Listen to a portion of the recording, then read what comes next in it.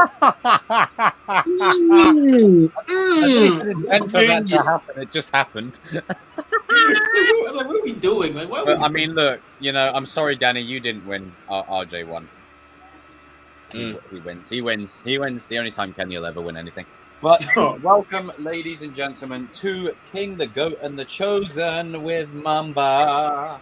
And in this stream, it's going to be a very special one. We got a juicy list. We're going to be talking about some very different flavored topics that we haven't really covered before or gone into much detail on. So I'm looking forward to sort of getting into this and really breaking it down. Trophy Productions, what's up, dude? Also, I saw your latest video, your little compilation of We Are Heroes. Love that. Cody, what's up, dude? Lisa, Tristan, Garrett, and Rora Nora. Hopefully I've said that right. Welcome, welcome. Everyone welcome Kenneth Payne. Darius. What's up, everybody? And King Kreese Jr.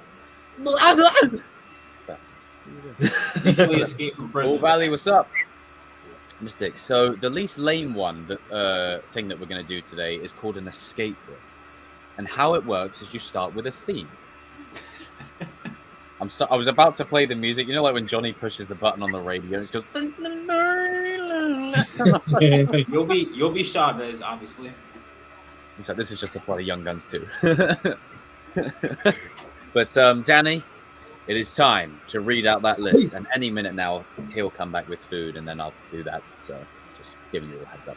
Always eating on stream, man. Shocking behavior. Always eating. Lack of professionalism. Unprofessional. So, we know about that, Darren. So, yep. All right, guys. So we're gonna do Kings, Goat, and Chosen with our feature friend, the Mamba, and we're gonna start out with this beautiful list that I have contractually went through in these streets, as we call it in pop culture. So, the first subject that we're gonna be talking about is the passion of anime writing in the West and the Eastern writing. How it's so different from Western and Eastern stuff.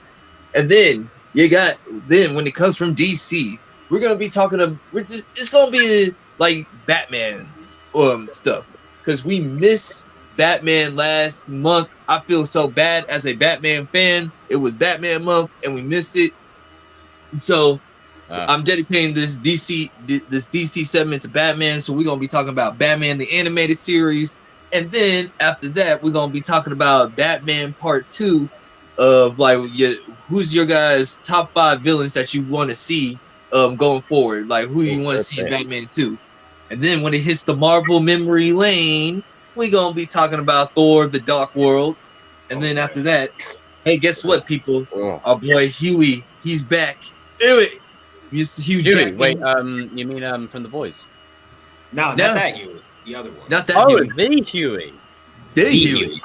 Let's loud. He's back in Deadpool, people. And then finally at the end, we will be talking about our top 5 favorite Cobra Kai favorite fights. So, Mr. Jacob, the classroom is yours.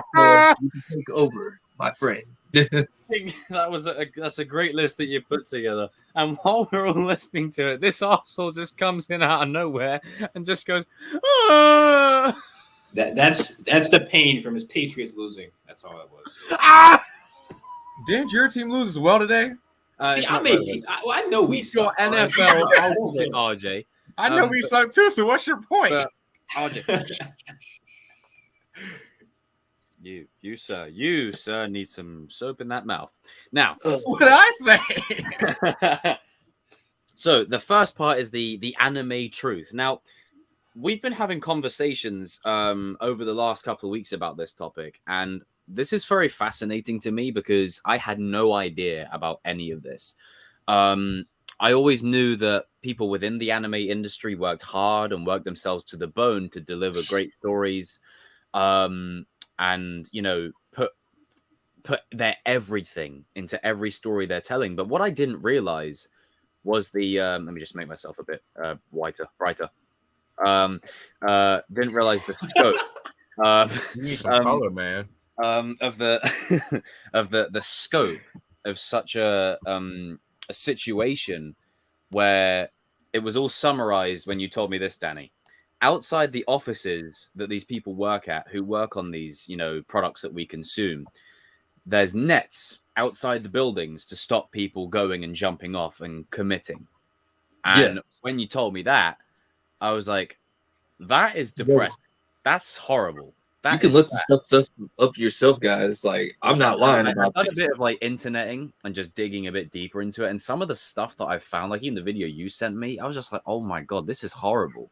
Like the conditions they live in, the mental health stress. Like, it's always stuff like this that reminds me that us folk in the Western world, like we've got problems and we've got issues, but we are very great. Like we should be very grateful and lucky that we get to create at our own pleasure. Like some of these, especially in Asian cultures, right? And this isn't just, it's a stereotype in a sense, but there is some truth to it. Yeah. Where if you go into anything that is not medicine or science or whatever, you're disowned by your family, and you better make it big, or they wash their hands off of you. Like they're done with you. Yeah. Dishonor.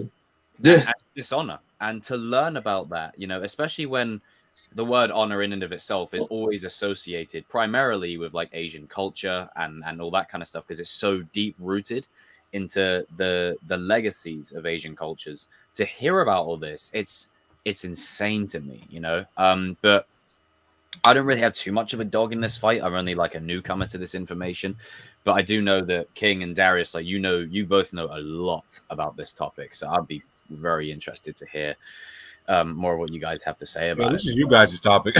Yeah. So Danny, go for it, brother.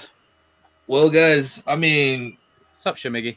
The reason why a lot of anime is so good, it's basically sort of like the music industry, and Darius knows what I'm talking about. If your manga or your anime doesn't slap, then the chances of you getting another gig is really hard. And that's why, you got some of these artists out here that love to do animation. Like, there's people in the West that love to do animation, but like they don't try to kill. They're not trying to kill themselves to do it. Like, the working conditions in this segment is so horrible. You got people that are only make like maybe under $30 a day. Jesus. 15, 17 hour days. Wait, to clarify, is this like writers and stuff, or this is animators, writers, artists? Yeah. Like, oh damn, that's horrible. And think about this. People like One Punch Man, freaking like the Dragon Ball series, my guy. Like, these are making like multi-billions and billions of dollars every, like, I wouldn't even say billions. I'll even say trillions. Like Dragon Ball Z, because that's extended past even anime itself. Like, that's into pop culture now. Pop culture zeitgeist that it's even bigger than itself now. And like most of the creators can't even. They roughly make rent, and they live in Tokyo. All the stuff lives in everything is in Tokyo, and so basically, you can't just be an anime person outside of the city. You have to be in the city, but like, since the working conditions are so bad, like, you got people that work 12-hour days. They don't get any breaks. They don't get anything like that. They got deadlines. They got their bosses on their ass every day, like, just to get the animation done. And you want to know why it feels like anime is like people are starting to turn more towards the anime stories, is because they have that passion in it. And they have to have that passion in it, because they have to have that passion in it, or whatever. Because if you notice with most mediums, and you've seen it from art, like from DC to Marvel to Star Wars or whatever, that, in my honest opinion, backed up with a lot of facts too. So to slide that in. you just like you could just tell that there's not a lot of passion for some of these projects, whereas like in most anime that I seen, old school and new, aka freaking this one right here, Demon Slayer. This is new, bro. This is a new anime. It's been around for about how long, Darius? About maybe 5-6 years. five. I won't even say 5 years. Well, the manga was made about like 5 years ago. Like the anime just dropped about like maybe two years or something. It's not old. 2 years, 2, 3. I think 3 years. I think it was before pandemic time. I think it was like before pandemic time. This is 3 years old, and tell me why it's on like this whole entire like franchise has beat out the whole entire comic book industry in America. It's insane, bro. Whoa. Damn. Dude. Damn. That comics must suck. Damn. Grandmothers in Japan watch this show, bro. Like this is how good it is. Like this, like that's how much it slaps. Stuff right there. Yeah. So I mean, there's a little bit more, but I'm gonna let Darius go into a little bit more. Like he knows some more stuff, and then there's some more points that I can put out there. But you gotta realize, like Japanese culture, it comes from like the whole like if you know like the Bushido thing, the samurai code, where you do everything 100%. Like you have to do everything 100%. If you don't, you dishonor your family and stuff like that. Sincerity and stuff. But like the trade-off is, they put out a lot of products that are considered like higher quality, especially in like American animation. Like they're laps ahead of American animation.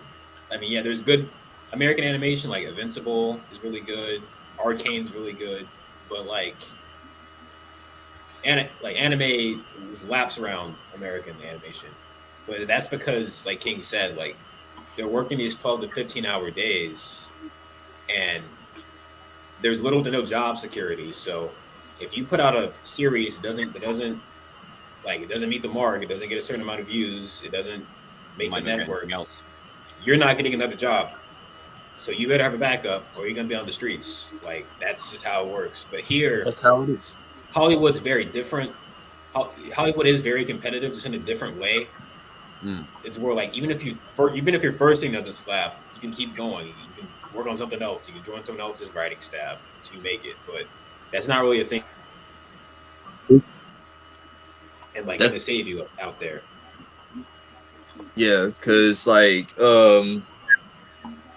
because the difference between the American writers and most of the Eastern writers is like American writers, in my opinion, they got to the point of where they got so entitled with their stuff, and like they just think that they can do whatever they want and don't expect nobody to question them or whatever.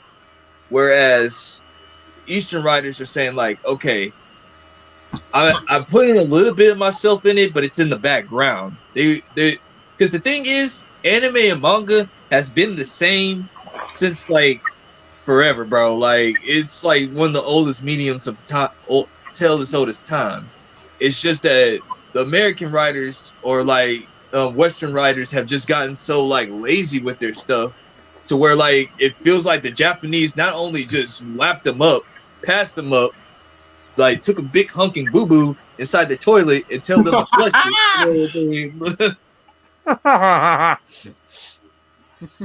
It's just you just see the night and day. Like I mean, there's like so many movies. I mean, there's so many shows like One Punch Man. I'd rather watch One Punch Man than all of MCU Phase 4 right now. What if I say with Top Gun? Will you take half of that, one of that over half of the MCU? What, the Top Gun Maverick? Yeah. No. Yeah. It's like, I'm sorry, Phase 4. Y'all guys have me on record. Y'all know how I feel about Phase 4. Would you take One Punch Man over half of the MCU? Yes. Yes. There we go. We found your half.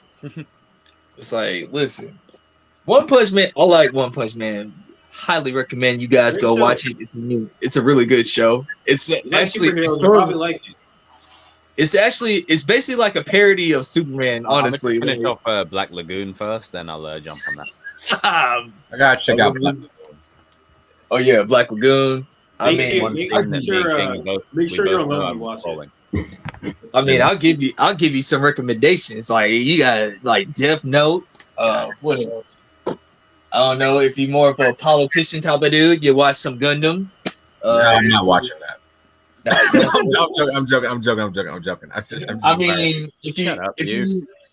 if you grew up like I did, this is American anime right here. You got Avatar: The Last Airbender. I have watched that. That's a good one right there. And then I got my personal favorite right here. We got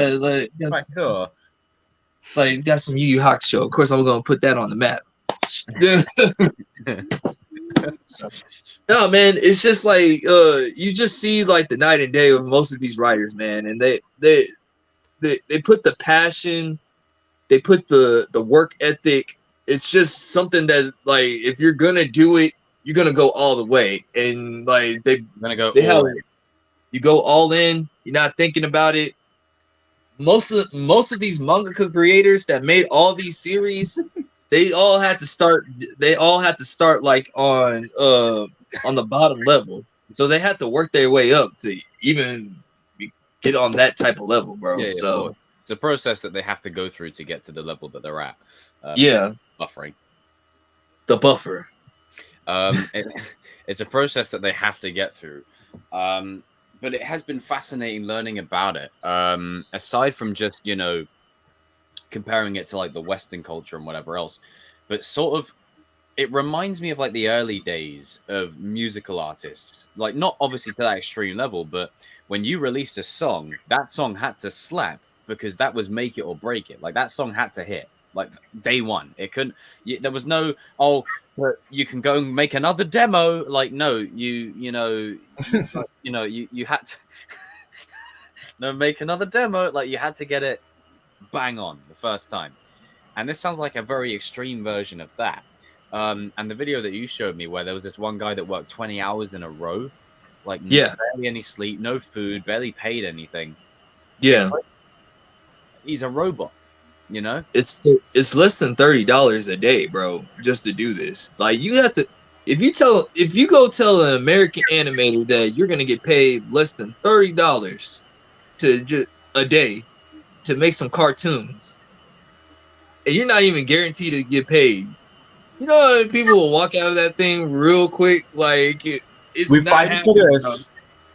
We fighting for this. Like that's not happening or whatever. It's two different cultures, man. But yeah, that's. I mean, there can be more to this or whatever. Like, there's plenty of videos on this. Like, if you guys want to go do your own research for it, I mean. Yeah, you can just kind of dig into a bit more, which is definitely something that I'm going to do because it's just, I think it provides a good topic of conversation for everyone going forward, especially when you look at it in context of, like, it's not, like, you telling it to me, like, I had no clue, and I'm pop culture master of context and nuance and whatever else, and all these fancy phrases. Oh, that's not the real cut, and double, whatever. But, all these, like, situations go, like, under the radar, and it's not really talked about a lot in the Western world, which is a shame, because in that video you sent, there was, like, a GoFundMe thing where you could donate some money the cause to help out a little bit, to provide a small donation to maybe give someone a roof, maybe provide a bit of food. And they're starting to make today, I mean, we're all sitting here eating different things. I got Chinese, I don't know what Franklin's down there eating, and then you're eating and then you're eating rice and chicken. Okay, so we both got rice, and then you're eating what are you eating? I just finished eating Cane's. There you go. So we've all got like choice, like you get to choose whatever it is. I don't know why I said Franklin. It just came into my head. But I called him Franklin Darius for some reason. But it's Franklin. Let me find that video. Let me find it. Yeah, keep talking about it a little bit longer. I want to find the link to that video that you sent me. I want to put it in the chat. Oh, okay. But Darius, do you have anything more for the anime industry stuff? Like, what do you rate? Like, Oh, but we do need to bring attention to put in perspective how like these manga artists and animators like we do need to spread awareness about how bad those working conditions are. Like that's no one should have to go through that. Like those people get it like it's really bad. This man's killed 2 people. The effects workers here have it really bad, but like there's been accounts of animators who don't even get bathroom breaks, bro. Like they can't leave. Like they can't. yeah, they won't. They can't leave their desks, or if they do, they're quit. They're done. They're fired or whatever. Bro, That's what? horrible. Why? I put the link in the I put the link in the chat, everyone in the chat. So make sure you head on over there and check out that video explaining it a bit more in detail. Yeah. Carry on, Darius, as you were saying. Yeah, it's Japan has different like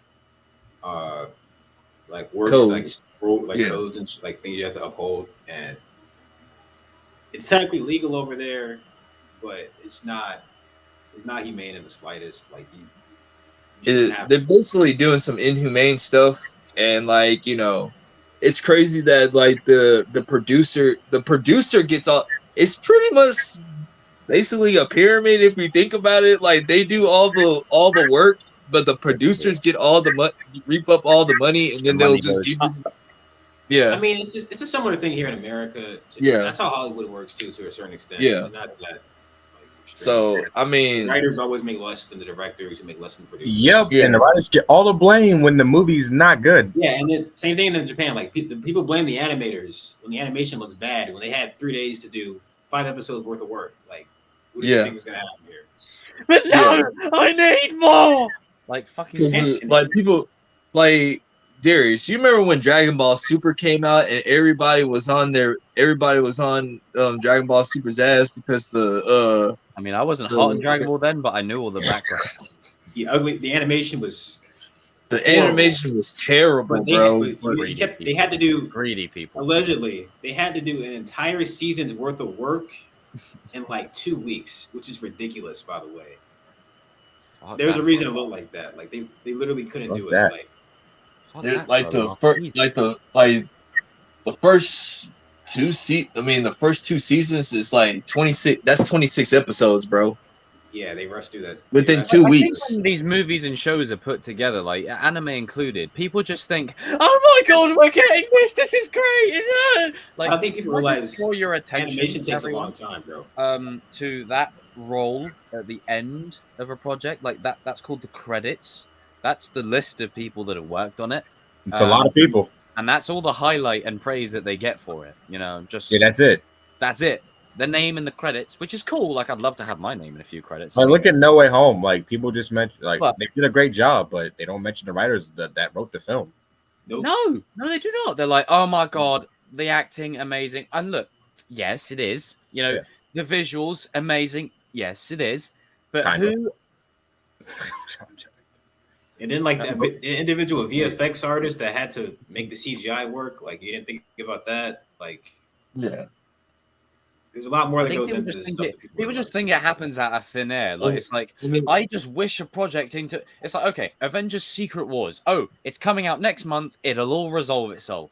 That's not how it works, bro. Movies are chaos, bro. Behind the scenes, movies are chaotic, dude. Like I don't think people realize. There's so many people on a set. Yeah, like behind the scenes, when you watch them for like, and this applies to anime as well. Like whenever you watch it, it's all like glamorous and this is the story. There's shit that you don't see where there's people panicking, there's people running all over the gaff, there's technical some cussing, a light's broken. Have you all seen that video where Christian Bale's like cussing out? Yeah, he was, man. He's like, get out of the fucking shot, man. He's like, give me an answer. I was like, damn, this cereal. And he's a passionate actor, so you don't want to piss him off. He's like, do you understand my... It sounds like what I'm going to be in a few years. Do you understand that my mind is not in the scene right now? What are you doing? And then I just found this out. Back to the Future, before Michael J. Fox, Marty was a completely different dude. They started shooting the movie with a different Marty. and he was not good. So they had to go get Michael J. Fox halfway through shooting, reshoot the entire movie. Whole thing. I did not know that. Wow. I didn't even know that Michael either. J. Fox. Yeah, it almost didn't come out. Did you know that like when it came to Vegeta, when he was first playing for Dragon Ball Z, like Akira Toriyama did not want Vegeta to continue, but his producer put him over, told him like no, he stays.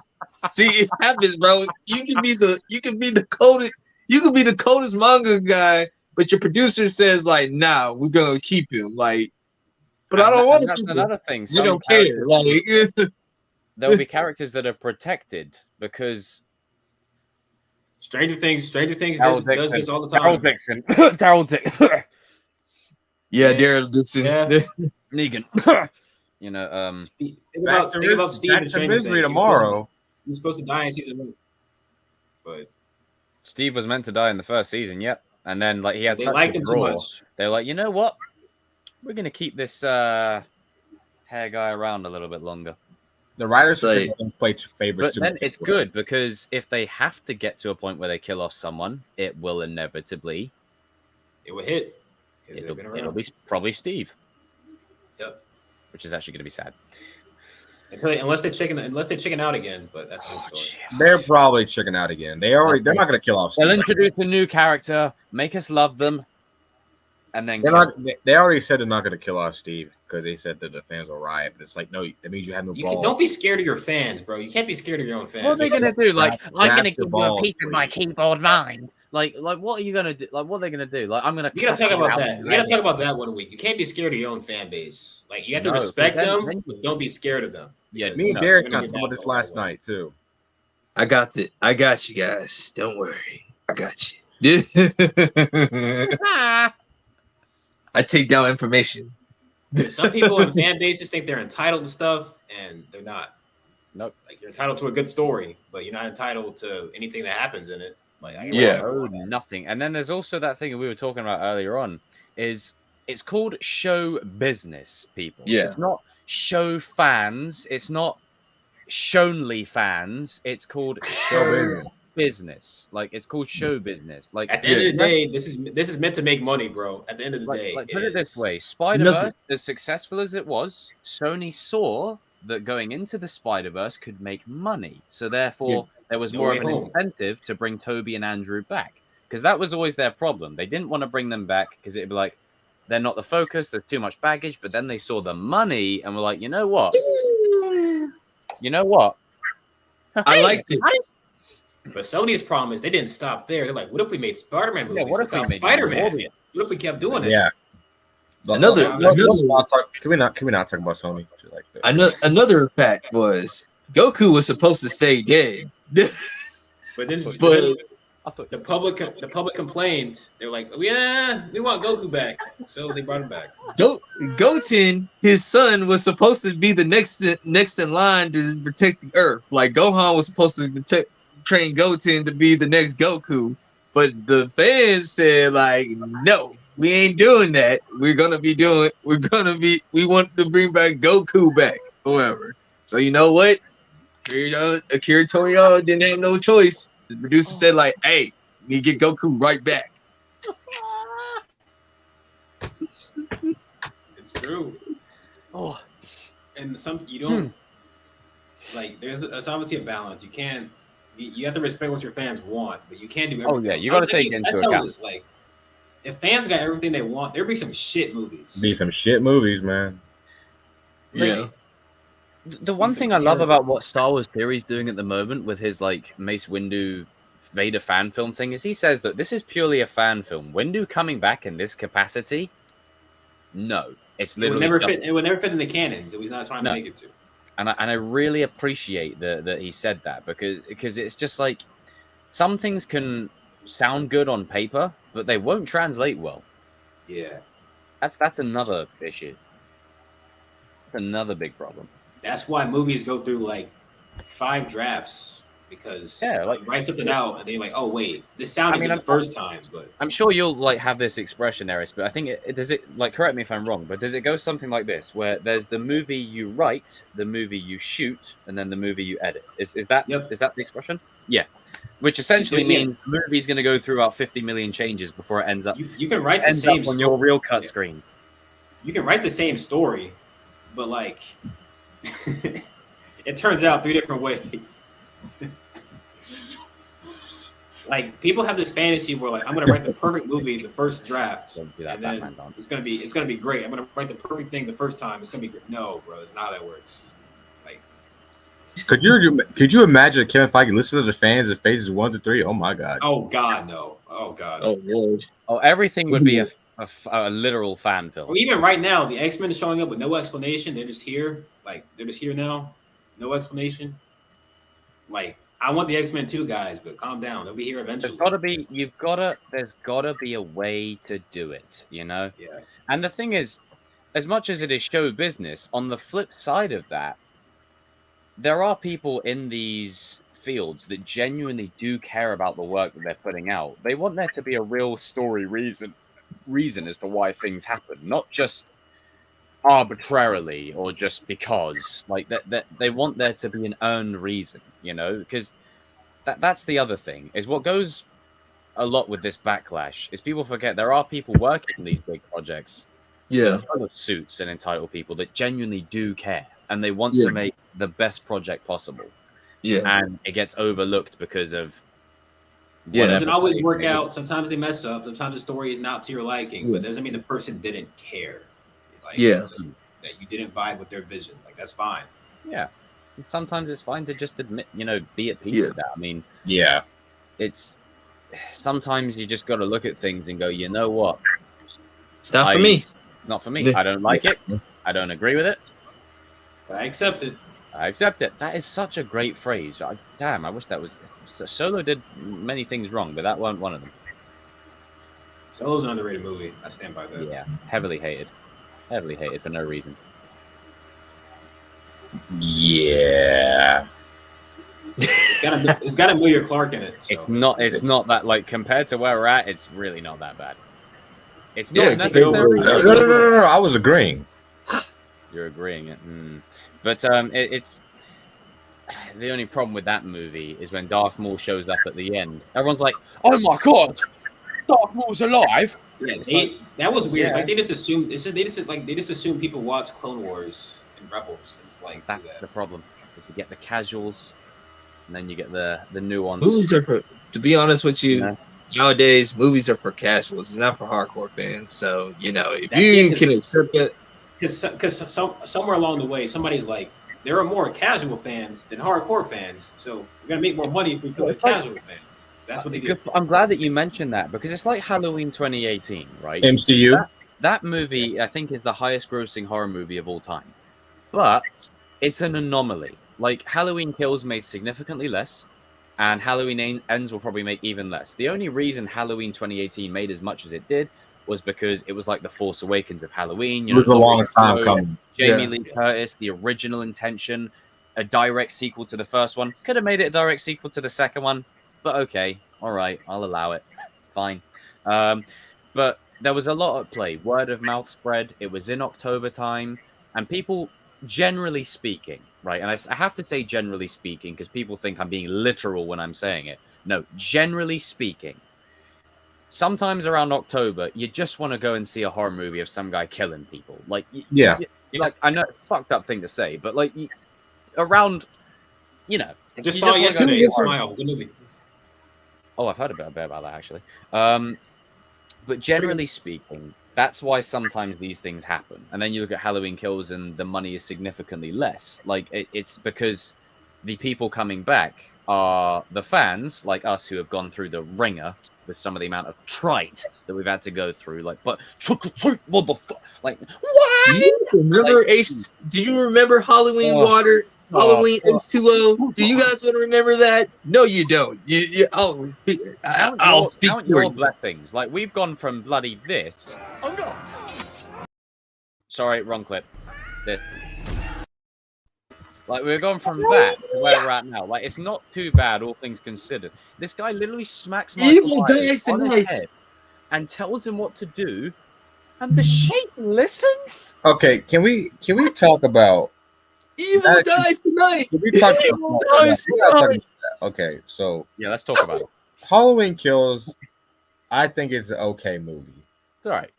But the whole, I said this to you, Jacob, before it came out. I said they have a good thing with the marketing going. Like they were saying, okay, the town is going to take it to Michael. They didn't go all in, and the whole thing. You got to freak. The old woman's like, evil dies tonight. It's evil dies tonight. It's like it's the one in the hospital where she's wearing the thing. She's like, evil dies tonight. I'm like, oh shit. Like, you got the nurse that was Dr. Loomis's nurse. She's the one that died. She was like, but evil dies tonight. It's like, oh god. Stop with this try. Yeah, you die tonight, bitch. Do you know what I was saying? Everyone in that car deserved to die. Yeah, they were stupid. I'm sorry. Where did the nurse go? She died. One with a gun. Out The car. Right, she falls out the car. Michael then proceeds to stab Loomis's wife, kills her husband by knifing him in his eye, and then out of nowhere she just comes like, pew, wait, Loomis had a wife? Pew, pew, pew, pew, pew. I'm like, wait, Loomis had a wife? Yeah. Wait, the one that was like, this is for Dr. Loomis. She was his wife. I think so. Yeah, I think so. I thought she was just like a nurse. What, the nurse? You mean just the nurse? No. I thought she was just. I don't remember Loomis having a wife. Loomis never had a wife. He just had a nurse. Like he had a nurse that was like really close with him. That might be my mistake. Sorry, I was just making sure that Loomis got some oatmeal in the No, we were talking about King, how like they were the whole. Bro, Tristan, thank you for bringing that up. But that she literally got killed by a car door. Like that's the closest. Like the doctor, and that's the the nurse. closest you'll see to Michael Myers using a gun, and it was a sick kill. But where I have a problem with it, she's literally walking up to the car, spraying like this. Sorry about that. My internet is boo boo, so it's all good, bro. Comes back and he says, "No!" Why does that always sound like the Raimi theme? It's so weird. Well, Elfman was a John Williams fan, so there you go. There you go. Connective tissue. Any more coffee? But it's just to round off the anime part. Like it is great that you bring it up, and I think actually we could add this onto the next one as well because I want to do a bit more digging into it to see if I can find out a bit more. But everyone follow the link that I put into the chat up there to a video. Very good video. Thank you for sending my way, Danny. There's a link in that description as well to donate. I'm definitely going to donate a little bit as well. And I rarely donate because there's always these fake things that go, give money to charity, it's for a good cause, and then they're going and buying a fresh pair of Jordans. You're buying a rich dude a seventh yacht. You're buying a rich dude another pair of Jordans. Like that's what you're doing. Yeah. But with this, I actually donated myself, so it's free. And I never normally flex, but I'm broke. I'm broke, and I will donate. I don't have money. I will still donate. Yeah, just like the thing is the money goes to like the money goes to like the studio that they have over there, like to help the artists out so they can get. Sometimes when you buy, you're out shopping, right? And I hate to be that self-righteous prick. Oh, here we go. Like when you're out buying a bag of sweets, right? And you're just like, I don't know, should I buy something else? Let me buy a chocolate bar. Like that £1 or $1 could go into this kitty to fund something for someone. Every little help. It's true. It is true. Yeah, just like a dollar. Honestly, $1 in Japan is a lot. Our money isn't their money. So. Like, and this is the thing. I know we live in a world where you don't want to be preached to, but sometimes when you're actually trying to help a good cause, people go, "Oh, here we go, another self-righteous prick." It's like, well, no, I'm just trying to help. Like, being genuine here, all right? Yeah, I'm being genuine. Like, this isn't white liberal guilt talking. Like, this is the way. This is the way. Like, I'm genuinely trying to You know, That's another. People are really cynical nowadays. It's like, calm Yeah. down, bro. You I'm not trying to damn sell right you. they you are. do something nice, and they think, "What's your hidden intention? What's your Yeah, motive? it's like no. What are you trying just to wanted achieve?" give you this. I'm like, Calm "Look, down. I was just I trying to just want sell to you some rice. Like, what the It's like it's okay to get. Not everybody in the world is trying to take off your head and trying to scam you. Yeah, it's like Not Sometimes- you know what everyone it wants is. to kill you. It's a bunch of people that are projecting. They're like, yeah, just because you're an asshole doesn't make me. You're an right? asshole. Yeah, yeah. It's like, Asshole. I'm assuming that you used to scam people, so that's why you are like Well, so I'm bad. assuming that you used to pretend to be nice to people for favors. You didn't get a return, and now you want cash back. Sorry, it don't work like that. Yeah. Some of the people got a little grabby. Johnny used to be a stripper. Johnny Lawrence. Yeah, no, it's a good point. Like again, I have to say it because again, like you've got to discern when you're being preached to when there's actually a real cause that people are genuinely invested in and trying to raise awareness to. They're like, oh, self-righteous prick, here we go again.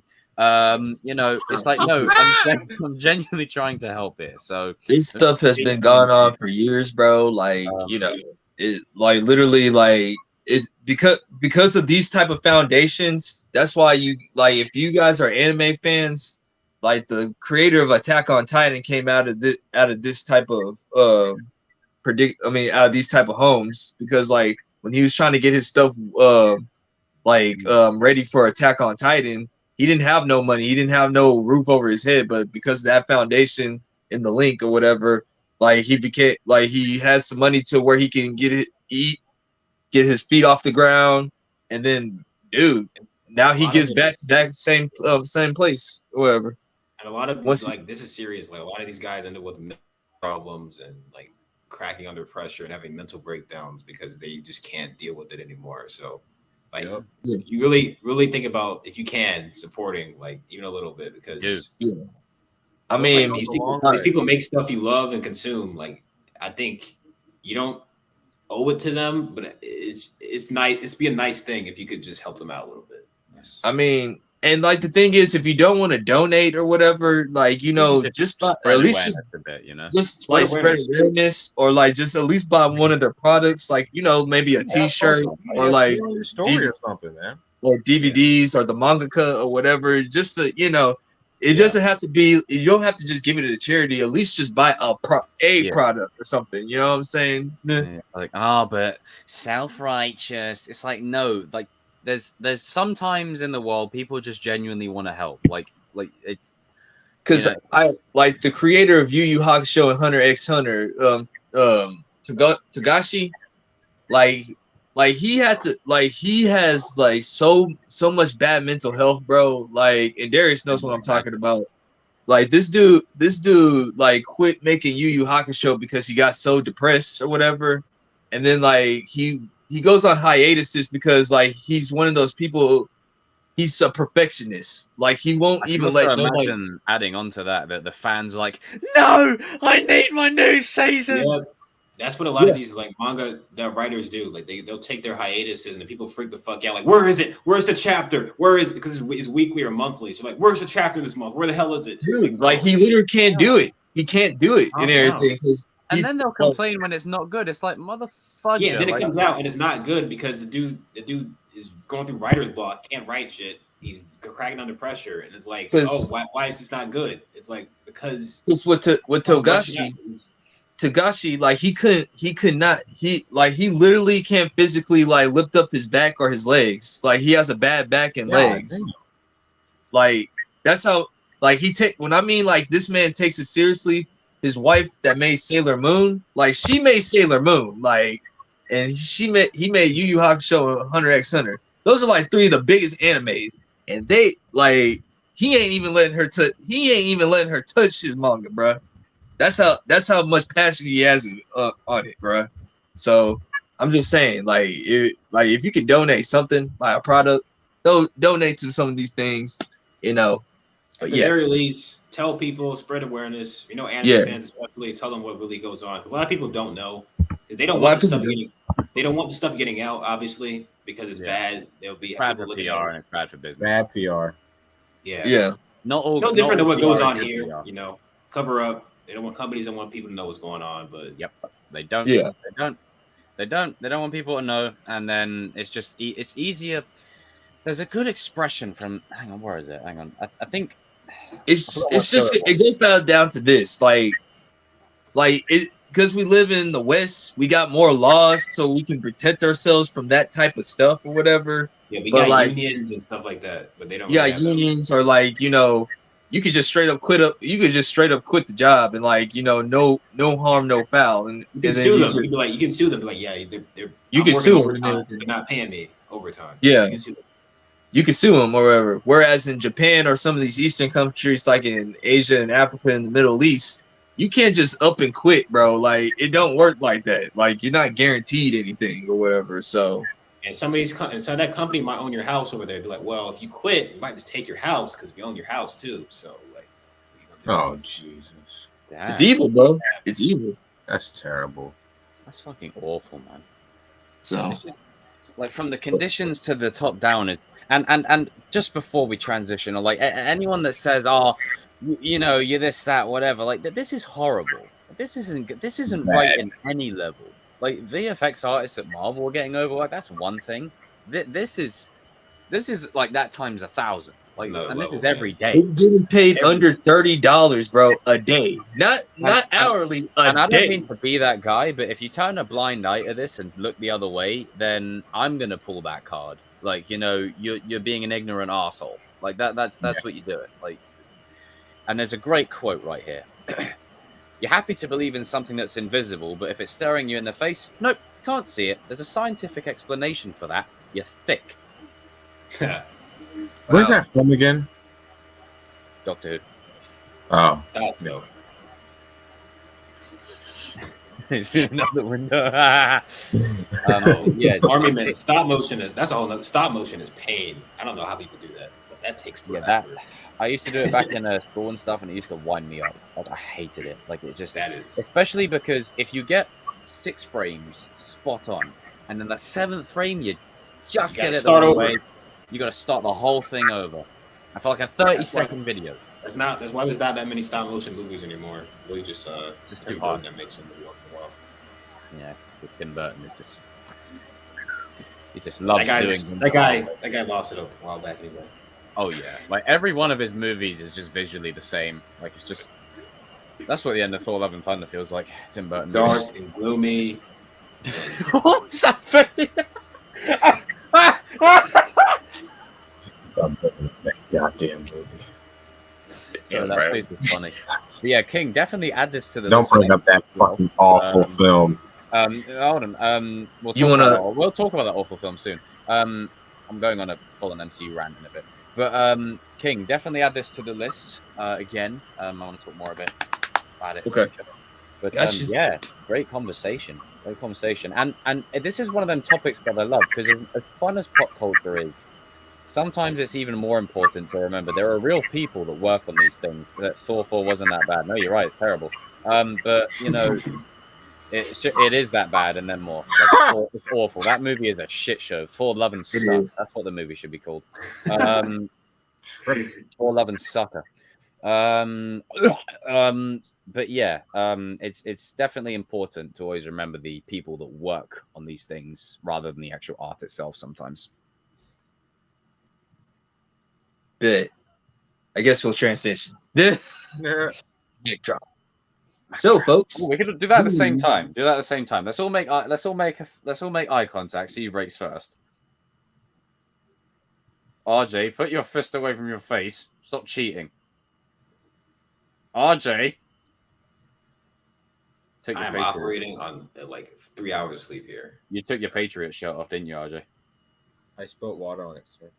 Spilled water on something else, didn't you? It probably looks better now. Right, who's gonna? Someone break. Danny, what the hell are you doing? Why did you make me look over? what? I don't know what he's doing. Jacob broke first. Yep. No, I did. Oh. I did, and then he broke. I broke because your laugh is too funny, Terry. works every time. Finally. What are you doing? I'm sorry, Danny. What's this? Just works every time. Don't It's like worry about Obi-Wan does this thing. You just. But yes, next topic, gentlemen. Next topic.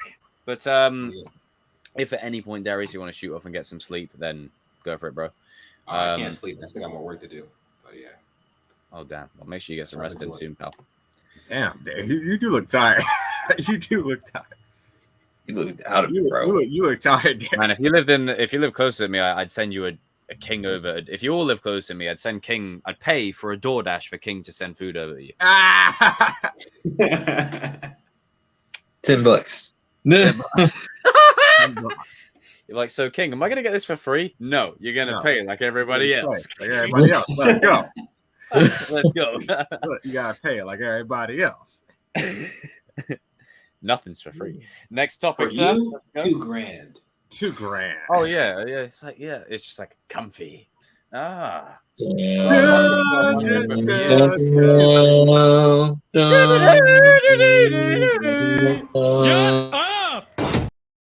No.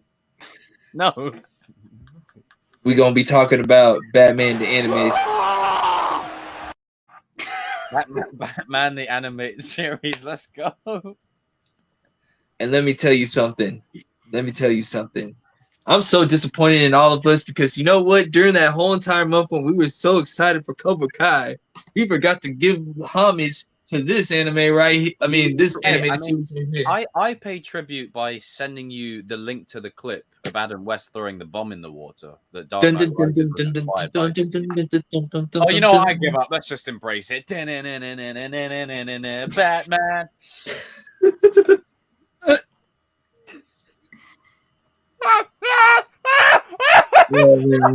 Sus Moon, you know what?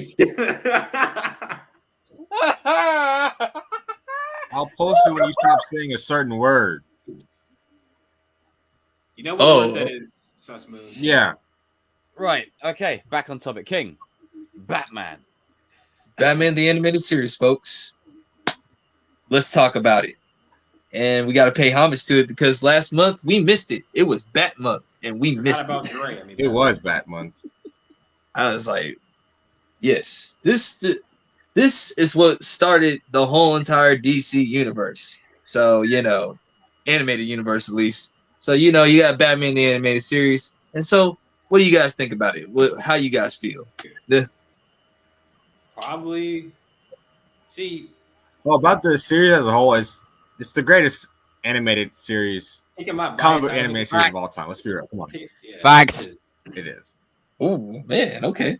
What do my bias out of it because I'm a Spider-Man fan. I mean, come on. No, I mean, like, as far as like comic book animated series, come on, it is. It is. Yeah, come on. Hey, I agree with you. But a lot of people like, hey, I'm just gonna come on and say it. Who cares? Some people say Spider-Man or X-Men. I mean, those are great, but sorry, dog. They copied the animated part, bro. The animated series. Like, where do you think they got it from? I'm a huge Spider-Man fanboy. Like, I love Spider-Man, but it's just not as good as Batman animated series. I mean, there were so many stories that you got out of Batman the animated series, man. Like, you got the Heart of Ice, that one at a daytime Emmy from Paul Dini. Shout out to him or whatever. You got Harley Quinn. You got Harley Quinn out of this series. Like, this was her first time making it. I mean, you had like that dark theme of, you know, Clayface, Two-Face, all those guys. So, dude, the memories I have with this show as a kid, like, Jesus, like coming home and then watching the Spider-Man animated series, the X-Men animated series, and this, like, Mask of the Phantasm. Don't forget that one. Oh, that's yeah. There. Yeah, we're gonna go on, Danny. Revel in that a bit more. What the hell? Oh yes, Mask of the Phantasm. I'm just saying, bro. It's Taskmaster done right. Taskmaster done right. Okay. Taskmaster done right. Okay. Yeah, it's probably not gonna happen. It's probably never gonna happen. I mean, stop, Adam. I mean, you had Mark Hamill playing as the Joker. Harley. Hiya, Bats. That was pretty good. Hiya, Bats. Night, Bats. I mean, because of this series, like you got Superman the animated series, Justice League, like you had inspired the Titans. I mean, like correct me if like is this Batman the same one as the Justice League? Like, is that a continuation? Yeah. Same universe. yeah, Oh, yeah, so that's cool. That's awesome. yeah.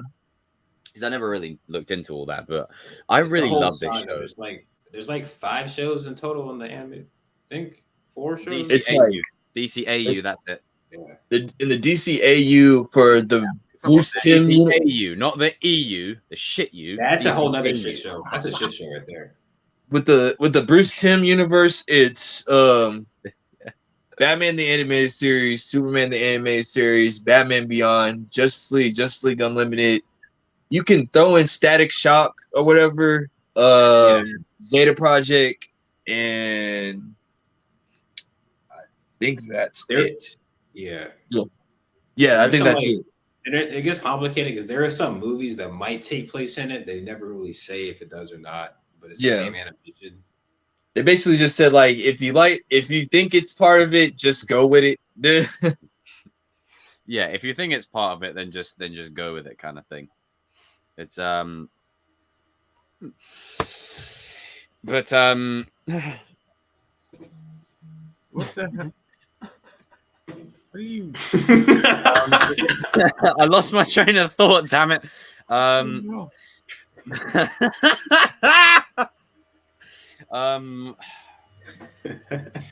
But yeah. So essentially, what I was going to say before I just had a brain fart. The formula for Batman is in this show. Like, if it's in this show from top to bottom, his interactions with the villains, Bruce as a character. Remind me, what scene is it that he has with Ace? Is that in the Justice League show? That's in the Justice League. That's in the Justice League show. It's stuff like that I love. Like, there was even moments like that in this show, like that just throughout it. Like, how long did it run again? It was about five seasons, wasn't it? It's 4 seasons. 4 seasons. 4 seasons. Yeah, I mean 3 seasons you can call like the animated series, and then like the 4th season is called the New Avengers. But they still 85 episodes in total. Yeah. Damn, I might have to rewatch it. It's been a while. Yeah, It has been some time. I might have to rewatch it. They do have a lot of episodes. I just watch like one at a time. I watch it.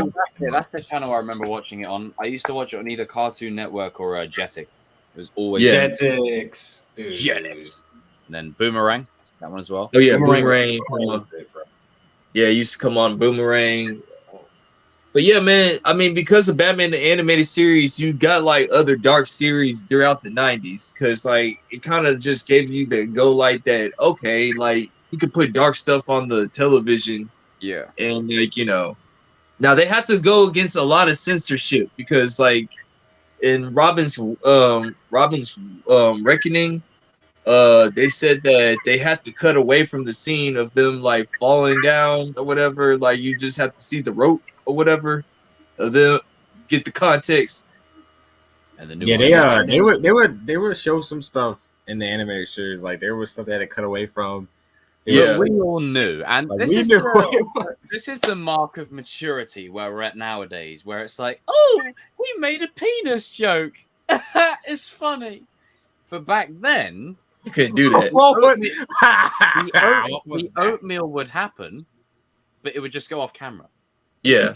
But you knew what was going on. Like, you weren't. The 90s were terrible with censorship. Like Spider-Man couldn't throw punches in the animated series. He couldn't punch people. Yeah, he had to either web them or like he had to kick them or web them up. Yeah, bro. Never. Yeah. And it feels weird. When you watch it as a kid, you don't really notice it. Go back and watch it. He doesn't like, punch. So Spider-Man's not punching this guy. And like you can't, villains couldn't say, I'm going to kill you. I'm going to destroy you. Every bullet was a laser. Every gun was lasers. Not in Batman the animated series. It was like sparks. It was sparks in Batman the animated series when they were shooting. They were like, dude. In Spider-Man, they gave the Punisher lasers because they can't have him shooting people with guns. So they didn't give Blade a katana. They gave him Blade a lightsaber. Oh god, that was funny. I was like, you know what? Got Mace Windu in Marvel. Let's go. I'm trying to think Yeah, what there's else. someone says that it's still my favorite depiction of Batman in any medium ever. Kevin Conroy absolutely owns this. Go. He's Ninja Sherlock Holmes. Yeah, Pretty much. I feel like it's the only depiction that actually makes him seem like a detective, which he's supposed to be. Amazing writing. And the one with Clayface is a two-part, add some B plots and a tad more violence, and you could straight up turn it into a live-action movie. Yes. Oh my goodness. The Clayface arc, dude. I think that was like one of the most darkest episodes ever, bro. That was Bro. straight up scary as a kid. I was like, this is Bro, they forced that man down and make him drink off that clay juice, bro. Like, But you could. Ah!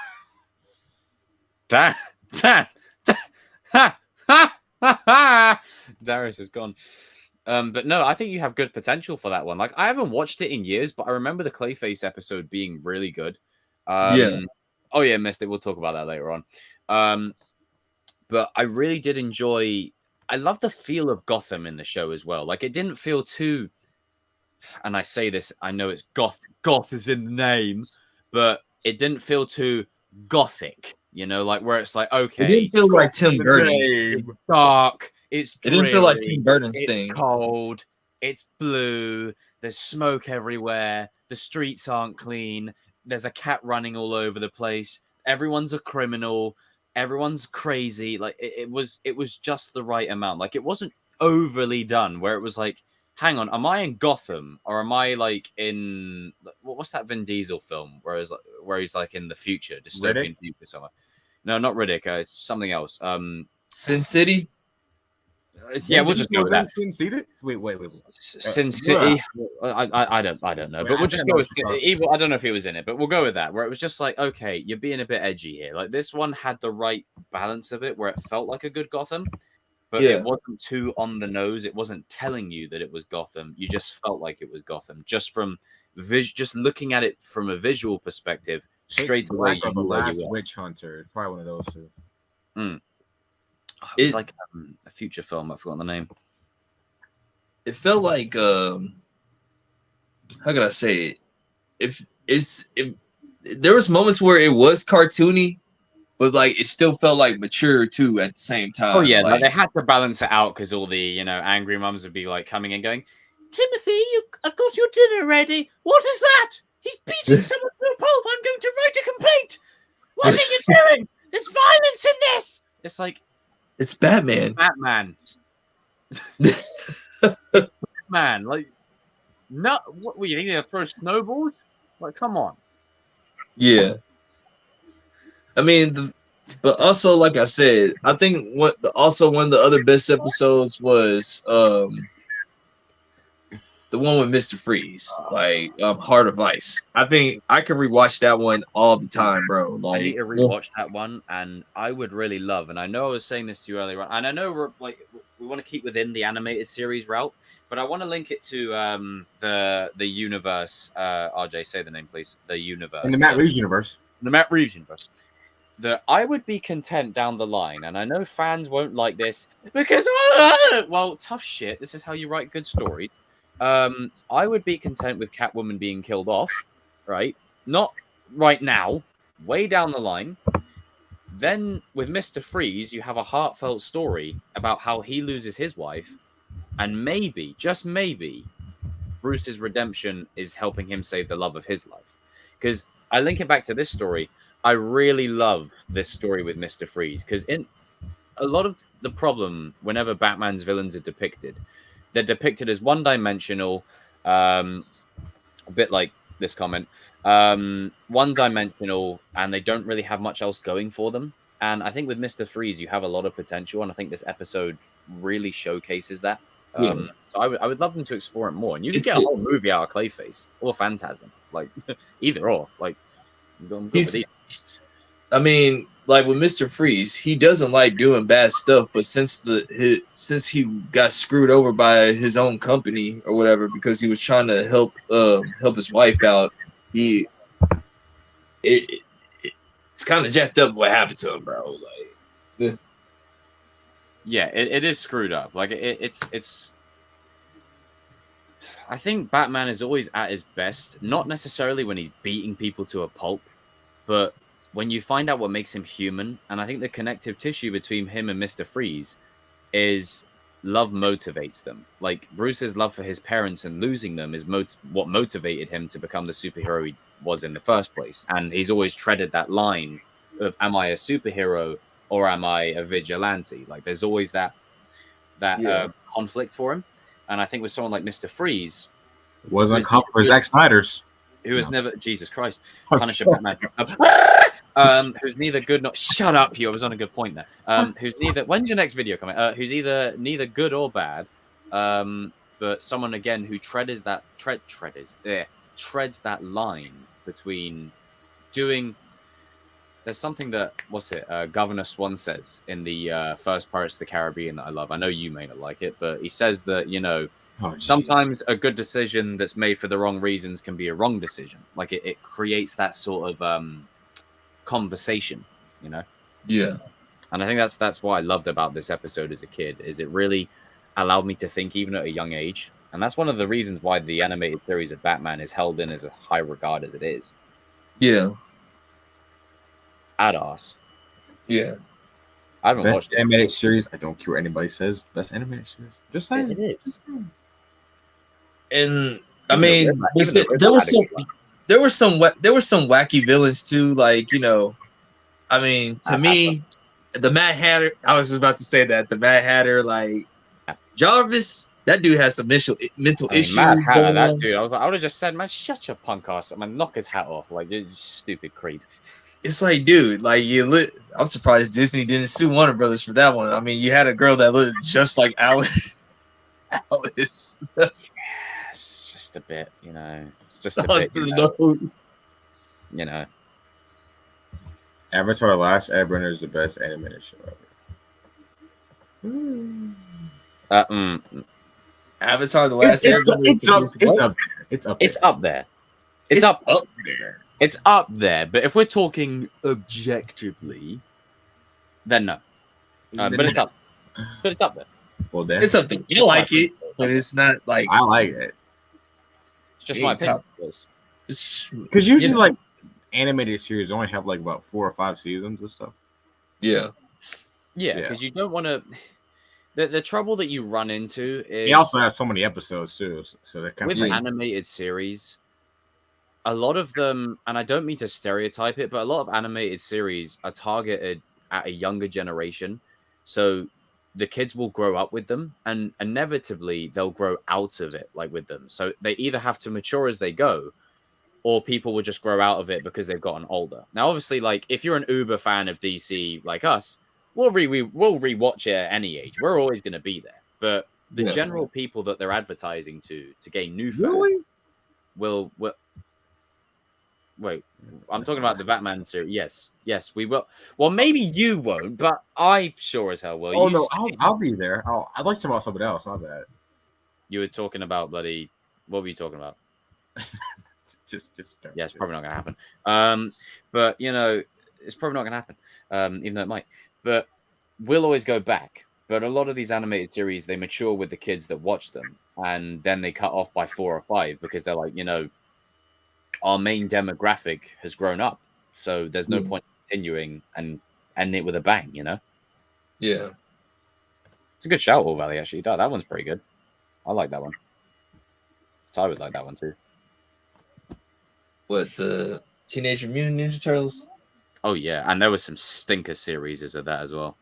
I never was a big fan of those guys. I'm gonna be 100 with you, but are you talking about the sequel series, anime series? I'm talking about Teenage Mutant Ninja Turtles. I didn't like that. I was more of a Gargoyles fan. Sorry. I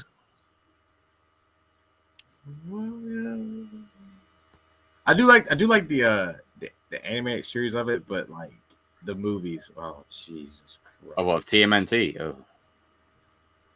Yes.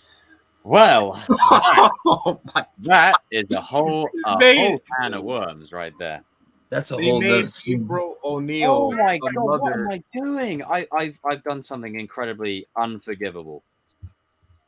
Have you not noticed what I've not done with the background?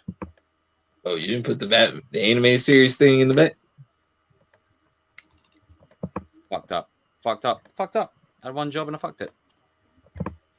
Well, I'm going to change it right now. Okay. even though we're literally at the end of the segment, but I just want to throw it in just because it's I can't. There we go.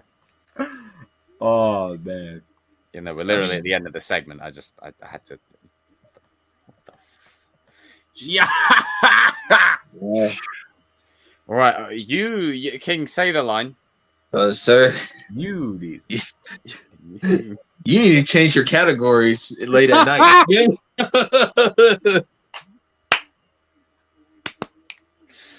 Oh man. But yeah, a lot of memories with this animated series. It is regarded as one of the best, and it's not hyperbole. It's not just because everyone else says it. No, it's genuinely, It's literally, genuinely, it is the best animated series of all dude. time. They copy like most of It's the not my Marvel series, favorite, but it just objectively is.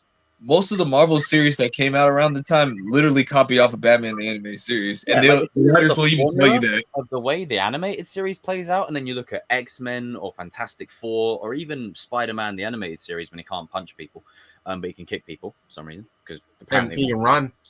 apparently that's different. He run. Some reason. You know, Fantastic Four. Remember that opening? But they literally copied the formula from here. And hey, if it works, it works. You know, as I've always said, this DC Marvel argument has been going on since the dawn of sliced bread. Like, or who copied who? It's like they've always been copying each other. It's not new. Like, Now, if you want to talk about an animated series that got away with a lot of stuff, you got to talk about Iron Man the animated series. Because my goodness, whoa, my goodness, woo, oh, Did they only have one of those or two of those? one. Okay, Well, yeah. It's I'm one talking where about he the was, like, two. he was like younger, I think. No, that's the there one. was another one they did afterwards, where it was like him and Rhodey. Like after the first film came out, they did like an animated. It was really weird. I'm But talking about the first one in the 90s, the 2D one. I am Iron Man. That one right there. That one was like has I'm so Iron much Man in adult other jokes. ways, but, you know. That has so many adult jokes up in there, bro. Like, Oh yeah, it has a fair few. It yeah, has a fair few in there. Like there's it's the amount of shit that those shows used to get away with is incredible. dude. Like, Even in you Batman the compare it to animated, now, and you're like, wow, they got away with this. But to be fair, I think it was better that way because kids don't want to be patronized to. They're not stupid. They know that a stork doesn't deliver babies. Like they're not thick. yeah.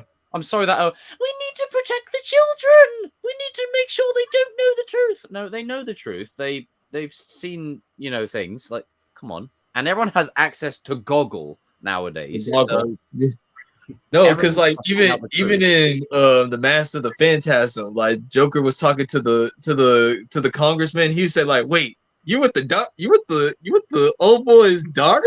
Hold on. So you talk about the spirit of his loins is with you?" I was like, "Yo." I'm like, that got passed in the movie. Hold on, man. That now you know that would not pass on no daytime TV show. Come on now. How did that get passed? Like, I'm still trying to figure it out. There's so much stuff that was just, and it's done in such a charming way where it slips under the radar so perfectly. Like it's not like they hey Natalie, it's not like they try and not do it. It's just they have such a natural progression to avoiding it. Yeah. I love it.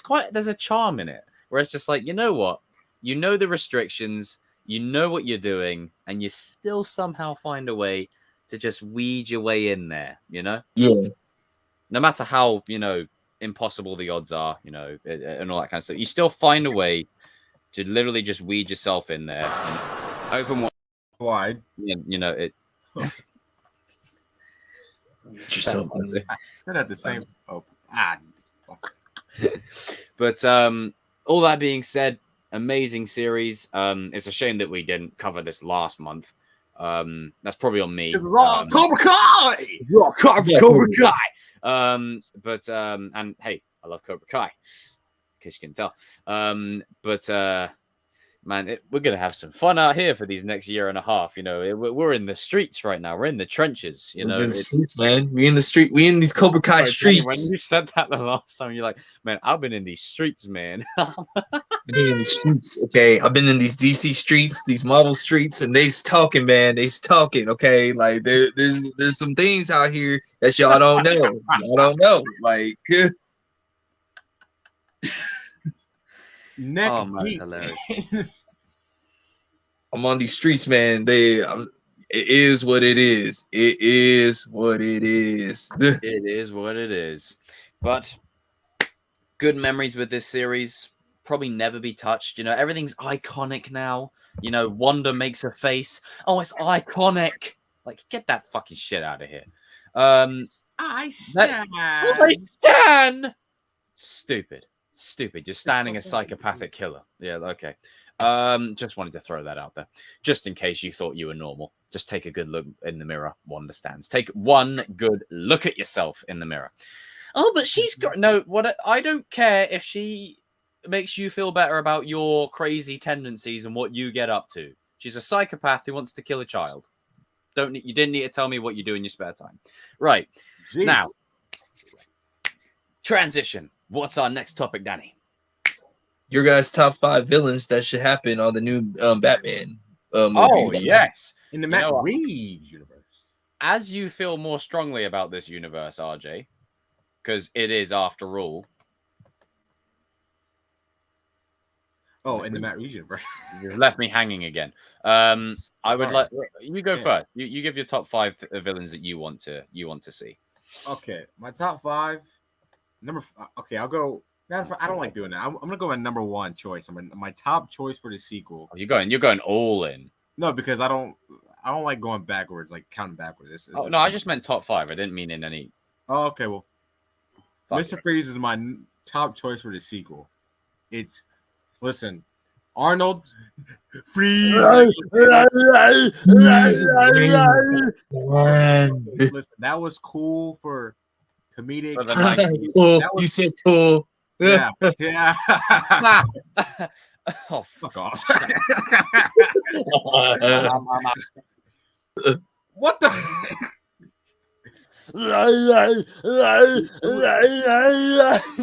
It was cool. Ice cold. To be fun. It was cool for the toys. There. Great. 2 hour toy commercial. We need Mr. Freeze done right. Okay. Done. Oh, that's right. A good lineup. Okay. Ooh, nice. Bane, I'm not sure. In the sequel, I don't know, but I wouldn't mind. I do like that list. I wouldn't mind it, but physically, Mr. Freeze on the board. Scarecrow. Ooh, another iteration of Scarecrow. Hell, I would even be fine with bringing back Cillian Murphy because he's just that good of an actor. Well said. He's just too good.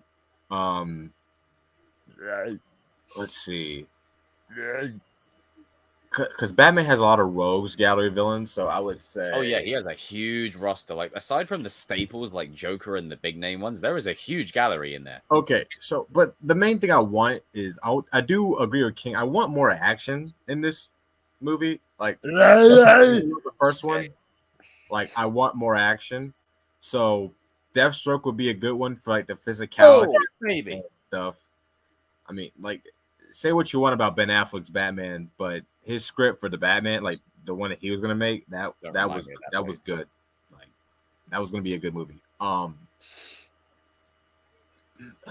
Joker, no, we keep him. No, wait till I think he's gonna be the last later on. Like it's like as I told you guys before, you fill all those jail cells like for the next 3 Matt Reeves universe movies, and then you do an Arkham breakout with Joker leading it, and then maybe he gets out and kills Catwoman.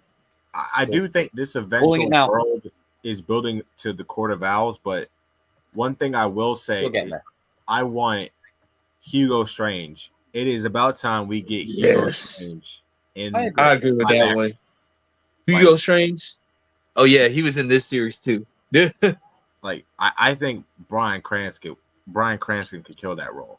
He Yeah. Oh, dude, he would be great as like that. you could imagine Walter White meets Oh, Hugo. God. Oh my god, like that would be good. Fucking. And your eyebrows. Oh Jesus. But I do think we get some more quarter battle teases, but Hugo Strange and Mr. Freeze are my top two choices, in my opinion. That's fair. I like Quarter those. Battle's gonna be good. I do I think think quarter Quarter, I battles. think Quarter Battles is definitely being built up. Yeah, I think that's what it is. Because like, if you remember what the officer was saying, like he didn't say they're going to get me. Well, who's they? Like Yeah. like as a group, like Yeah. So, Yeah, that's a Go for it, King. for me, number one, my girl, Andrea Beaumont. Yes, of the Phantasm. Listen, Oh, right. like, Oh. my honestly, girl. seeing that in live action would be nice. I need to see this on live. It would work. Listen, it would actually work in this universe. It has to happen, man. Yeah. I mean, like, dude, you could have that. You know what? It'd be sort of like a love triangle, but heck, let's just make it happen. Like, you got Oh, Selena, God. you got Bruce's past life or whatever. Yeah. Yeah. That's gonna have some Let's drama go. right there, bro. Like, yeah, I really, like, all jokes aside, but I really do want Andrea Beaumont as the Phantasm to be on live screen. It's overdue, man. Like, she only made 2 appearances in the whole entire animated series universe of the DCAU or whatever. My second one, definitely Mr. Freeze. I think Mr. Freeze needs a remake or whatever. Third one, I think he'll be more of a Penguin villain, like, or an antagonist to Penguin or whatever, or protagonist. But you bring back Harvey Dent, but like he's gonna be in the characters Penguin. don't necessarily need to be like main villains either. They could be like side Yeah. villains. Well, that's what I'm saying. Like, you bring back Harvey Dent and like have him be like, Two-Face has got to be in some play too. like Two-Face. I think. Well, Well, Two- I think they might be saving him for the Penguin show. Like, Yeah, that'd like, be a good place to bring him. yeah. Or if I could switch it out, you instead of the Penguin, let's bring back Black Mask, man. Like, we got like that Bird of Prey stuff. A good shout. He would be a great side villain. A great side villain. Because that Birds of Prey, like, they treat Ian McGregor wrong, bro. Like, there was a lot of things wrong with that movie. He would kill it. He would my kill God, it my as a egg Black sandwich. My egg sandwich. Fuck your egg sandwich. Number four. Thank Okay. you for the donation, Natalie. I'm thinking like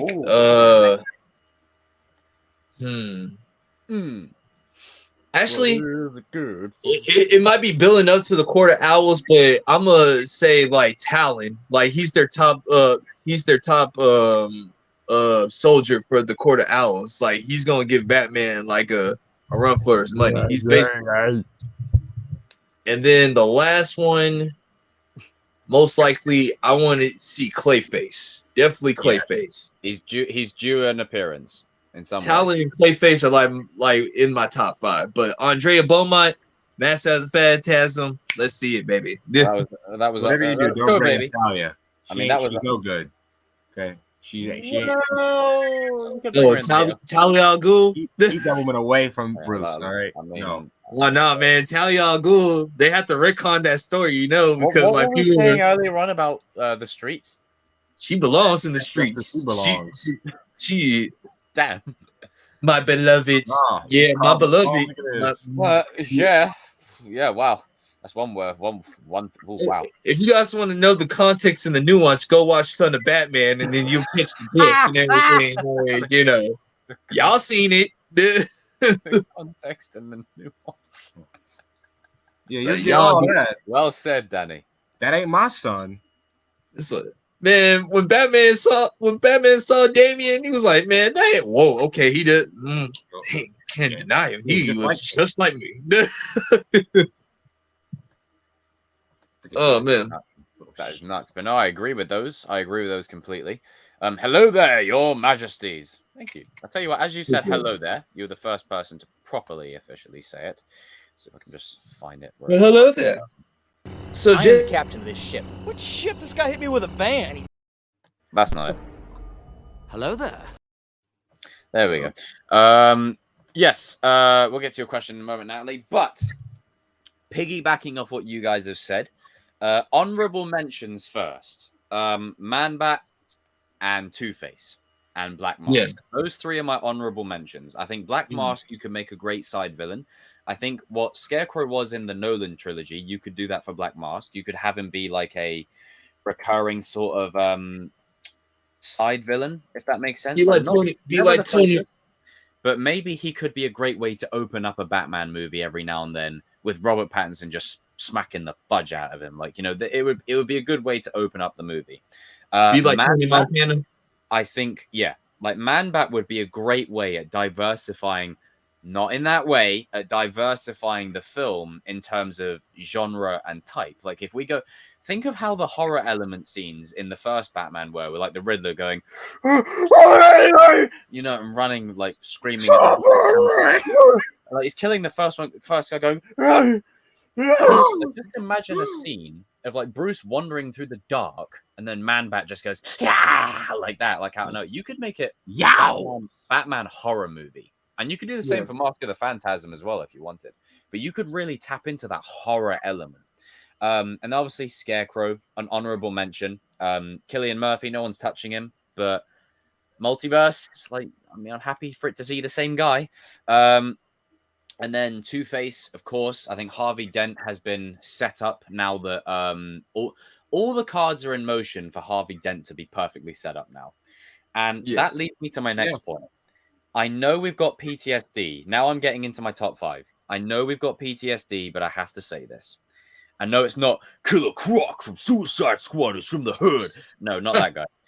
Fuck that dude. That's not Killer Croc. That's just a guy. Didn't he have a chain in that movie? He looks like, yeah, he did. He looks like a green thing with more scales and speaking like he's from the Harlem. But essentially, I want, and I know I'm bringing up PTSD here, so bear with me. Hush. I think Hush, done right, fits this universe perfectly. Now, the animated movie Hush, I don't know what the hell that was, right? That was an atrocity. But the actual Hush, I think Batman Arkham touched on it really well. They integrated Hush's story into like Bruce's story and connected it so well. He wants to say something so bad.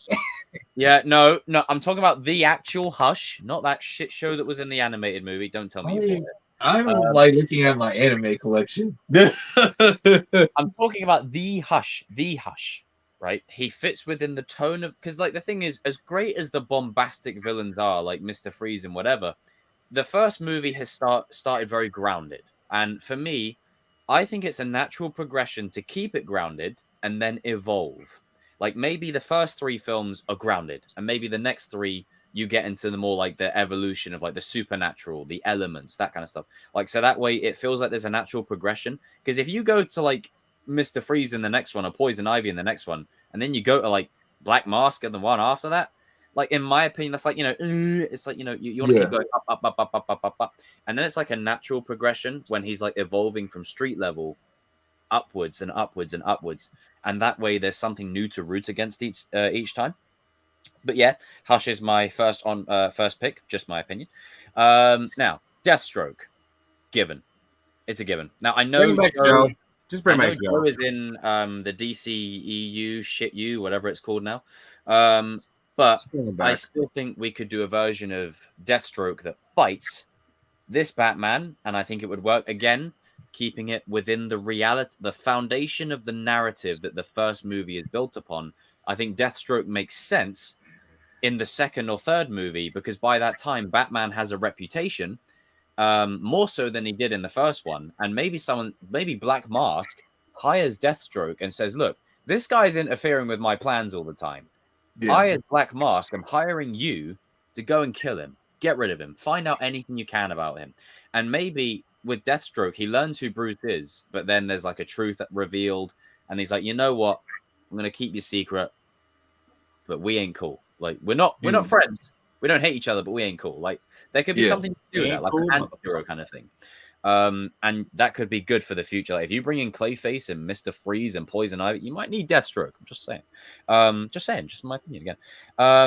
Now, speaking of Clayface, we need to see this guy in live action. Like, I want something fresh, something new, something different. And the idea of Clayface, let's keep it a buck. It's corny. Like, it's ridiculous. It shouldn't make any freaking sense. It shouldn't make any. It's like that monster from Scooby-Doo. You know, the big, like, purple, like, pink candy floss thing. And the big black sludge with the big eye. Well, right? They were still gonna say, like, with the Clayface, like, if they was to bring him over, he wouldn't be the Blob version. He'll be like his human version, but like he can mix up his face to where like he can be anybody. That would be good if he has like a chameleon That type. is tasty.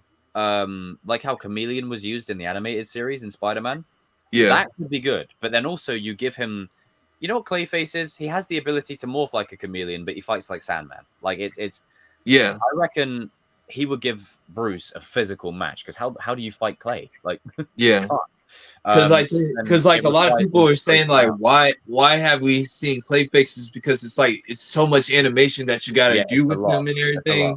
So what people are thinking that what probably might happen is like they can go like the first comic accurate Clayface to where like he can change up his face or whatever, like he can like change up everything about him, and he can literally be Bruce Wayne 1 minute, or he could turn into Harvey Dent, or do a situation where he frames Bruce Wayne for a bunch of stuff, and Bruce Wayne's like, "Hey, well, I never did that. What the hell?" You know? Yeah, it's just like off of that's the episode too. I know which episode you're talking about, like the Clayface episode. Like, I know.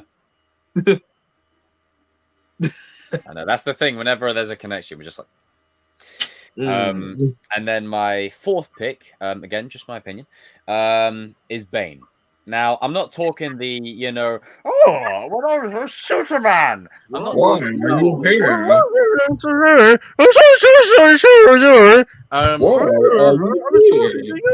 I'm not sorry. Like I don't mean that Bane, and I don't mean why are you here? I don't mean like why are you here? And I don't mean he had the crease pose, didn't he? And I don't mean the green steroided up Lucha Libre Bane, where he's just like some green blob that looks like shit. Like Batman and Robin, that's just like it literally looks like the green on him looks better than the green on She-Hulk. It's weird. But he looked like shit. And that tells you how good She-Hulk is just by, there you go. But I think having Bane come in as the second or third villain, like main villain, is a natural choice, because the second movie in any formula is always usually the darkest for your protagonists. It's where the characters face the most growth. It's where they have the most layers. Like, I'll use the school fight in season 2 of Cobra Kai, for instance. The reason it ends that way is because that's how a second act is supposed to go. Lord of the Rings, The Two Towers, Empire Strikes Back, like Infinity War, like it's definitely Hallows Part 1, like it's Dark Knight, like it's a staple, not Last Jedi, unfortunately, but it's a staple in storytelling that is used to heighten a lesson that the character learns to help them overcome the odds in the third one. So in the third one, let's say he's fighting Mr. Freeze. He'll go, you know what? Against Bane, I did this and this. This can get me through this. Like, it feeds into that. And I think giving him a physical opponent to go against, and the fact that Guardians 3 is probably going to kill off a lot of the cast, and Batista's already said, I'm out, because you've done my boy James dirty. James has already said, I'm out. I think Bane is being reserved for Batista. He's got to. It's reserved for him. It makes too much sense. He looks. And the thing is with Bane, you don't need him to talk much. Like, you don't. Yeah. Less is more with Bane. What scares people about Bane, and what scared me in playing the Arkham games, he didn't say much. He would just run at you like a freaking bulldozer. Like, what the hell, Jesus! I must break the box. It's like I'm playing. You know, Even like in Arkham yeah, Origins, like you figure just pulls like Batman out, freaking it elevator. launches him down the thing. I'm like, yo, and then in Injustice 2, he's like slamming people and then crunching bones. Like, I think he presents a good physical threat for our Pats to overcome. Just my opinion. And then my final of the 5. So I've got Man-Bat, Two-Face, and Black Mask as my honorable mentions. Deathstroke, Hush, Clayface, and Bane.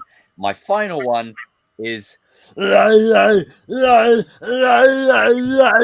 to the chopper. Put it back to the carpet. Mr. Freeze.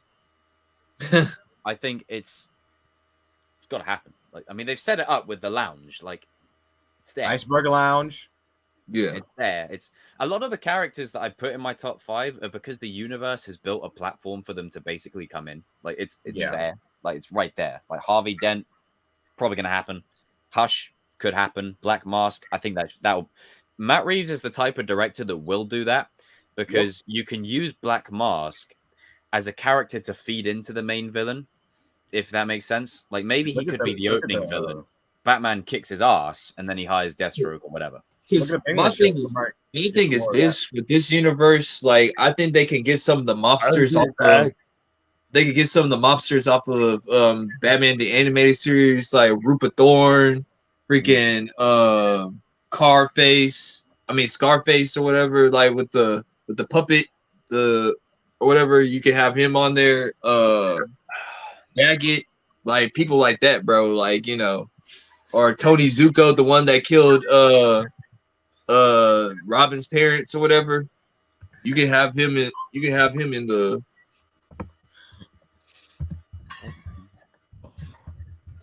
Go on. My bad.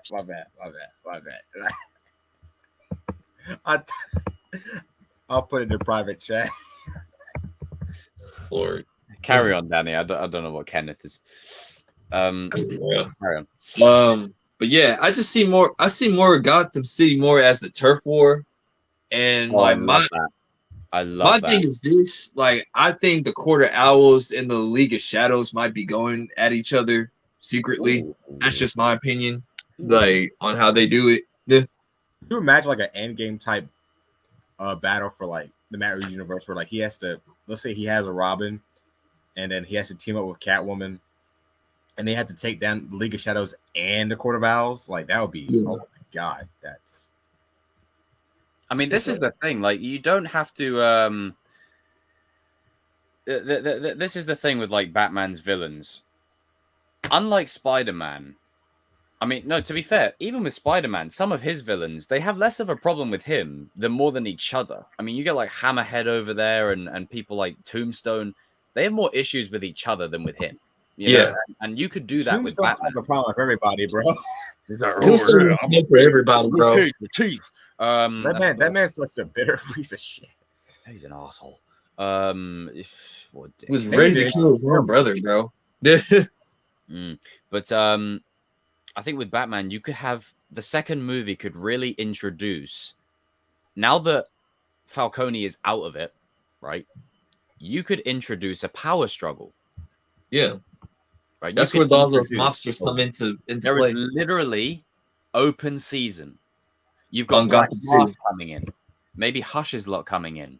You've got the Court of Owls looming. You know, maybe they're not fully in, but they've got an agent kind of in the field. Like, you could set up a lot of stuff. And I know Matt Reeves is the kind of storyteller that likes a beginning, middle, and an end.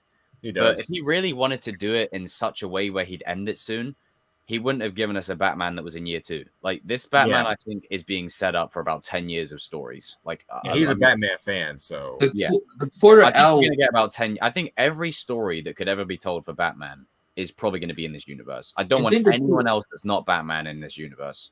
Yeah, I think the Quarter Owls will probably want to put Penguin. I think the Quarter Owls will probably want to put Penguin to the test to see if he's like even worthy of them like being protected or whatever. Because like they don't like you can even have Joker starting to do stuff from the inside. You could get his goons like to forming a squad outside, and then maybe he has an interaction where he beats a bunch of people up, and he's like, "Who are these clown dudes?"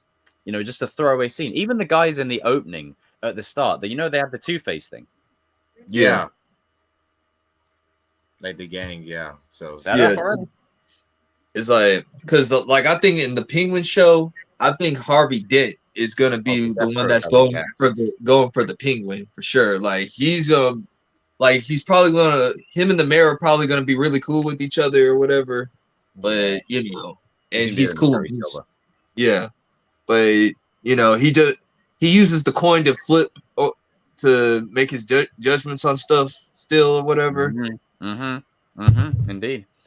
Why is Deathstroke always? Because the thing is with Slade is if you know it's Slade, like you got to come for him. Like he won't care. He'll welcome you to come to him. Like, I would like a Teen Titans Deathstroke combined with like Arkham Origins. Deathstroke. That'd be good. That's the perfect Deathstroke in my opinion. With the voice of Joe. Yeah. Yeah, Joe. That's the perfect Deathstroke in my opinion. Freaking line delivery. God. And of course, I do like the Dr. Hugo Strange thing, though. Oh yeah, you could definitely. He's got to come in. Like a lot of these characters don't have to be main villains. Like some of them could just be side villains. That the thing is, what is ironic about Batman's story and his journey, and what really pisses Bruce off.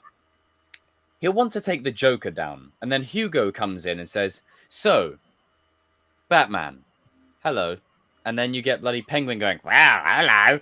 And then you get Mr. Freeze going, like everyone wants a slice. Like while he's trying to focus on the main villain, everyone wants a bit of turf. You know, everyone wants a bit of the action, and that's what Bruce's issue always is. They've already set up the first, and there's like 5 that come out the woodwork, and he's like, "Can I get a minute here? Like, can I just focus on one of you?" Like, this is why he's the world's greatest detective, because his rogues gallery doesn't give him a minute to breathe. Like. He's always tired when he goes home, bro. It's like 6 o'clock in the morning. He takes his helmet off. He's like, "Oh, fucking this shit again, bloody Scarecrow boss." It's like he's recovering off of bullet wounds. He's recovering off of tear gas. Bullets out of him, and all of a sudden, Alfred's going, "Master Wayne, Master Wayne, Master Wayne. We've got Mr. Freeze attacking a police station." Oh man, Alfred, fucks. That's when you know what? He's probably gonna hit when he needs a sidekick. In the second movie or whatever, we'll need Robin. I'm telling you, they're setting it up, right? They're setting it up.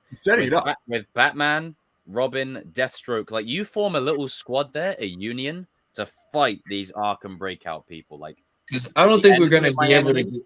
I don't think we're gonna be able to get the Bat family, unfortunately. But it might take a lot of time. Like to get since they're only doing 3 movies, I don't see them like doing 3. Wait, is it officially just 3? Yeah, they signed up for 3. Ooh. A trilogy. I mean, but things can change though. Outright, like but we'll definitely get Robin at least, like a Robin. 3. But the question would be, Matt's never said like outright he's doing 3. Well, they only gave him out for 3 movies though. But that's what they were saying. Or remember the thing. I mean, that was the original contract. It could have changed now. Who would you? What Robin would you guys pick though? Dick Grayson.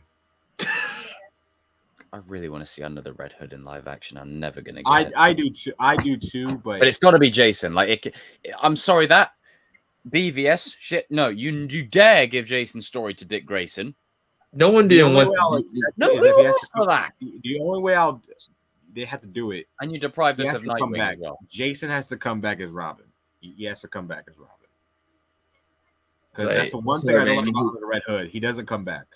I don't like it. So, hey man, like you can't just skip over Dick Grayson, man. You gotta give Dick Grayson his flowers. Yeah, you can't just. You got to do it in the. Oh, but this isn't the comics. I don't care. Stick to the comics origins. Be true to the character. Then you can get a great story out of it. Because then you can focus specifically on the story. Because no offense to Chris O'Donnell, I liked him as Robin, but like, come on, man, we need another like a younger one, Tanner. And the thing is, like, me personally, I liked his Robin in Forever. Not so much Batman and Robin, but in Forever, he was good. Like, you know, he had that low. Chicks dig the car. Yeah, they dig something, all right. Definitely not the car. Chicks dig the car. Oh my god, Jesus Christ! Chicks dig- I'm tired of living in your shadow. All right, Shut up, you know Robin. you're a fraud, Shut up, Batman. Robin. The only thing that was Shut up, missing from that Robin. scene, right, was him going, "You're a fraud, Batman." That's the only thing that was missing. I mean, like, I was like, literally, these two are actually my precious. these two are actually gangbanging over Poison Ivy, bro. Like, seriously, like y'all simping for Poison Ivy. business. Yeah, that's basically what it was. Batman and Robin. It was a good business commercial. That's what it was. That's what it. Or coffee. It's like, oh literally my that. goodness. It's just good business. It's good business. Get up! It's crazy. Literally, dude. Like, I just remember in Batman and Robin, like, it's Batman. It's Batman and Robin, not Robin and Batman. And I'm sick and tired of you being in my shadow. Robin. I was like, wait, what? Hold on, dude. You're a sidekick.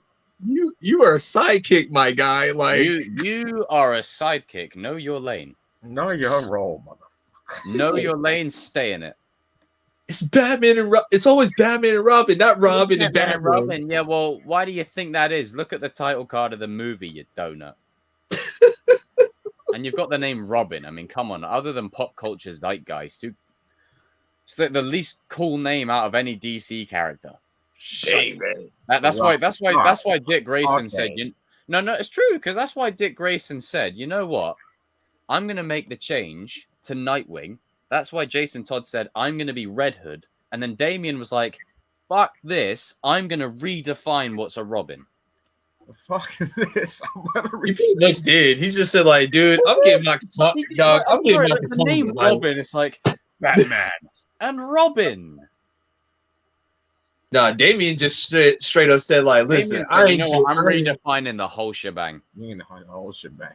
He basically said, Jesus. That man Batman said, like, no katanas. Man, you say suck, what you want about Damian Wayne, but he changed like the mantra of Robin. The guy fights with a sword. Like, I mean, come on. Anyone who fights with a sword, like, the automatically. He made Robin more badass. I'm just saying. Yeah, he redefined it. Like, I mean, now there's people on the internet that don't like. He was probably thinking, you know what? I'm Bruce Wayne's son. I'm not second rate. I'm gonna go Robbie on this motherfucker. You know, I'm gonna redefine this shit. Give me a sword. Now, dude, there's people that don't like Damian, and like I could see why, because it kind of I understand. And then we get Tim Drake afterwards, and then well. I mean, I'm just saying, can Damian be self-entitled? Yes. Oh yeah, he can be an asshole. He can, but he grows. But he works on it. Like when he gets with the Teen Titans, and when he gets with when he works with the Justice League, it's like a process. Like, yeah. Oh man, but no, it's bang on. It's Batman and Robin at Endgame. Wow. Batman Forever. Hey, Batman Forever is actually a good movie. Yeah. Oh no, I was like Batman and Robin. That movie. About that comment. I do like Batman Forever. I really do like that. Highly underrated, by the way. Val Kilmer. Just saying. But let's be honest. Damian redefined what it meant to be Robin. He was like, you know what? I'm sorry, Dad. I've noticed a trend here. Dick was Robin. Now he's Nightwing. Jason was Robin. Now he's Red Hood. I'm redefining this. You know, that's what he said. Like, and then it goes to Tim Drake afterwards, and then but he's because like he like when he was Robin, when Damian Wayne was Robin, he basically just told Batman, "Screw you! I'm gonna do whatever I want to do. I know you're my dad, but I'm not your usual Robin." It's like the thing is, like Damian tried to do it Batman's way, like trying not to kill somebody, and that was hard for him. Like he doesn't understand. Like he's basically Anakin as a kid. Like he just wants to go around killing people. Like it's like, what the hell are you doing? Because I think There's Thank there's you, like Talia, one comic Mother book of the where Year. he's like about to kill somebody. He says like, "Damien, no, you can't do that." It's like, what do you mean? Like he's about to kill Thank somebody. you, Like, Talia, Mother of the Why? Year. Damien's like, why? it's like why? Like It's all Talia's fault. he has him as There's like a lot of soldier. scenes like the Chosen Daniel where he pulls to the side. She's like, no, Damien, no, stop. Put those away. No. That's why. Like that doesn't make sense. Like So as I said, thank you, Talia, Mother of the Year. yeah, Talia. Don't quit your day job. League of Shadows, Outside- more like League of.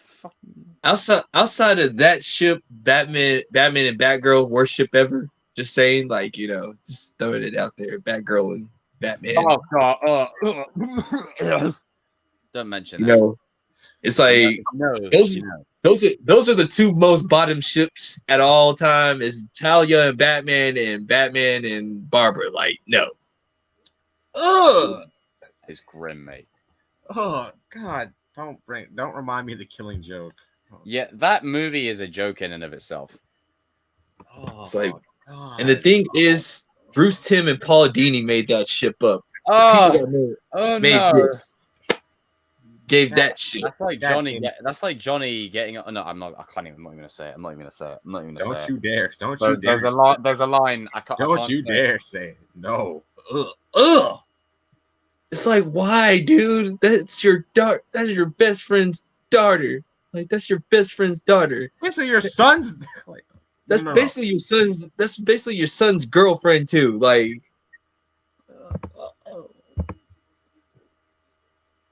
I hate that ship. I literally hate that ship. There's fans that actually do. It's disgusting. It's disgusting. It just feels Oh, dirty, no, bro. but It's just my opinion. No, sorry, no. It's not your opinion. You're dead wrong. Like, it's disgusting. it's like it just makes me feel like Batman was You're just waiting for Barbara to turn 18, bro. Like, no. Like, That's not- then you're thinking that the whole time you're watching it, you're like, wait, was Bruce like waiting for her to like hit legal age before he could like? It just recontextualizes it, and not in a good way. You start Yeah. to look at Bruce and think, you know what, I can't say the word because like you demonetized. dirty man. You dirty man. man. You horrible. You know what, Bane, come in here and can you break something else on this guy permanently? Please?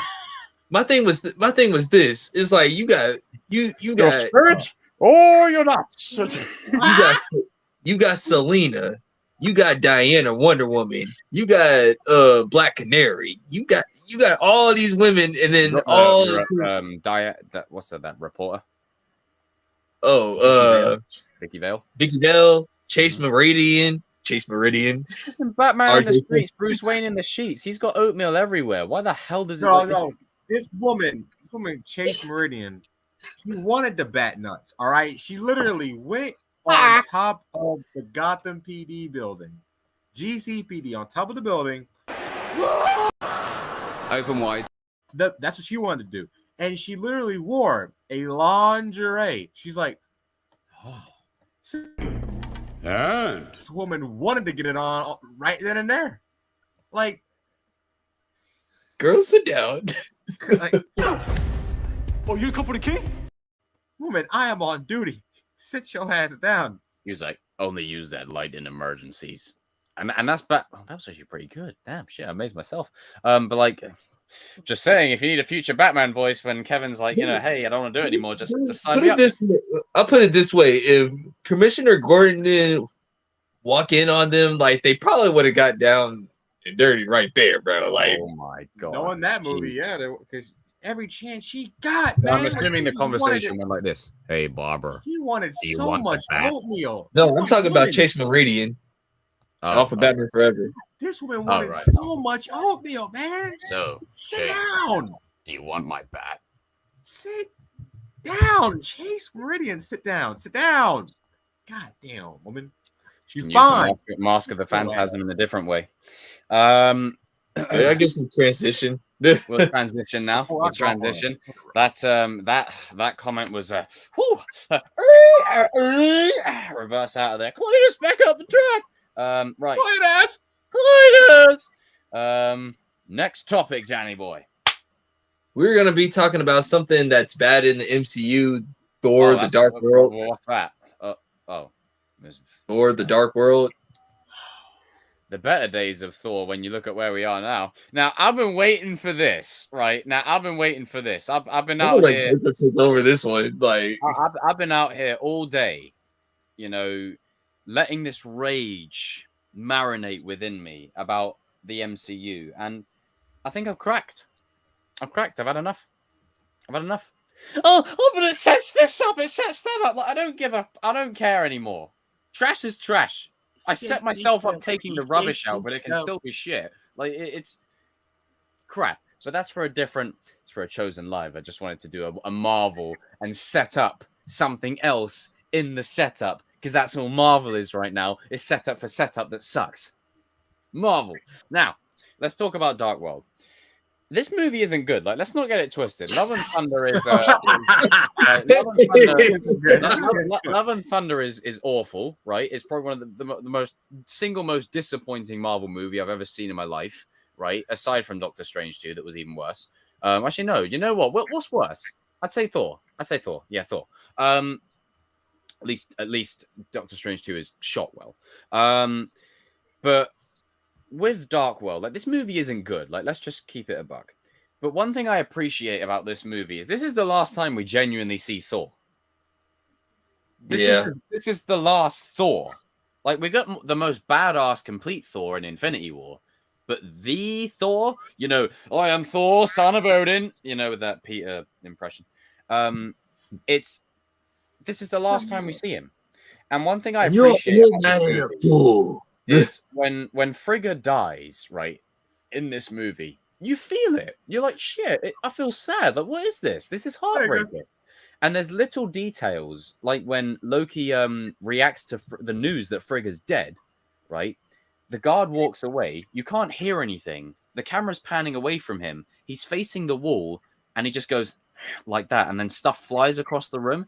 And that one shot says so much about Loki's character in that one scene. Because he literally told the dude where to go to kill the mum. Like, he literally sent them there.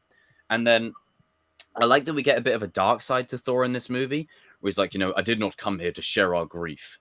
You know, it's like, just know that when we fought each other in the past, I did so with a glimmer of hope that my brother might still be in there.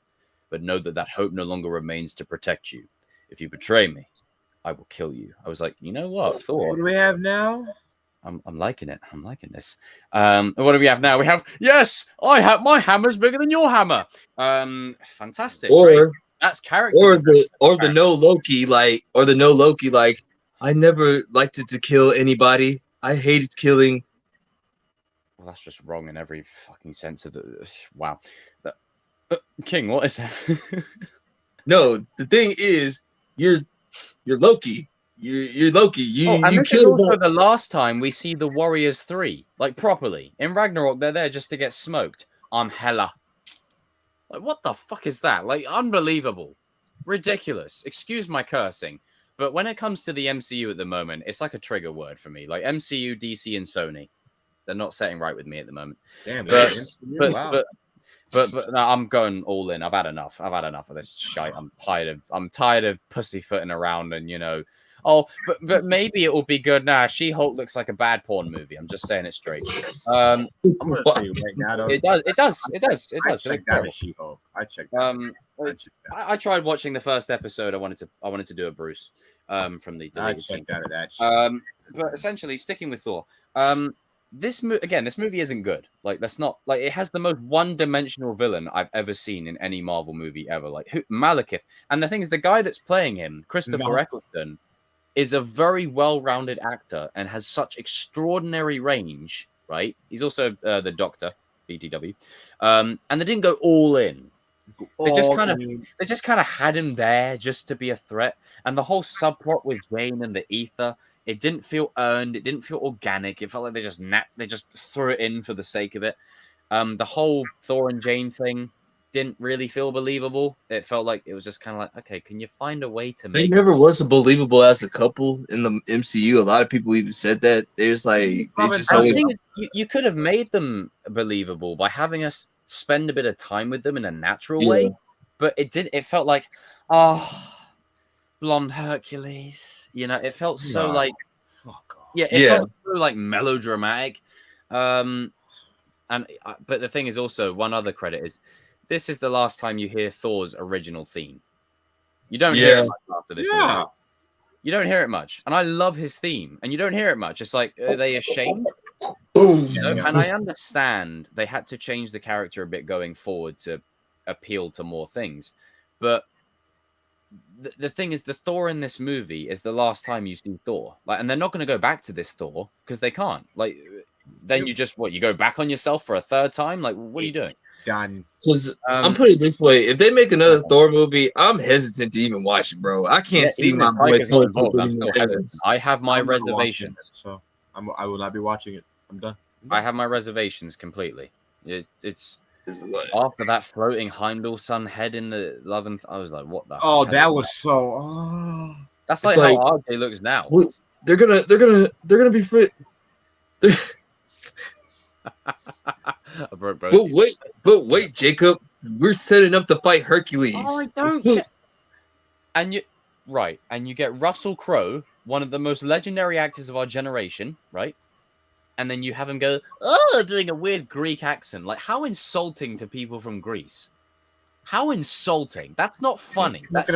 Talking about orgies and stuff. Like, what are we What doing? is that? You're pissing all over the mythology. Yeah. Like, what are you doing? And then you Thor's mythology is already messed up in the MCU, but then y'all just don't care no more after that, bro. Yeah, but it sets it up. Yeah, but you're pissing Sets on up the law. bullshit. You're pissing on the law. The Yeah.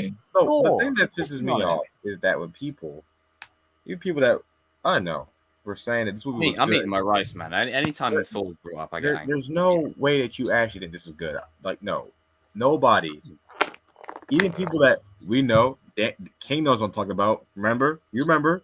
And they were saying it was good. No, shut up. This movie is not good. This movie is, huh? Damn, thought it was me. Damn, fuck No, me. not you. I'm talking about like just people in general. But like, no, stop it. Stop. This movie's not good. Okay, No, it's don't not. defend it. It's not good. It's not good. It has redeeming qualities. No. When people went to the premiere, they're like, "Oh, it has such, it has Lies. such love and it's emotional Lies. bullshit. You lie. No, I'm sorry. Like this is the problem with the MCU now, is that when something is not good, nobody wants to come out and say it ain't good. But we do. Yeah, we do. But some people don't want You know, like in The Simpsons, just to sort of cut you in with the stone cutters, they go, we do. Yeah. Who controls the electric car? Who puts the context and nuance? We do. Carry on, RJ. But no, it's just like it's so, because when I went to go see it, this annoying person next to me and her father were like laughing at every single thing. Like, would you stop it? This ain't funny. Shut up. This is not funny. Like, this is comedy to you. This is comedy to you. Get out of here. Yeah, but even if it is funny, it's one time funny. Yeah. It's not funny the second time. Like this movie has the most recycled jokes I've ever seen in my entire life. Are we still talking about Thor: The Dark World, or are we talking about the fourth? I mean, they both go hand in hand. They're both fucking awful. I wouldn't go that far. I'd take this over Love and Thunder. Oh, well, true, but you get what I mean. They both suck. Like, Oh, yeah, they do. this- They do. oh, can we talk No, about it's if crazy. Thor: Love Captain and America and Iron Man have less movies like to their name than Thor, but they have better movies than Thor. Yeah, and can we talk about how they had the most run? They tried to save Thor and Jane's relationship. They had to show like this montage of them like in between time. Hold on. That doesn't make any sense because first off, Thor was off world for at least 4 to 6 years. Don't after- ask questions, RJ. No, It no, sets things up. Bullshit. Don't okay? you get it, RJ? If you don't consume the product, then you were just a hater, sir. First off, he was off world after the first Avengers. He went off world, okay, and after Age of Ultron, he went off This world. is the problem when you think about it. No, listen, this. I know this lore, okay, and I when I see this, I wish they knew it. like, no, you can't. No, Tiger didn't pay attention because their relationship was supposed. He literally said, "Okay, they haven't seen each other for a while," and they made it known. But then you're like, "Oh, well, they dated." And when was this? Yeah. Like I was saying earlier on, right, and we'll get back to just Dark World specifically. King, add Love and Thunder to the next itinerary because we got a lot to say about that. Remind me how the Dark World ended. Sorry to cut you off, but I'm sorry. This is pissing me off. So the Dark World ended with Loki faking out a death. Again. Yeah, Loki faking out a death. Heimdall gets Jane and stuff. Sorry, the biggest crime of this movie is Heimdall, right? And I'm sorry, I'm not sorry to cut you off. Actually, I'll just say that for formality. Heimdall gets one cool scene in this movie. What on earth are you doing? You wasted Idris Elba. He had one cool scene. I'm like, what are you? What are you doing? Also, what happened with Thor and Jane? The only things I like in this movie is the emotional weight of Frigga's death, the Steve Rogers cameo, and then, you know, if you betray him, you'll kill me. And then when Loki and Thor are escaping, yeah, thank you for the commentary, Loki. It's not at all distracting. Stuff like that. Everything else. Yeah, I only cared about the mom. The mom, she was the only thing. And that it was shot in London as well. I appreciated that. The mom was the only good highlight of the movie. Like, she threw down. Like, Thor's mama throwing down, that was pretty cool. But other than that, I just don't remember anything else. They bring back Sif in Love and Thunder, which I don't know why they didn't bring her back in Ragnarok. That would have been cool to see her hella fight. That would have been awesome. And well, it's reduced to a joke. But jokes are funny. Yeah.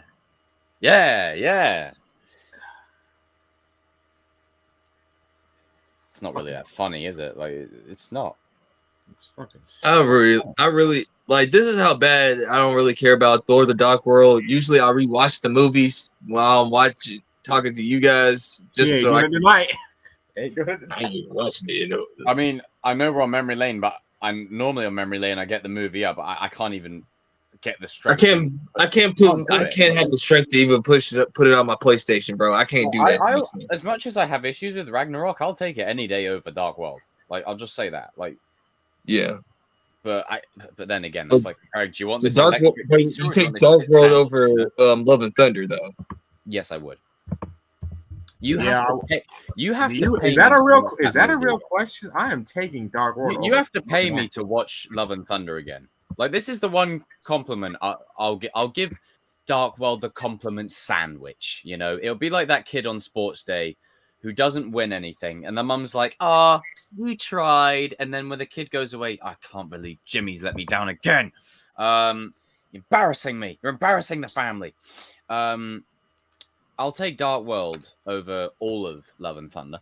But that's not saying much. That's like, do you want this shit pizza or do you want this shit sandwich? Like, you know, like, the thing is, Love and Thunder's too comedic for its own good, and Dark World is too serious for its own good. Like, it's such a problem because Thor's character, by definition, is that way.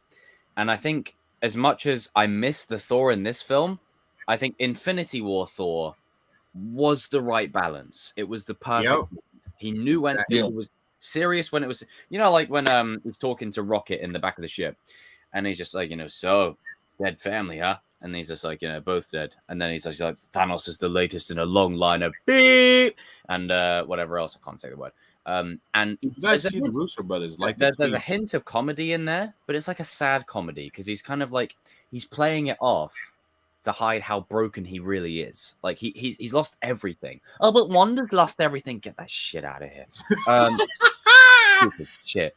Oh, she lost her husband. Resurrected. She lost her kids. Didn't exist. She lost her brother. Blame Fox. I'm sorry. It's true.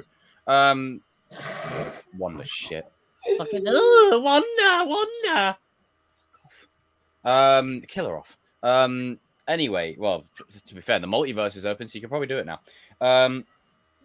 However, Thor in and of himself, striking that blend between comedy and seriousness it's a tough task. And I think Infinity War, man, they took what made it work in the first Thor and Dark World and what made it work in Ragnarok and combined the two.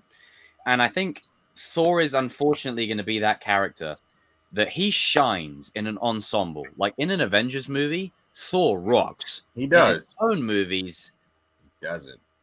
no. He's one of those guys that needs he's a main character, but he's more of a side character inside the main. He's I know we've become so accustomed to it, and we have conversations about this quite a lot, about how Marvel have pulled a madness by using the B characters from their roster. Like, obviously, X-Men, Fantastic Four, Spider-Man, they're the main ones. Avengers, I know it's a staple name now, but it was never the A squad. Like, it was always B squad, you know, or the characters in it were B tier. A character like Thor works better when he's interacting with other heroes. Yeah. He's never been one that you solo invest in. He's the guy that you watch. The only time you watch a solo Thor outing is like that animated Thor versus Hulk. Like when he's going, stuff like that. Like when you see him in power fights, or it's more like a 30-minute type of person. Like honestly, you can make Thor like a TV series or something like that. Could do. But the way they do TV series is now definitely Now no. Yeah, never mind. But I apply the same kind of feeling I have to him is the same as I have to Darth Vader. The more you have of Darth Vader, the less impactful he is. Whereas when he appears, you're like, oh shit, something's about to go. I mean, other than in Kenobi, some shit's about to go down. When Thor appeared, I just had to put it. I'm still salty. Sorry, heartbroken. I'll take a real life relationship breakup over that. I'll take one relationship breakup over that. No, I've already been there many times. But hey, you know, can't handle the chosen one. Get out of the kitchen. All right. Joking, people. But it's what was I saying? What was I saying? Yeah, less is more. Less is more. Less is more, in my opinion. And I think that's the problem with Thor, is spending too much time with him. It feels like you're watching a Shakespearean thing. Now, in my opinion, the first Thor film is objectively the best because it gets it right, you know? The Jackman Thor thing is forced, but by and large, it's okay. It's all right. That's the most. And it's directed by Kenneth Branagh, who is a staple, you know, in English accoladed actors. You know, Gilderoy Lockhart from Chamber of Secrets. So he put a lot of his like Shakespearean background into the story. That's why it works so well. And the way the theme tune plays out, there's an old thing called Much Ado About Nothing, which had Denzel Washington, Keanu Reeves, and a couple of others in it. And it sounds exactly like the theme of that. And Kenneth Branagh was in that. So that might have inspired it. Just throwing it out. But yeah, this movie, bang average, still shit. But if you give me the choice of this and where we're at, I'll take this. So because I don't have to watch the screen all the time. I'll just say that. What do you give it out of it? Like out of a 10, what do you give it? 4. See what you did there. Thor 4. I'm gonna be a bit fairer. I'm gonna say 5. I was gonna say the same thing. 5. I'm gonna say 5.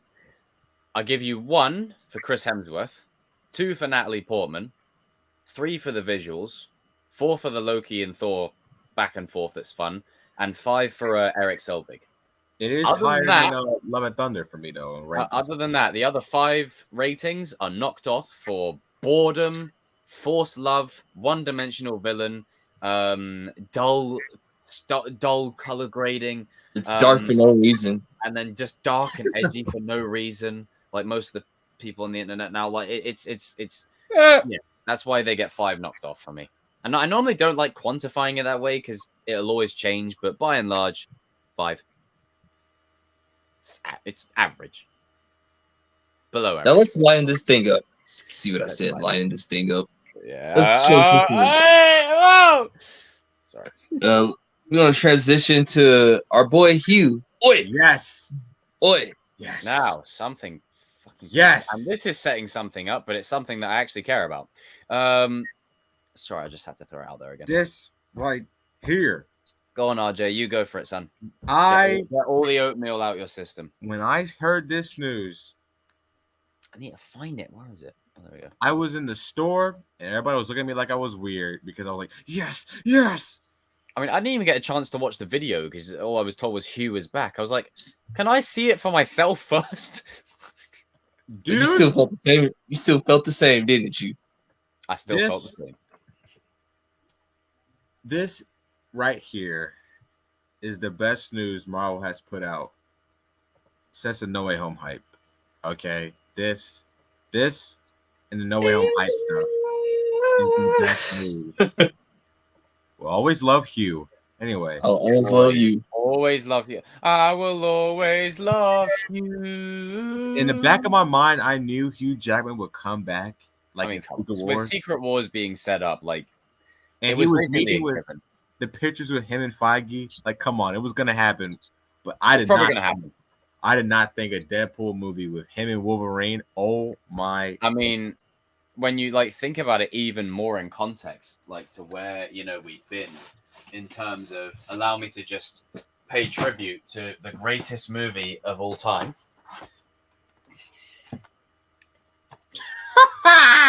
Oh, Lord. We started from the origins, and now we're here.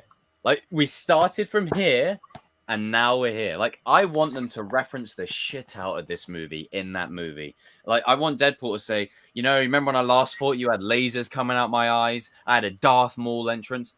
It's weird. They basically tried to make him Darth Maul. They even gave him, like, a door opening thing, and I was just like, whatever. They gave him, like, the double blade reveal. I'm like, just copying Darth Maul here. But this movie, mwah, give it a tribute. Highly underrated. Honestly, they could. Highly underrated, just my opinion, Karen. All right. Okay. Just my opinion. Okay. Anyway. All right. Okay. It's just my opinion, Karen.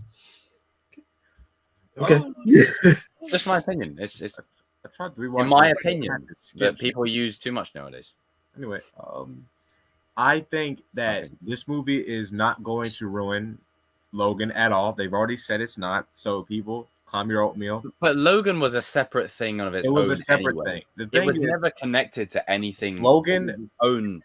Logan was in his own timeline. It had nothing to do with the Fox. Okay, the Fox X-Men. For fuck's sake, the already X-Men timeline is so shit. Like, it's all over the gaff over there. Like, you got Pretty three bad. movies that connect. Then you got Origins Wolverine that doesn't connect. Then you got the Wolverine that doesn't connect. Then you got Days of Future Past that doesn't kind of connect. And then you got everything that's rebooted. Like Logan, and it's rebooted again. James Mangold was like, okay, I want to make Logan, but I'm making this his own thing, separate thing. Okay, like I'm making this is his own thing. So when people were like, oh, this is gonna ruin no, it's not. No, it's not. If you know your comics, like none of these MCU fanboys don't know. Let me put you this. Do you really think Logan, like Hugh coming back, is permanent? Part of me, It's not permanent at all. Like, it's literally just because the multiverse is open, and the way I see it, we've got to treat this phase as much as it's a fucking shit phase overall. The good stuff in there, like No Way Home and whatever, is a treat for the fans, but also it gives us a final swan song for the legendary alumni, because we're never going to see them again. Like, it's these guys are getting on. People age. Like, it's their last time to have an Hugh appearance. Jackman's 51, I think.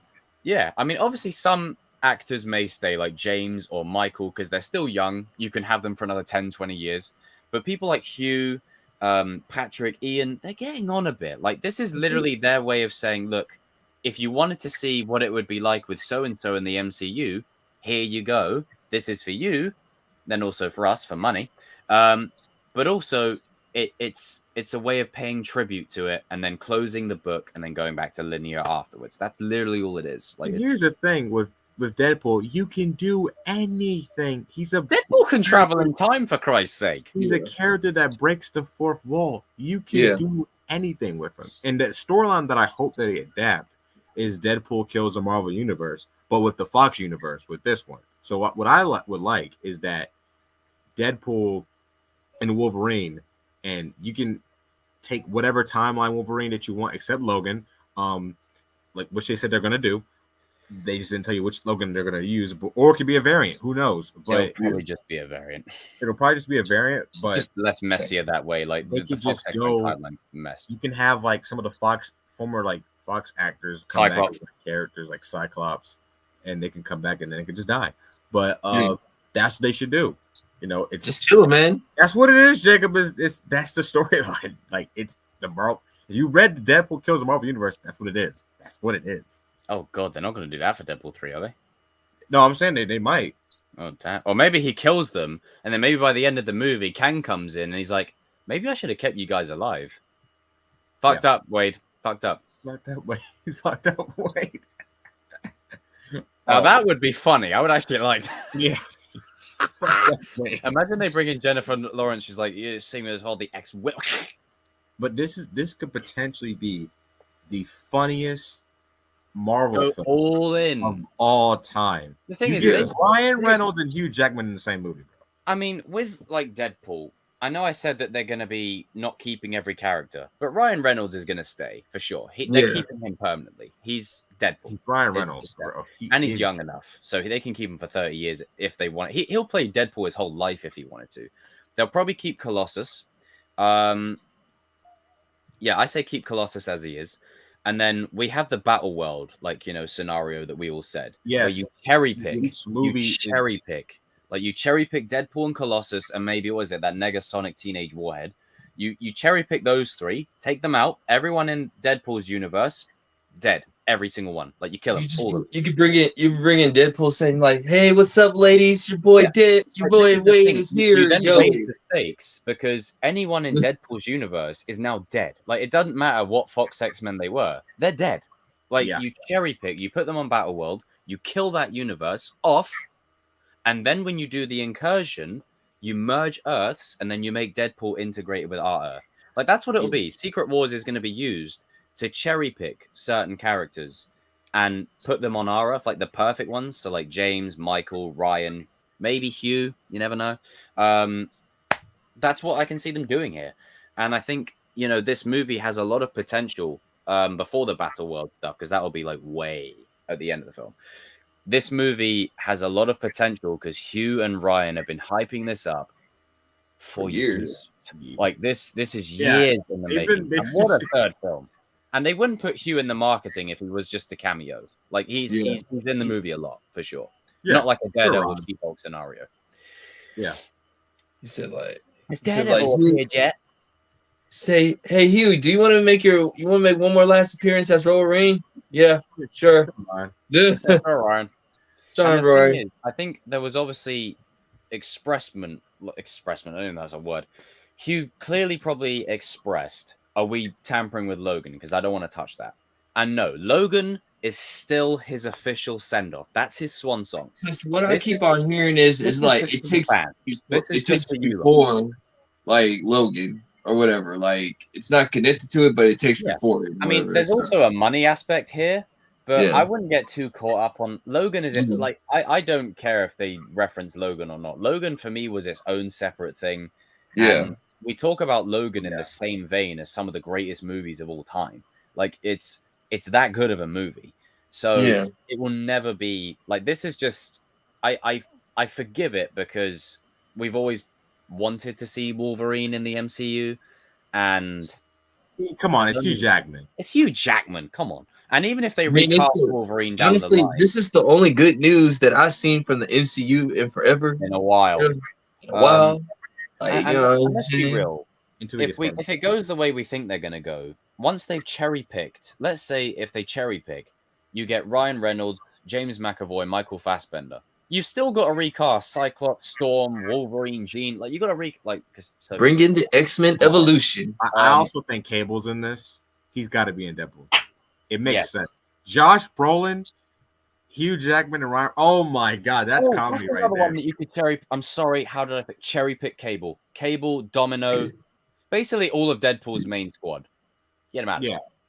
Will you guys bring in Bishop, or is that too much? Do you know what I would do with the cherry picking? I would get the one from Days of Future Past. Cause I know Omar Sy was perfect. Like I was like, that's Bishop. Good, but like, what's his name wants to play Bishop too? Method Man wants to play Bishop. Who's that? Wait, who wants Yeah, to play? Method Man. They're off of the Wu-Tang Clan. Oh no, hell no. Get the other guy. Get Omar Sy, please. No, thank you. I could see it, but dude, you're too old, bro. Like, No, sorry, no. if he was a little bit younger, I could believe it. And everything. Again, once the cherry picking is done, there's going to be a lot of roles that are recast to start fresh with a blank slate. They'll keep obviously the standouts, like Michael, James, and Ryan have owned their roles, like to a point you can't recast them, like you just can't. But Beast, I think they are going to recast them, though. Honestly, Jacob.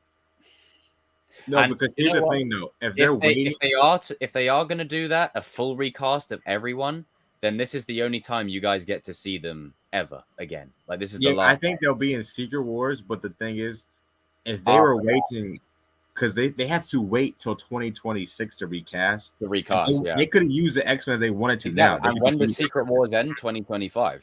So yeah. So Kevin does want to recast those roles. This is basically their way of using the characters, but giving tribute to the Legends characters, but then also saying, look, this is going to be the last time you ever see these guys. Get ready to say goodbye. Yeah, but we're going to give them a blaze of glory. They are Avengers too. Like, I think he was only going to do that 3 movies. Like we're getting Hugh, Jackman, Toby, Andrew. They're all going to be Avengers. Like this is sick.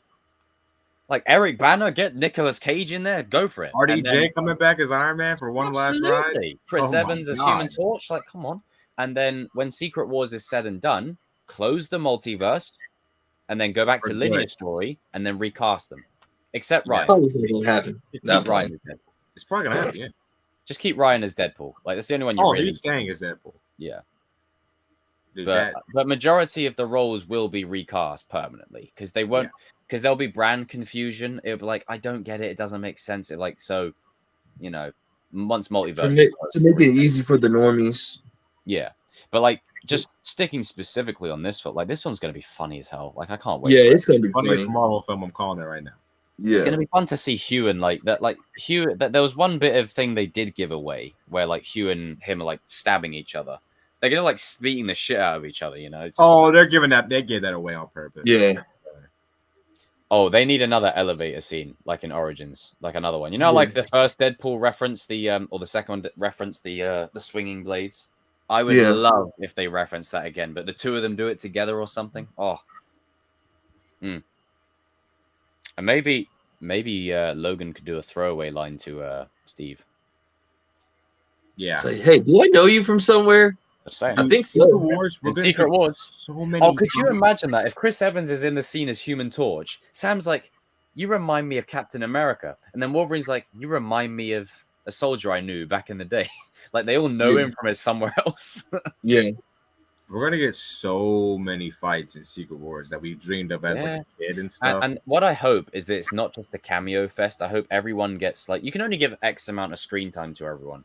But one thing that the big Avengers movies do is they dedicate it well.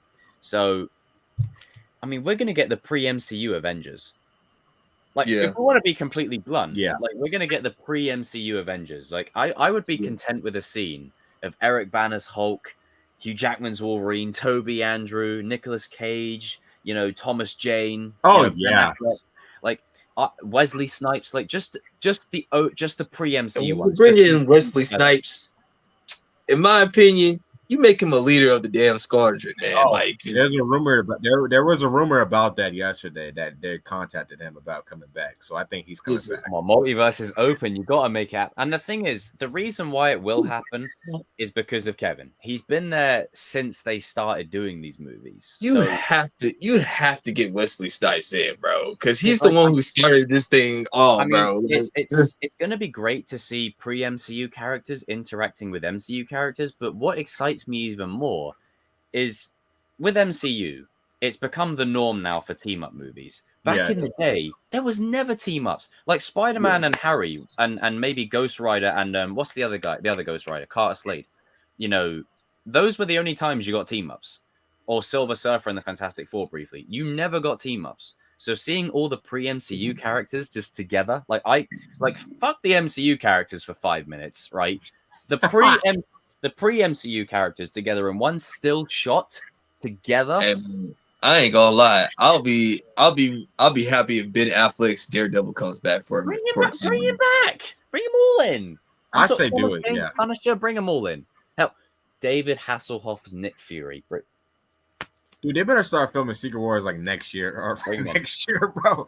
They better start filming that shit like in the next 2 years. I mean, it's gonna be great to see them interact with the MCU characters, but there's something so satisfying about seeing all the pre-MCU characters together because you never saw it. Like, you only got throwaway lines here or there, but seeing like Wesley Snipes interact with Toby, interacting with Hugh, interacting with Thomas, it's And hell, you could bring back some Spidey villains as well. I mean, you could set that say up. that the MCU is. Set it up. I mean, I'm like 50-50 on them saying that them bringing this back makes the MCU look desperate, sort of. I mean, I can see the point of view or whatever. I can see the point of view, but I don't necessarily agree. Yeah, I think it's. I mean, no, I'm just messing with you. I'm messing with you. It's like one of those, like, yeah, I can see it like there, but come on, man, like, it's like because honestly, you know what, both sides is right. That's how I see it. You know what, both sides is right. Like, it could be a little bit of desperation, but it could just be like, hey, man, this is for the fans, So, so that's how I see it, or whatever. Like, Jacob, put that away. Put that shit away now. I will open it. Butcher my boy Wolverine in that movie. Don't oversell it. Come on. No, I'm serious, man. No Days of Future Past erase that. Good. Yeah, erase a lot of things. When you had erase X-Men too as well. Deadpool going back and shooting his version. That was funny. Oh, he's like, and then he's shooting more.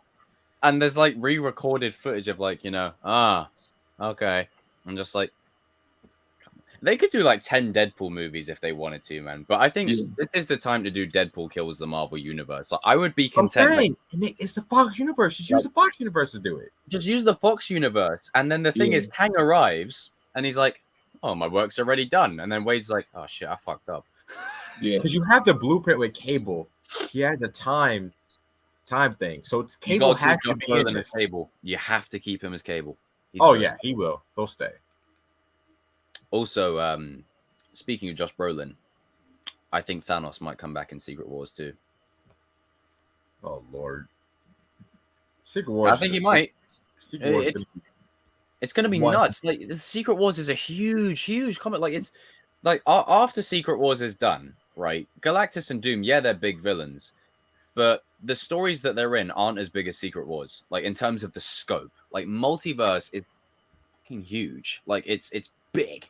Secret Wars is definitely not coming out. You got to go all in. Like, I'm telling you, you make both those movies 4 hours. Like, you go all in. I agree. You got to make. I don't want anything. I don't want anything rushed. Anything. I want to enjoy it. I want to soak it all in. I want to soak every moment in. Not go, okay, here's your cameos. There's Kang. He's dead. Right, multiverse closed. We're done. No, I don't want that. Lazy. I don't want that. Go all in. It's lazy writing. It's lazy writing, but it's kind of hard to separate your fandom from the characters sometimes in this sense because Hugh he was the original Iron Man. Like, I mean, as shit as like there was a lot of bad movies in that Fox X-Men run, but Hugh weren't. I got 99 problems, but Hugh weren't one. Like Hugh was the one constant in anything he was in. Yeah, in Apocalypse, he was in that briefly. That's what kept the X-Men fans coming back because of Hugh Jackman. We only showed up.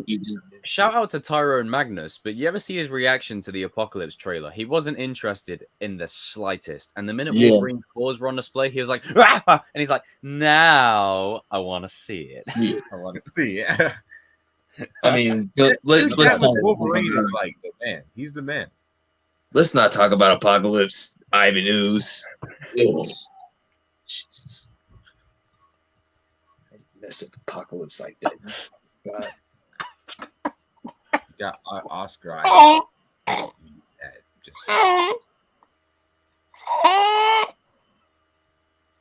If only Michael Clark Duncan was still in that, bro. Michael Clark Duncan would have made a great Apocalypse, bro. Didn't happen. King is like, nah, bro. Nah. King is like, nah. I had enough. I had enough. Telling me that you couldn't get the. So let me get this straight. You got Darkseid right. You got Thanos right, but you couldn't get Apocalypse right. Okay. All right. I don't know nothing, man. Like Apocalypse, the almighty Apocalypse. You took Apocalypse. Let's just talk about it. Now you got me talking about it. Now, like you took Apocalypse, arguably one of the most trash talking villains of all time, and you make him not just have him just do like.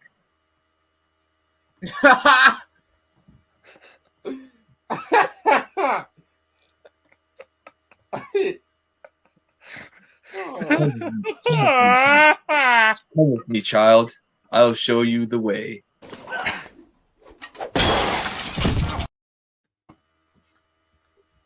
It's not Apocalypse. That's just Isaac. Okay. All right. You're a fraud, Spider-Man. Have Moon Knight face Apocalypse, so he gets some justice. Okay. Imagine a costume design on Secret Wars and some of the characters. Oh, bro. I can't imagine the stress. Like, I hope they take as much time with it as possible. I want a scene with symbiote Spider-Man with Tom Holland next to Hugh Jackman. Oh, yeah, that's set it up. Costume. Baby. Oh, Spider-Man 4 win. Spider-Man 4 win. Spider-Man 4 win? Wow, I need Which some universe? News. Which universe? Clarification. Yeah, there you go. That's what I want. There you go. Yeah. Yeah. I don't know what the hell you're talking Let's simp. about. Let's simp. It's simping time. Simperanus. Let's simp. Let's simp. I'm sorry, it is funny though. Like, let's simp. Why not? Why not? I mean, why not? Why not? But yeah, I can't wait. All good things to come. But I suppose we can transition onto our next topic. Danny boy, what is the final topic? The final topic is, we gotta talk about strike first, strike hard, no mercy. Cobra Kai. That's what you got. That's what you guys always come here for anyway. But we got to talk about like other stuff, or else it'll just be too boring. But we're gonna talk about our top 5 favorite fights because there was a video lingering on Netflix. Was just it was straight up awful. No, that's your guys' top 5. No. Really? That's your top 5? Okay, all right. It's your opinion, but it's bad. But, so, yeah, top 5 favorite fights. Who wants to start first? Yeah, RJ should go first. Oh, okay. Go for it. Strike first, Kenny. Okay. Come on. So Kenny, stop! I'm not your enemy. Yeah. You just come up to you, you shout at me from down the hot corridor. You're like, Angel! It's like, I'm like, man, if you don't sit down, you little shit. You don't you talk to him like that. Yeah, let's simp. Let's simp. Strike the Simpson. With stuff like this, like especially Cobra Kai, we have like stuff like fights, and always go off like what has the most emotional fight, like very plot driven, and then you got some that's like just the badass, about the flashy stuff than like the flash, like the Hulk and Miguel fight at the what's that place called that they went to in season 2? Coyote Creek. Coyote Creek. Oh, that fight.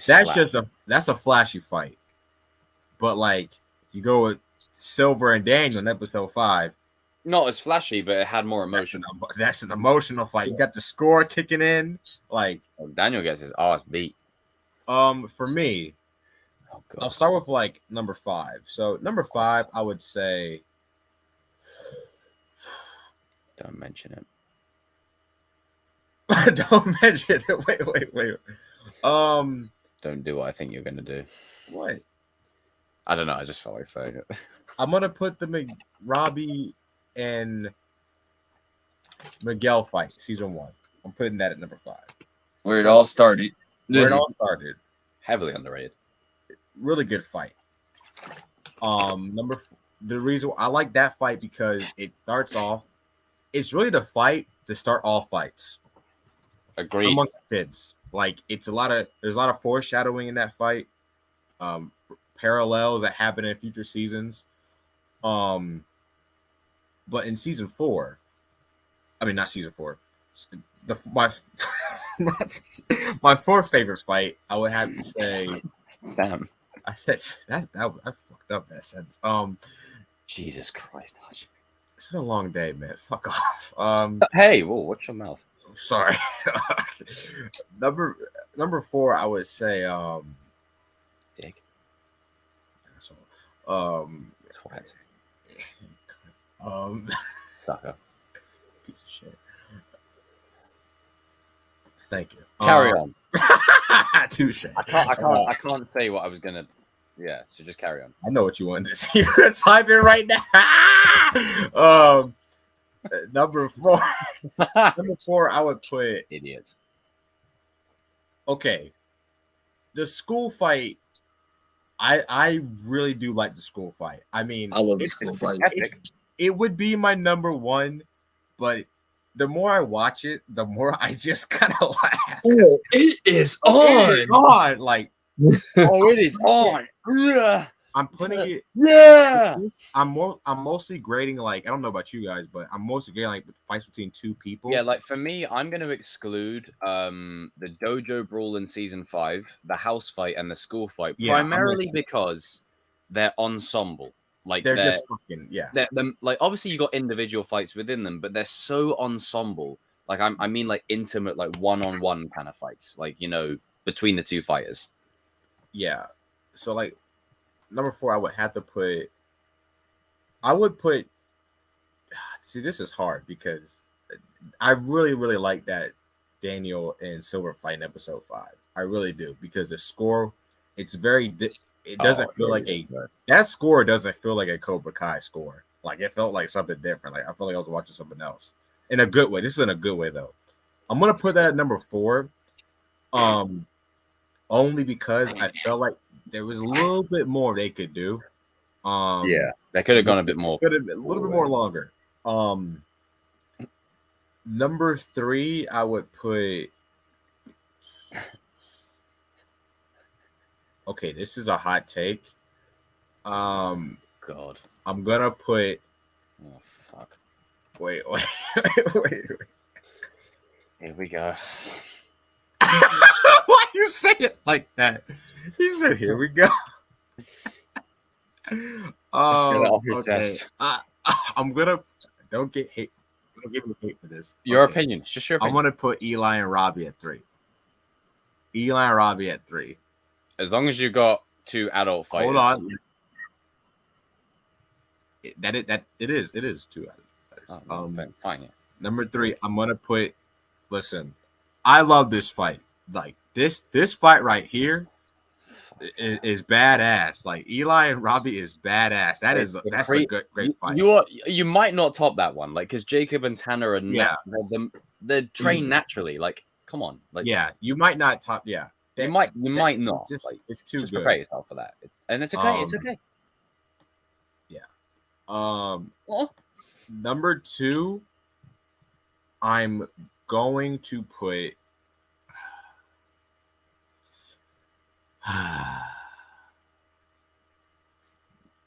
Ooh, this is tough. It's actually really tough when you think about it. Yeah, because honestly, I should have thought about this before because I'm actually going off my head. Number 2. At least you're giving reasons. That's the.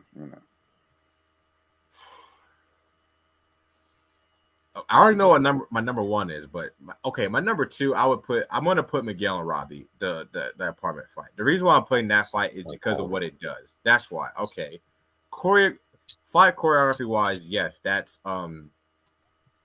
the Eli and Robbie fight. That's better. But this fight right here, it settles everything. It settles every seasons 1 through 4 kind of come to an end between these two characters, and that's why I put it at number 2. And it does a lot for Miguel and Robbie to finally come together. The fight's not as flashy as, Yeah, but it does what it needs to do. It does what it needs to do, and that's why I like it. I prefer it. My number 1 is Chosen and Silver. Okay, that's number 1. I like this. That's going to be. This fight is too much. When I say this season will be the definitive season, is because that duel is the cherry on top. Like that you can't. What you gonna? I mean, Kreese and Silver is going to be a good fight for sure, but you're going to top that? This fight right here, it was not a Cobra Kai Karate Kid fight. This was an anime fight. This was an anime fight. Felt sick. But this right here, what this does. See, I like how Silver.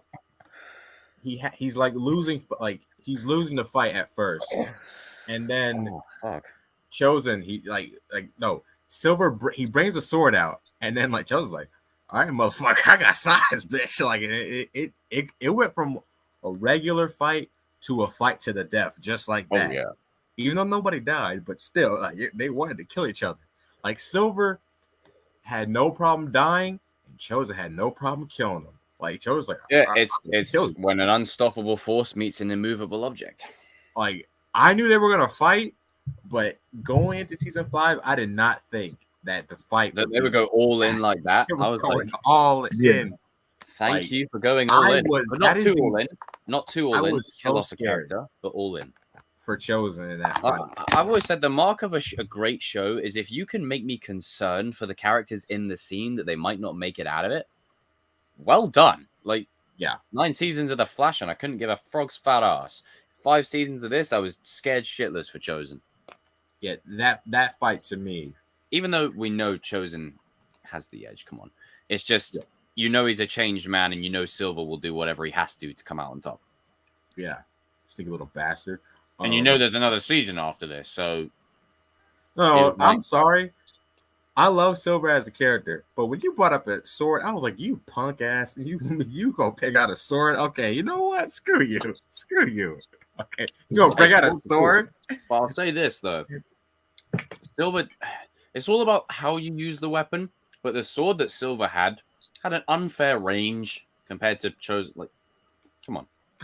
Every time I watch that scene where he's like, Chosen still took him out too. He's like, I'm like, you punk ass. You go bring out a sword. If you look the way Chosen was fighting, he had it in a backwards grip for most of it. Like, he wasn't fighting offensive in that sense. If he was, he could have stabbed Silver about 3 times.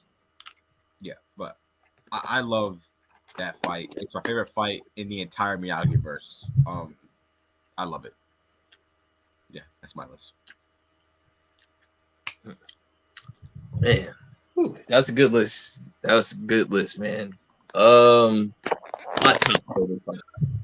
Sorry that took a while though. Sorry. Man, this is gonna be tough. You know what? That was a really good list, RJ. I'm proud of you. You refrained from doing what I thought you were going to do. Carry on, Danny. So my 5th one is going to be like Sam versus Tori in the Miyagi-Do dojo. I like that one. That one was pretty good. Like I like that. Like for in season 3 when they're fighting the Miyagi-Do dojo or whatever, it's like when Sam conquers her fear over Tori, like she though she beat him. Not the dream sequence, the other one. Yeah. The finale. Yeah, that was when she knocked off Mr. Miyagi's picture, and then like Mr. Miyagi's president. You know what? That was the first time I rooted for Sam. I was like, Sam, you better whoop this girl's ass immediately. It's like you just hear Mr. Miyagi's force skills come down like shit. Samantha-san. Oh, girl. At that moment, you have chosen death. Like, I'm sorry. You put Miyagi on the floor, Sam. You better proceed to whoop her ass immediately. RJ, what did she do with that stick? What was that?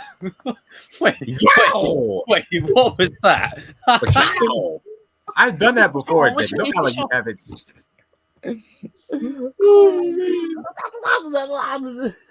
Oh man. for that's my Tori versus Sam versus Tori inside the Miyagi Dojo. I love that one. Oh man, my fourth fight. Ugh, boy, this is man. You did it, not me, Jacob. So. My fourth fight will be probably Robbie taking on the whole entire Cobra Kai dojo. I think that was. Ooh. How embarrassing! They didn't even land a single hit on him. Like, kind of sit down. It's like, oh, you gonna take on the king? No, but but Tori hit him. No, come. Nah, he won. He had him on the ground. He had him Why on the ground. do you think Tori got a hit in on him? Because King, what did he want? Well, I can't say it on here. But we know. We know. He had her on the ground. He won. Yeah. We know. Let's just say they had those Batman the animated scenes cut around. That's what they did in Cobra Kai. There you go. Oh yeah. Man. Build a nuance and go from there. Number three. A good one, All Valley. Number 3. This is a hot take. Oh God. Kreese versus Johnny versus Daniel. That's number 3. That's a good fight. That was in my top 5. It's like that one I loved. I mean, you have Johnny like saying, "Oh nah, you didn't mess with my son. You messed with both of my sons. I'm pulling up on you, old man. Let's go." Like, yeah, you already battered Miguel. Now you put my son in a gi. Oh no, I'm taking your ass out. Ignited the anger with Johnny, bro. He's like, "Oh hell no." And then when Daniel was about to, when Johnny was about to die, then Daniel just came out of nowhere. You sent him to my house? Like, good listen, to my house? I was like, yo, I never seen Daniel that mad. He says, like, all right, you want this? You gonna get this. Let's go. Like, oh man. Oh man. Number 2. Not smooth, let's go. It's going to be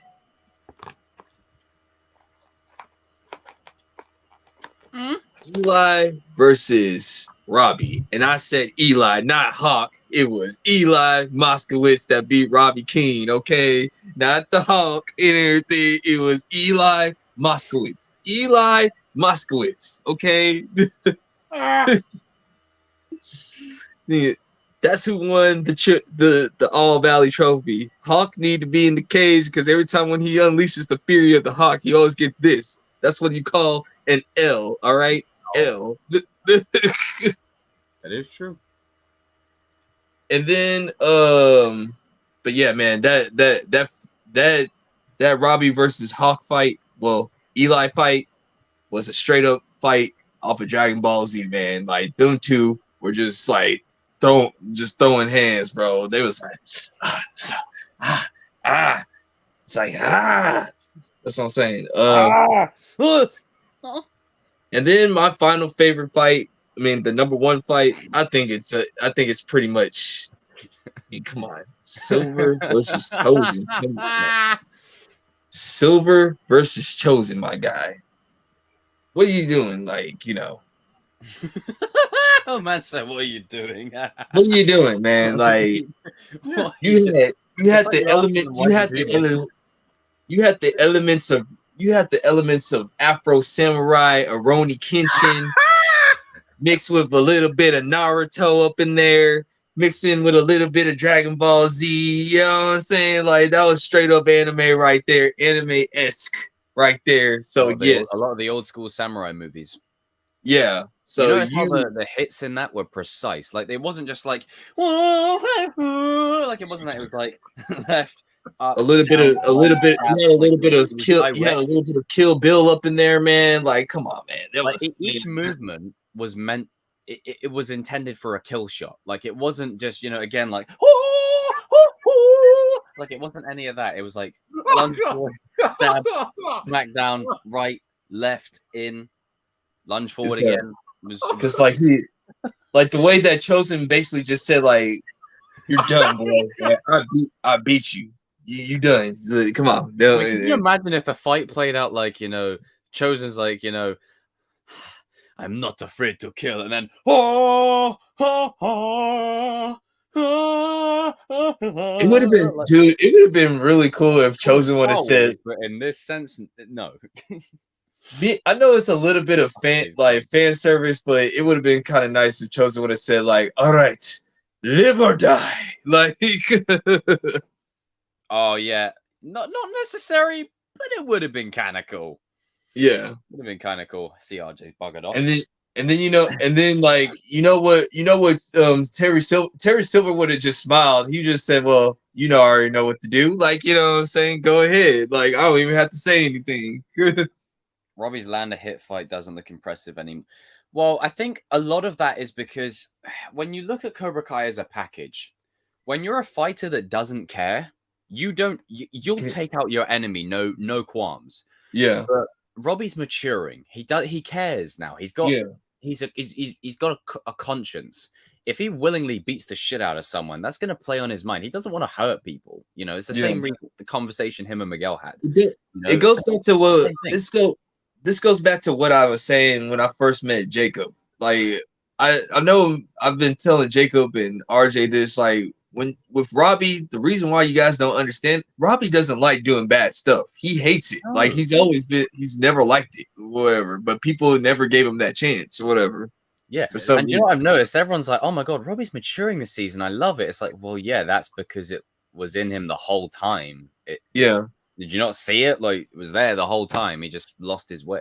I caught it, dude. I already was a fan of Robbie since I saw him when he became on screen, dude. I said, like, I already like this kid. Like, I mean, speaking of, like, the whoa, whoa, whoa, like Robbie was doing that to Johnny in season 3 in the finale with his kicks. I was like, yo, this is straight out of Star Wars. What the hell?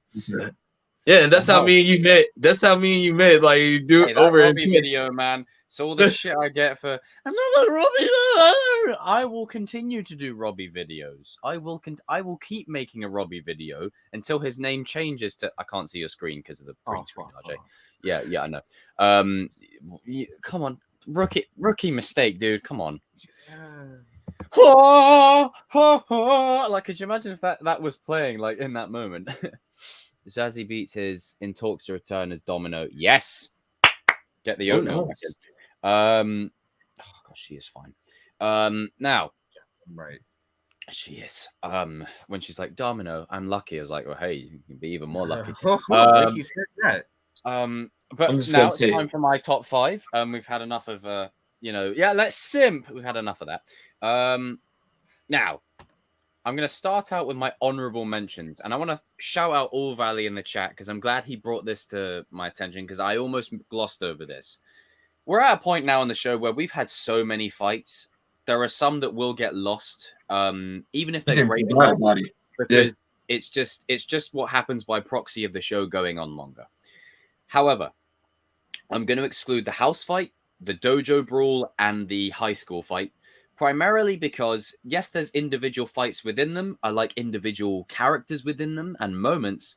Not that she doesn't love you, she loves me. And then it's like, then why did it happen? Like, what happened? Like, he runs at him like Patrick the Starfish from SpongeBob. What the hell? But, I'm glad that All Valley brought it up. I'm going to do my honorable mentions first. Miguel in the cafeteria in season 1 encapsulated sold everyone on the show. When he's just like, you know what? It's not lame ass karate. It's Cobra Kai. Bang! Socks him right in the face. Encapsulated everything the show was about. Let's just say Miguel saved Kyler's life that day. Just saying. Yeah, he did, because Sam was about to literally destroy him. And if we're being completely objective, at that moment, destroy that boy. Sam would have kicked Miguel's ass. So, because the music plays, she gets in the pose like that. She was and in a dress, by the way, like in the dress, she was about to murder that dude, which I hope they pay off next season. Let her beat his ass. But I love the symbolism of it. Simple thing. Just wanted to start and mention it. Daniel versus Johnny in season 4. I have my issues with how season 4 plays out mid-season area, but I don't. Point Point Lawrence. Lawrence winner. But this ain't one of them because I like this fight. It brings the Daniel and Johnny thing mostly to a close in the aspect that the point system, it ain't going to work. They're always going to be equal. And I wouldn't be surprised 10 years from now if Miguel and Robbie have the same problem where they knock each other out in the fight. Like, it's literally... Come on. Tori versus Sam in the All Valley. That fight slaps. Like, that slaps. Oh, yeah, that was a good fight I right will there. simp for once, okay? That slaps. Queen Cobra and Bonsai Badass going at it as a montage is playing of all their fights, you know, and Tori's themes like blasting out through the speakers. I'm like, you know what? Delicious. And the way that they go in their poses, like you just see like the way that alternate take is shot with Sam just going, I'm like, no. Sorry, no, Chief. But no, sorry, no. There's a reason why it ended up on the cutting room floor, and then no. But Mary and Peyton did a great job in this scene. They did great, man. The fight was intense. Not as great as the one before it, but it was. But then again, that is cream of the crop for like that's. We'll cross that bridge when I come to it. But I just wanted to mention it because I feel like it's overlooked. It's a really good fight, a lot of symbolism in there. And as much as Sam gets the short end of the stick, Sam should have won. Come on. Yeah, and I'm not feeding the simping here, but you know, we're all simping. Fuck it, we're all simping. Let's simp. You already know the real champ. But I will say this though, aside from the cheating, what I like about it and how conflicted it makes you feel is that Tori could have won it and I wouldn't have had a problem. Yeah. And that's what I applied to like Creed 2. When Creed and like Creed's son and Drago's son are fighting, I wouldn't have minded if Drago's son won either. Like I would have been fine either. Like it's one of them kind of catch-22 things. But I'll be here all day if I carry on talking about it any longer. Hawk versus Miguel in the forest. It's a flashy fight. I love the tenacity of it, and we get shades of Darkseid Miguel. We get shades of Miguel embracing that inner Cobra. Like he's like, you know, like when he's standing there on the tree, does he not look like he's like a guy that's like on the side of 23rd Street, like he's ready to, you know, like pull up on you. He's like, Hawk walks into the scene, and Miguel's like this. Yeah, Miguel, Charles' face is like He looks like he's about to bloody pull one up at him. Like Jesus. When Hawk mentions Sam, he's like, "This is about her." And not I'm gonna like, lie, when Kreese says, "Finish him," Bang. Finish him. Be black. I'm like, hey, I got chills. I was like, and then the real MVP came out of nowhere. Stingray. The Raymond. He's the real winner. Wow, it's.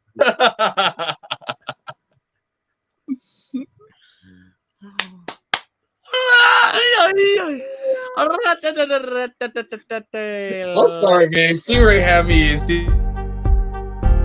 Jesus Christ. What the hell? But you can't cheat your way out of this one. But now it's time for my top 5, right? And now this 5, it's just my opinion. Number 5 is Stingray in the school fight. No, I'm joking. Right. So number 5. Now, bear in mind, this isn't in a, you know, I mean, to be fair, Stingray would have been the type of dude that while he was fighting, he would have gone, Man, I just love it how he was doing what Daniel did in season 2. He was like, don't worry, sir. I got this. And then was like, there's the kids in the background going, hey! I'm like, what the fuck? I can't watch this fight the same anymore, man. It's so funny. I love Stingray, man. You can't hate on Raymond. I'm doing sorry. a video on him. He is deeply misunderstood. You know, that scene where he's explaining how he was almost killed. Like, come on. How can you? He's like a scared teddy bear. Like, how can you? He's a baby. That's a child, man. Like, you know what? I'm gonna make everyone feel tremendously bad for Stingray. He just wants a friend. He just wants a friend. He wants a friend. You really hate that? Then oh, good for you. Bad for you. Terrible person. Probably got no friends. Jerk. Yeah, and just to clarify, he hangs out with adults too, so it's not weird anymore. Like, yeah, I mean, and let's be objective here. Stingray is every neckbeard of every fandom ever.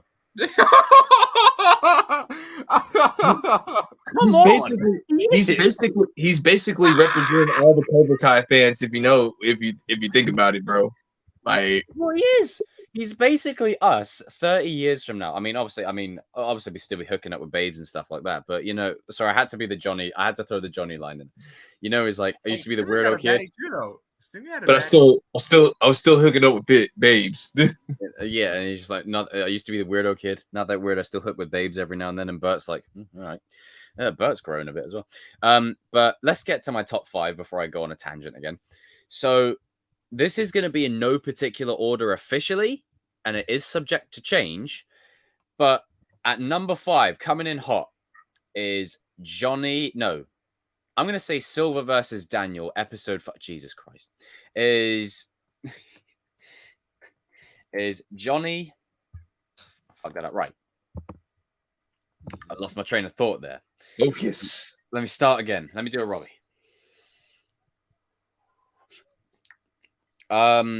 Right. So Silver versus Daniel, season 5. But the first one. The second one was cool, and I loved it. But that first one communicated the tone and the development of the Karate Kid this season. You gave him a real obstacle to overcome. Like, he's had obstacles before, but nothing where he physically gets hurt.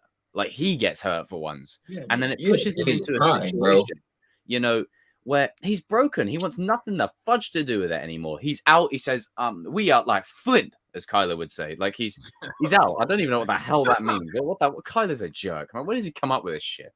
But what a douche. Sort your hair out. But he's funny though. Joe's hilarious. But I love everything about this fight. I love the way it plays out. It literally gives me Peter versus Goblin vibes in the condo in No Way Home. It's that same kind of scene. And it sets the tone for not just the season, but it sets Daniel on the path to his greatest arc out of all the seasons. And the next episode after that, I was broken because this episode set it up. Now, next, I'm going to go with Robbie versus Miguel, season 5, episode 5. Now, I love everything about this duel. I said as soon as it was in the trailer, this is their final fight. Now, does that mean it's their final fight forever? No, they'll probably have rematches and stuff because they're rivals. It's Tommy and Jason and Goku and Vegeta. Come on. But, however, the symbolism of this duel is like a bookend to the last 4 seasons. It closes the chapters on the last 4 seasons. And everyone said, oh, it's rushed. I don't believe it. One conversation wouldn't heal it. Maybe you like burning bridges, and maybe you like living a miserable life. And maybe you just like, pissing off the real human world. But that's not the real human world. Some people like to communicate and solve an issue with a conversation. Maybe you like burning bridges. Maybe that's your thing. Don't project onto the characters. They're projecting. Not like stop projecting. Miguel and Robbie have shown time and time again throughout this show. Both of them want to talk. It's just look at season 4 at the prom. They wanted to talk. They wanted to talk. Did that look? Oh, everyone was like, oh, they want to throw down. They want to get. It's like, well, you are a bad judge of character if you think that's a throwdown. They clearly wanted to conversate. They're dudes. We talk it. Most of the time, we want to talk it out. No one wants to fight. And I know it's a stereotype, but it is true. A lot of it with guys is when you fight, when you have an argument, you fight, you get it out your system. You're like, yo, so you need you see Spider-Man 4 when? Like, you just a lot of it. I know people don't want to hear it, but it's genuinely pretty true. Once you fight with a dude. Come on. Like, you don't even become like, sometimes you either become friends or you just have a mutual respect with each other. There's drama. Like, that's it. People can't live without the drama, and they project themselves onto the characters because they live miserable lives and they love Love Island. So sorry that you like burning bridges. But that's number 4. Now, Johnny versus Kreese versus Daniel. I will never, ever, ever, ever, ever forget when this first dropped. This is why season 3 is right on season 5's heels for me, because that's how all of us met too. This is how all of us met. Yeah. It is. It's like, you sent King and RJ to my house. You wanted them to join the Kings of Pop Culture, you son of a bitch. Now you're gonna get it. But I love everything about this. Everything. It summarizes the show to a T. Johnny comes home. sees Miguel beaten to a pulp, and he's like, "What happened?" Because I got a comment on my latest video that I did for Miguel. Miguel's not Johnny's son, though. It's like, you're an idiot. Oh, Yes, he is. Of course. All right, if you want to get to the minutia, yes, he's not his son by blood, but it doesn't make you not. It doesn't mean that he's not his. Come on, like there's a reason why when he's like Miguel, and then Miguel's crying, and then they're hugging. It's father and son. Come on. Just because they're not part of your blood doesn't mean that they're not your family. Because because sometimes your blood family they be fucking you over. Sometimes your blood family ain't all the way. What is it you said? They'd be waiting to you over. Be ready to. He's so angry. And you got the bottom like, then that Ice Cube thing from like, are we there? You're like, but everything about this fight I love. The way Johnny sees Miguel beaten up, he goes to the dojo. It's combined with the flashback from Vietnam, right? And that's another honorable mention. Kreese versus 2, 3. Like, I've got to give that an honorable mention. Kreese versus his captain. That's a cool fight. That's a good fight, yeah. But it's like 1, 2, 3, go! Dun dun dun dun! Like Terminator bloody music, storming the door open, and then Robbie's in a gi. It's haunting. Kreese is standing there. He's already seen his basically his son beaten to a pulp. Then he sees his actual son in a Cobra Kai gi, and then Kreese is standing there like this. Dad, like, don't. You got to beat him up now. Like and that's why season 4 is supporting. They didn't go all in with Robbie's arc. Like they didn't go all in, and I don't like that. Like when you look at that scene in season 3, you're like, why can't they just go all in with this? We know you're going to redeem him, but go all in first. Make him an evil asshole.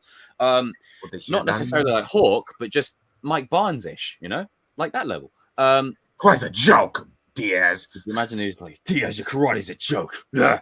It's like, it's like they're all doing their Arnold impressions in the school. It's like,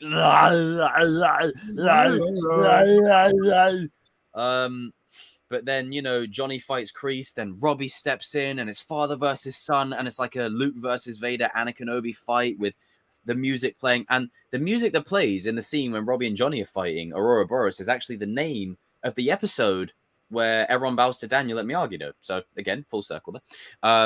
Just saying. Just saying it again. Just got to do it because, you know, no one listens to me. But then Robbie gets out, Johnny gets winded, and then Daniel comes in. And this is what I love. He has the presence of Miyagi, but he's Daniel. He's not trying to be Mr. Miyagi. He's like, you sent them to my house, you son of a... I'm like, let's go. And the whole fight. It pretty much like Daniel beating up Kreese is basically just saying Daniel is not scared of Kreese at all anymore. Oh yeah, back in the day, he used to be scared of him.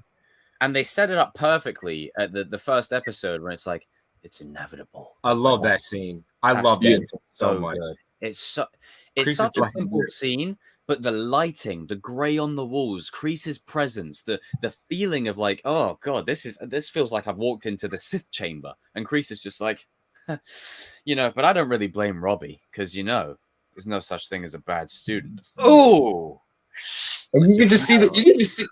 Bet that hurt. The thing about Modern Pope is it just looks like every time when they have that light on him, it just looks like he's like sated himself with the like he just. I hope that Kreese calls him Daniel the Pusso at some point.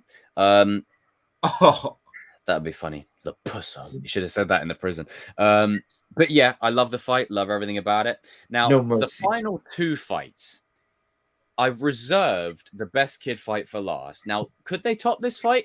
Absolutely, when Robbie wins the Sekai Taikai next season. But until that day, Robbie and Eli, this fight was off the rails. Like, what? Like, straight up Dragon Ball Z Tekken. I saw people that were like, "Oh my god, his gi's coming off." Oh, of course. Oh, don't pretend you aren't enjoying it. Who cares?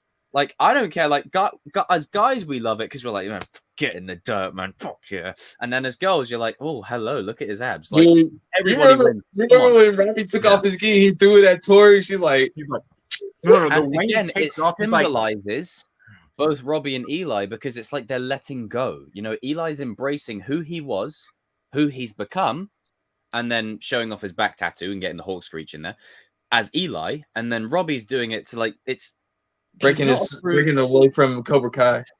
Yeah, like it's showing it. There's a symbolism to it. It's not just get your abs out. Like, yeah, okay, if you want to say it like that. The way he takes off is like this.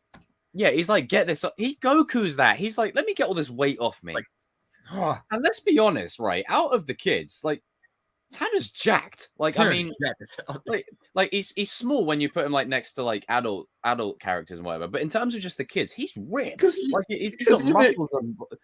Even in season 5, he was walking off with his shirt and like poor Sholo. He was like looking at him like, you know what? I can do that too. I'm just not gonna watch it. Like, you know, he's plump. Like you see when Sholo pushes his back, you can actually hear a connection on the muscle. Like it's like Sholo, it's like that. And Robbie's like there's a sound. I'm like, damn, that's some like Tanner puts in work. Like real recognize real.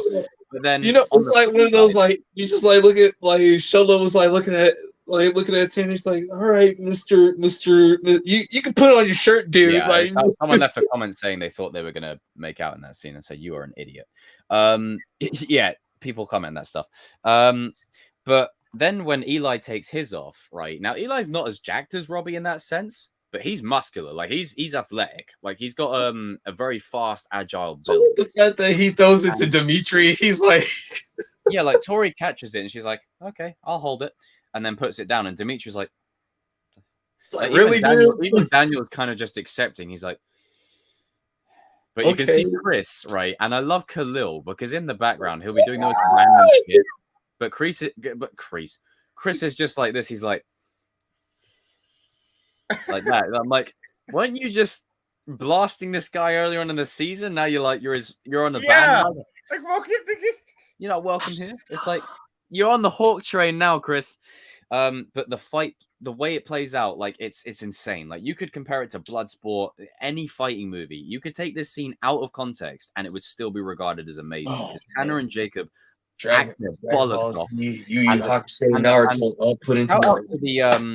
The stunt crew, because they make this look so believable.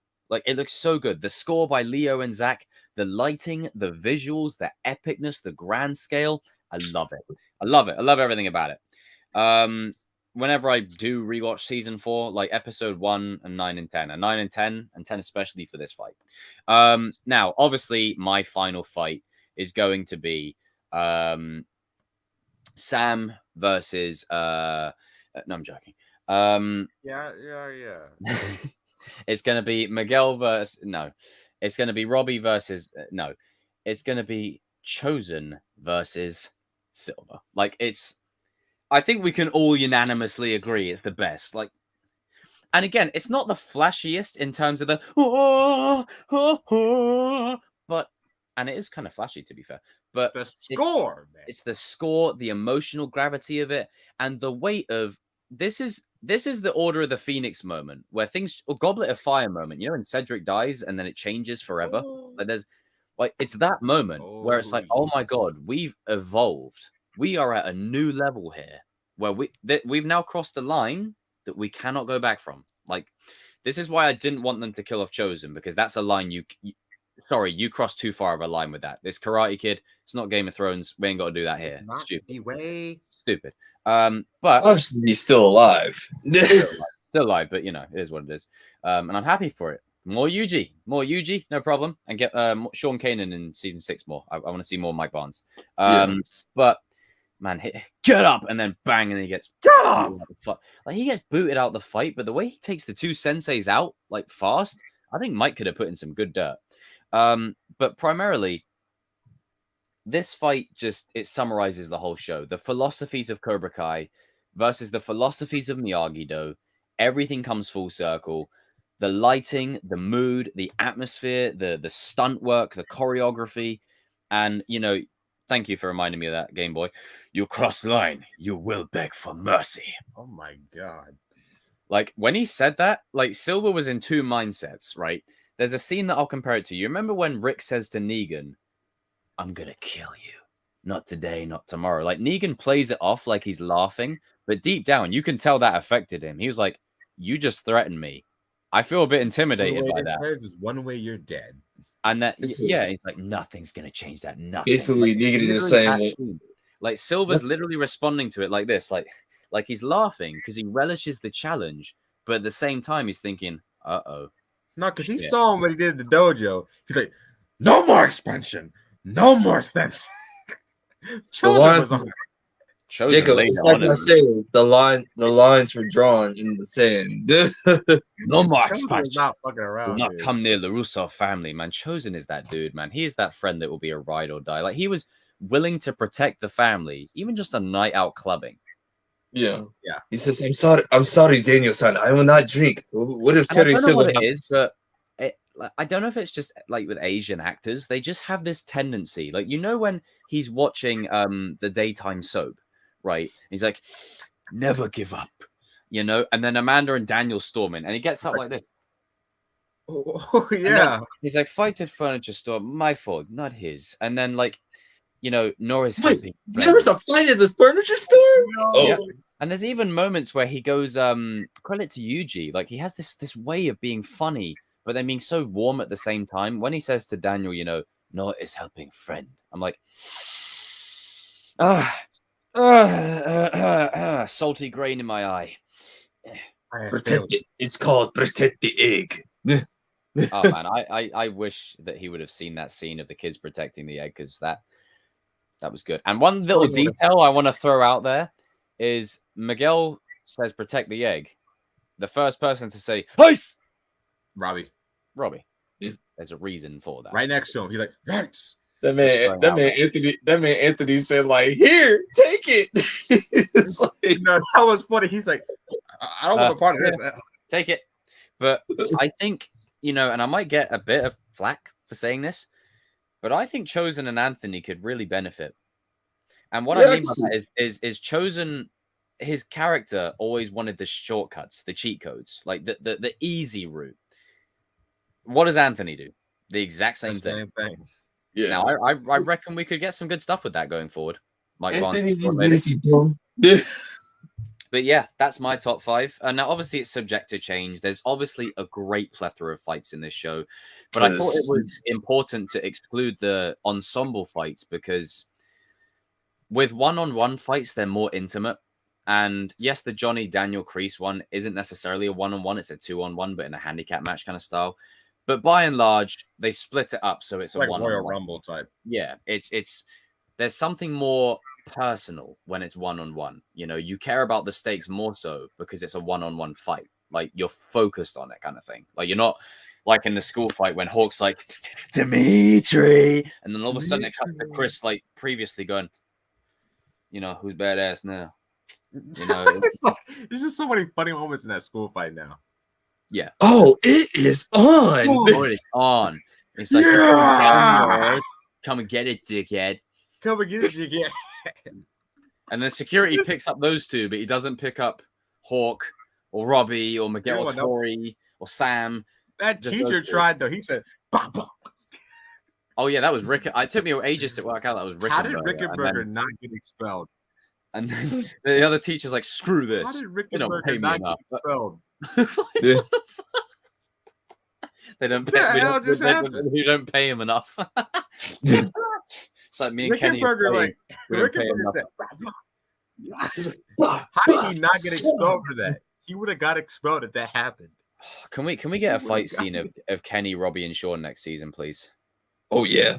I need it. Yes. Like, and the thing is, they're all the 3 height scales. Like, you've got Sean that's the tallest and biggest, you've got Kenny that's the shortest and fastest, and you've got Robbie that's like the average of both. Like, Oreo. It's an Oreo. Said it at the same time. it's an Oreo. Oh no!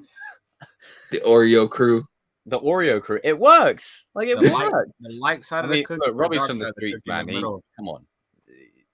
Like Miguel, like Dimitri is cool and Hawk's alright, and Miguel's his brother now, but he's from the streets, man. Come on, like let's give him a street crew to roll with. Like I do Robbie want Oreo this from the to hood. Robbie and Kenny. I want to like okay. You know this scene in season 5 where Carl? No, it's The Walking Dead. Where Carl? No, stay with me. Stay with me. That was Carl. Oh, stay with me. Stay with me. So Carl and Rick, they both go out separately, but they meet up towards they're like in the woods, and Rick doesn't get upset at Carl for like being out here, and he sees like the zombies coming. He's like, all right, let's go. I want that with Kenny and Robbie in season 6. That's what I want. Oh, I love that. Like Kenny's gonna be. I think people are missing the point with Kenny's character. Yes, he was an evil little shit this season. But you have to be. But let's be real, and I'm gonna be honest. I'll say it because no one else has the guts to. Obviously, apart from you guys. Was scolding Kenny for a lot less than what Hawk did. Thank you. Like we're scolding Kenny for a lot less. Y'all Hawk fans. Y'all Eli Hawk fans. Stop it, man. God. Simp. Y'all be awesome. Hawk was on some bullshit, man. Let's not forget, this goes back to season 1. He kicks Bert in the face for no reason. Underage drinking. Aggressing stuff at the beach, instigating, even though he wasn't directly involved, he was like, preempting it. Season 2, trashing the dojo, vandalizing the Miyagi car, breaking He kicked Robbie in his arm in the tournament, like for no reason. Like nearly beat a guy to death. Oh, but it's satisfying. Yeah, I understand it's satisfying to see a bully get theirs. He nearly killed a dude.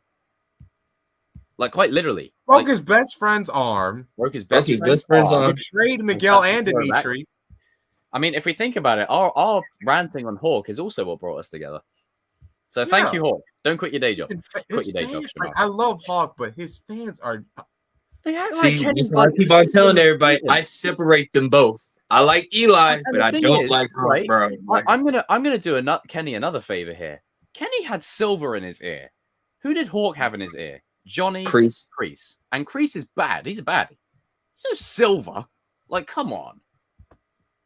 But the thing is like with Silver, I mean with Kenny, he like this is all Hawk's fault anyway because like he slammed him. Slammed him on the door. He could have just pulled him back, but he slammed him up against the cube. And also, he's missing the context of it. They were messing with him. They were picking on him. So, what? I know everyone's making these fancy edits of Miguel kicking the shit out of him, and it's funny. Like, it is funny. But the only reason Miguel can do it and Robbie and Hawk can't is because there's an investment between the both of them. Robbie doesn't want to hurt and Hawk plot. So... You got to see from Kenny's point of view. You weren't doing nothing. You were just wearing a Cobra Kai shirt, and these 3 guys just jump you in the bathroom for no reason. Literally, and you train at a dojo. Minding his business. You train at a dojo that's taught by the father of the kid who's bullying you. Say what you want about Kenny, but out of all the kids in the show, he was minding his own business. Everybody. Miguel, Robbie, they weren't minding their own business. I hate this. That's what I keep on telling about. Some of you Cobra Kai kids, you guys don't pay attention. Wilding out here, like this is minding his own business. He literally just said, "I want to learn karate to defend myself." Hey, I don't know if it's because I've been around you guys for a while, but some of these fans are tripping. Like it's ridiculous. Like it's stupid. Like it's you hold Kenny to such an unreasonable standard when all right, Anthony getting put in the toilet. Okay, that's. It's not foot. Like we called that out too. Okay, like we're fair around here. We're putting all the cards on the table, but you can't have a double standard where okay, Hawk's forgiven, but Kenny's horrible. It's like here's another problem: you will only forgive the characters the story tells you to. You will not insert any nuance or context whatsoever. When the story puts Miguel and Robbie together. I love Miguel and Robbie now.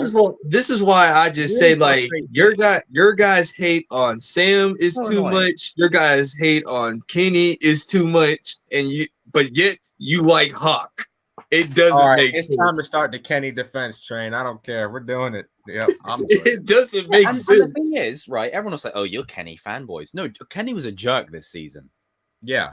It was a joke. We don't excuse anything with your favorite characters, bro. But we put what's going on here. And I use the Miguel Robbie thing as an example because no one said Miguel and Robbie could be friends except me and Shamu and you guys and a couple of others. And I think All Valley, I know you mentioned it as well. And Alex, if he's watching. But the very next day, the season dropped. All the pages that said they can never be friends. We're like, oh my god, I love when Miguel steps in for buddies, bros. I'm like, yeah. You have to be told something to instill the nuance of it. As Darius said, this since season 3. Media literacy is dead. Like, unless it's like what Nightcrawler said in X-Men 2. People only see anything what's in front of them. They don't use this. It's just this. I was like, dude, I'm like, that's why I just keep on saying, you guys overhate Daniel. You guys overhate Sam. You guys overhate This Kenny season now. reminded people who the Karate Kid was, and I'm grateful for that. Like, I know somebody that doesn't like Daniel. I'm like, what's wrong with Daniel? Like, you're wrong for that. I mean, I'm sorry, how can you stay mad at Kenny? Look at the final shot of Kenny we see this season, right? When Kenny's standing alone in isolation with his Spider-Man shirt on for his audition. He was mad. He was frustrated that the only thing that he cared about ends up being a lie to him. Like, that has to hurt, bro. He looks devastated. Like, he looks like he's on the verge of crying. Like, and Robbie comes up to him because he knows exactly what this is. And Dallas has a voice break because he's getting older. It'd be kind of funny if Dallas like outgrows Tanner in height. That's gonna be a bit weird. It's gonna be a bit weird. I think that's gonna happen. I think it's Dallas is getting taller. Like, you see how tall he was in that shot. Like, I think he might. His mom is tall. They always say the shorter people get taller and the taller people get shorter. So it has a way of balancing out. But look at the way he's standing there. He's lost. He's scared. Like, he only joined Cobra Kai in the first place to fight against bullying, which is exactly what Miguel did, which is exactly what Hawk did. But the difference is that Kenny was led to believe a lie. You know, everything he believed was a lie. I did say he got it the worst out of all because he fully bought in. Oh, he's back. He's back. All right, since you're here, what's your top 5? I love you. You have just arrived at the best time. We were talking about the Kenny defense train, and the example that we were all giving is people only care about characters or forgive them when they're told to by the show itself. Or they overhate people for no reason. Like, media literacy. Yeah, it's like you don't. It's like when the minute someone messes up, it's like, oh, we have to hate this person now. It's like, no, they just messed up. It's like, I mean, you have to. You realize that Hawk, out of all the characters that your beloved Hawk has done, for all you Hawk fans out there, he has done the worst crimes to humanity on the show, my guy. Like, we still like him. Like, we still like him. It's a great character arc, but vandalism, assault, like. Just think about this. Everyone loves Chosen, right? Chosen tried to murder 2 people. He actively tried to do it. Like, it wasn't an accident like Robin. But you guys can't forgive Kenny. Exactly. It's the same. I'm glad that you brought that up, Darius, because they're like, oh, Miguel and Robbie can never be friends. Oh, hold on a minute. Robbie accidentally kicked him over in a fit of anger. Chosen wanted to kill Daniel. He said, you don't say to someone, you insulted my honor again, and I kill you, as a pretentious slight or throwing shade your way. Chosen killed people back in the day, bro. It wasn't an empty threat. I had to tell my friend yesterday about like characters in Cobra Kai, and I told him, not even just Cobra Kai, but and I'm glad you said that, Darius, that just because like they do this one thing and they were an asshole this season, the worst thing ever, it doesn't mean that you gotta hate the character completely. Like, Sam? Like, was Kenny an asshole this season? Yes. Like, he was. Yeah. But, yeah, Kenny was a douche. On this channel, we won't protect anybody. No, everyone gets the smoke. Everyone gets the smoke. In the grand scheme of things, what Kenny did worse than what Eli did, and what Robbie did, and what Tori did. No, it's not. No. And the thing is, like, both Robbie and Robbie had season 3 and 4. Hawk had seasons 1 to 3. Kenny done it within a season. Yeah. Like, he was only evil at the end of season 4. And he seems to have snapped out of it already. He seemed to have snapped out of it earlier than anyone else. As soon as that footage was put on the screen, credit to Dallas. He's got a good future ahead of him. Make him Miles. Oh, he's not Miles. Well, I'm saying it, and I agree with it. So yeah, people are so against him being Miles. I'm like, shut up. Like, shut up. Like, stop it. But the thing is, he internalizes it. He internalizes the revelation and like, oh my god, this was all a lie. Everything was all a lie. And I literally wanted to beat up the guy who was like a big brother to me that filled that big even, brother role. even when Robbie pulled up to Cobra Kai dojo by himself, like Dallas was still, I mean, Kenny was still thinking about it. And what I love about that scene he was like, is he looks at Tori, but he focuses on Kenny. Like he looks at Tori, but he knows Tori is conscious enough to make her choice. With Kenny, he focuses specifically on Kenny. He's like, and I promise, he's looking right at Kenny, straight at him, and it's just like. He says, "I promise you, dude, I'm getting you out of here, no matter what. Even if you don't like it, you're getting out of here." Like, it's like, but yeah, her, like when Tori was looking at Robbie and Robbie was looking at Tori, it was mostly like. The thing is, that moment right there, Robbie and Tori, it was an I know that you know. Robbie knew that she wanted out, and Tori knew it as well. It was just a case of Tori having the balls to say, "I'm out." And obviously, with the way the season plays out, you can understand why she doesn't, and yada, yada, yada. But Robbie knew that she had it in her. With Kenny, on the other hand, he's still young. He's still young. And as the great, do you know what? I used a bit of this teaching in my class today, was when Silver's sitting with Kenny down, he's like, you have an affinity to finding an older brother person to look up to.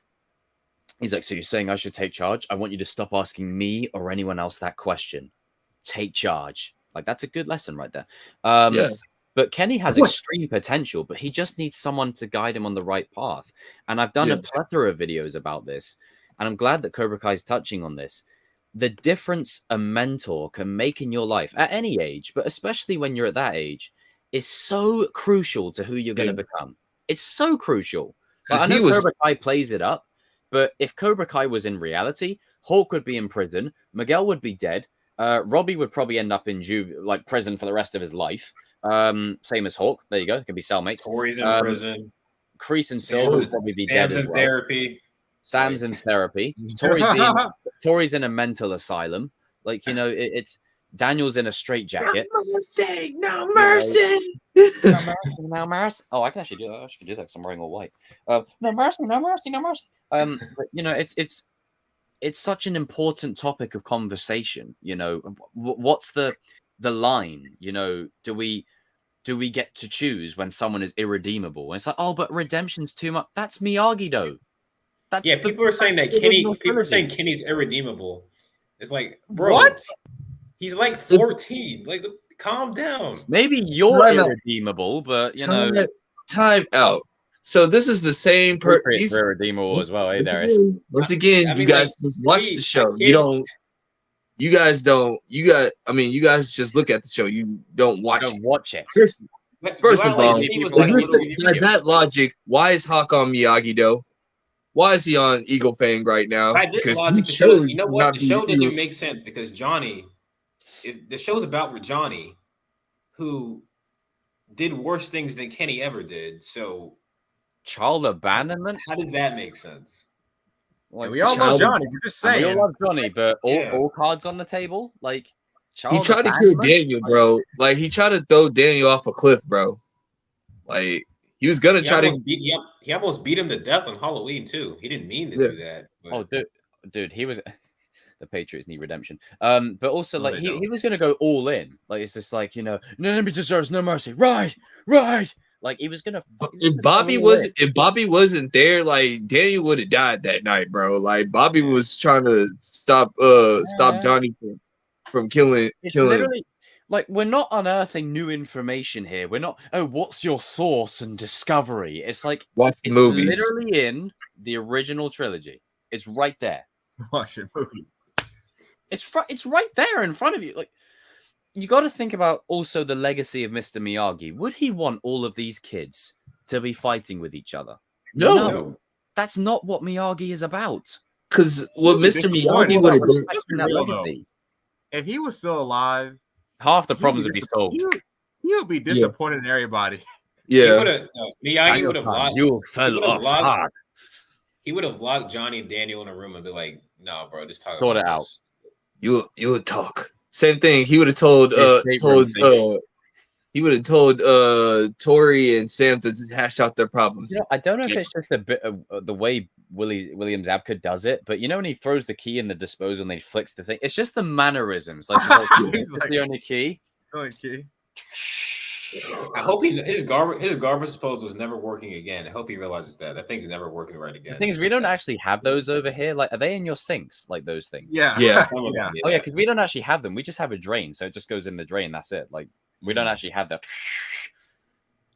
Well, he just destroyed it. That thing's never working again. I'm sorry, but it's the way Well, he he has is the a key. mechanic. He could probably fix it. And it's maybe. like, No, this Johnny's is the an only idiot. key. He goes over here, drops it in the sink. But then again, Johnny's not that bright. He is not that He smart. switched the doorknob, bro. How did he even do that? I'm Why? sorry, when he pushes the button on the music, right, and it's just It's like what Silver said. Not that much going up there, isn't there? It's just like the way Robbie and Miguel are standing there, and Johnny's like, the Lincoln County War. Bro, I really want to. In season 6, I want a moment where Robbie and Miguel are like, "Our dad's an idiot." Like, our dad's an idiot, bro. Like, he's just. I was saying this the other day that Miguel and Robbie are gonna have so many moments from this point going forward that are like, Johnny, you're an idiot. Like, you remember how like they're in Mexico looking for Miguel, and then Johnny gives the analogy about the tree, and then Robbie's like, we could just climb the tree, and then Johnny's like, I don't know what you mean, and Robbie's like, you literally just said the That tree. was funny. That is so funny. I love that scene. because It's the thing is, Robbie- and the like thing is, Robbie it goes already- all the way back to the season 2 scene in the car. They have a trapper keeper. Are those still cool? I don't know what that is. Like, Miguel and Robbie respond different ways. Miguel's like, holy shit, and then Robbie's just like, I don't know what the hell you're talking about. My dad. Ooh, my dad's an idiot. Like Robbie already figured it out. I'll be like, you're an idiot. No. No, see, Robbie already knows that his dad is an idiot. Miguel is still on the fence about it. It's like I think he's come to the realization when he's like, this is just the plot. This of is Young the Guns thing 2. about Miguel and Robbie. Miguel will be like, he'll walk up, he's like, Sensei, what are you doing? Robbie's like, Dad, stop. what the hell? Dad, what the hell, man? Well, yeah, it's What like when are they're in you the doing? car. And it's like it's like to free the phone book. Oh my god! he's like, So what do you plan on doing? he's like, Dad, what? I'm sorry, everyone that said the What are you beginning of the trying to season do? started slow. Well, I I'm don't gonna get it. ask Perfect. everybody. The beginning of this season started perfectly. I'm sorry, that car scene was fucking hilarious. It's like You saw Robbie Robbie like, wait, I'm gonna ask everybody like, and that's the brilliance of it. Both Miguel and Robbie respond different ways, but then even Hawk, where Hawk's like, how'd that work? There's 3 of us. Why don't we just flip a coin? You know? Orange flip a coin. It's like, no, John. Sorry, I love when he pushes the button on the speakers. I love it because it's just like Lincoln County War. He pushes it, and then both Robbie and Miguel are like, what the fuck? even Sam was like looking at Johnny when in season 4. She was like, whoa, Sensei Lawrence is stupid. Like, yo, like We got Mexican Cokes. Pretty sure they're just regular Cokes. it's like, wait, you're Robbie's dad? Wow. You guys are too Robbie's moment of like, oh my god. It's just like it encapsulates everything perfectly, you know. He basically said, like, I'm gonna do everything opposite of my dad. Like, I'm gonna make sure, like, I will do everything opposite of. And what I like about Robbie is, I mean, obviously, Robbie fanboy, yeah. But let me just be real here. Do you know how much strength it takes in your heart to forgive your dad who abandoned you, and then have the courage to say, "I've got a stepbrother. I accept him into my life. He's now got a kid coming on the way. I will never be priority, but I respect him for trying and making up for it, in a sense. Yeah. Like, do you know how much strength that requires from an individual? That's The not fact- easy. The fact that he tried to pull up to Silver in season 4, dude. Like, he was ready. Like, That was a combination of Johnny and Danny right there. That's something they would both do. Do you know what that shot, well, that audio right there, that shot of Tanner and Silver in the scene, like, it's literally like Silver's here and then Tanner's like down here. I don't know if they did like any like Vin Diesel, Dwayne Johnson framing for the shot. Dwayne Johnson, Arnold. you see Silver, you see Robbie like staring into Silver, and I Silver's hope they like, pay that off in some way, because like I want Robbie to get a smack on his smug face. I want it to happen. Like, I want Robbie and Miguel to land a hit on him, like, or something, please. Like, just a hit, you know? They'll get laid out. I still want it to happen. But just going back on Kenny, I think I really feel sorry for him because like I think he really thought he had that relationship with Silver like that close. Like he actually saw him as like a father figure or whatever, like outside of his dad or whatever. Because both of them were military. He's and the great nuance of it is Silver wasn't lying. Like this is the genius of it. Silver wasn't actually lying. He did. Silver never lies to people. That's one thing I can give him. That like he said the only time he ever lied was the cheating thing. Everything else he says is. I'm not gonna lie. I really do like Silver and Kenny's like dynamic. It works. It's really good. Like I like it when he's teaching him the silver bullet, and Kenny's like, "Whoa, I'm gonna teach you the silver bullet." Bro, RJ, you punched me in the chest, man. I didn't appreciate that whatsoever. Kenny was scared that night. Hey, wait, should we reenact the scene? RJ, you just go, "You're mine, Angel." Mine, Angel. Bam! RJ, stop. I'm not your dude. That was like the fact that he did that on Harley. He was like, as soon as he got into anime pose, he's like, oh god. And I must say though, as great as the move is in the show, it's a good way to break your hand in the real world. I'm just saying, like, that is not. Do that. It's just for show. Like doing this and then doing that, like you're gonna break all the you're gonna break all your fingers. You're gonna break your wrist. I mean, that person's still going to hurt. Let me stop. Don't do it. Don't. You can kind of feel it if you like just like your paw.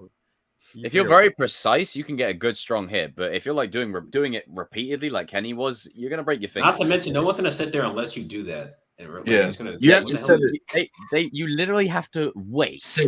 You have to set it up. Set it up, and then while you're doing this, right? While you're doing all this nonsense, right, and going, you're gonna get tackled. What the hell?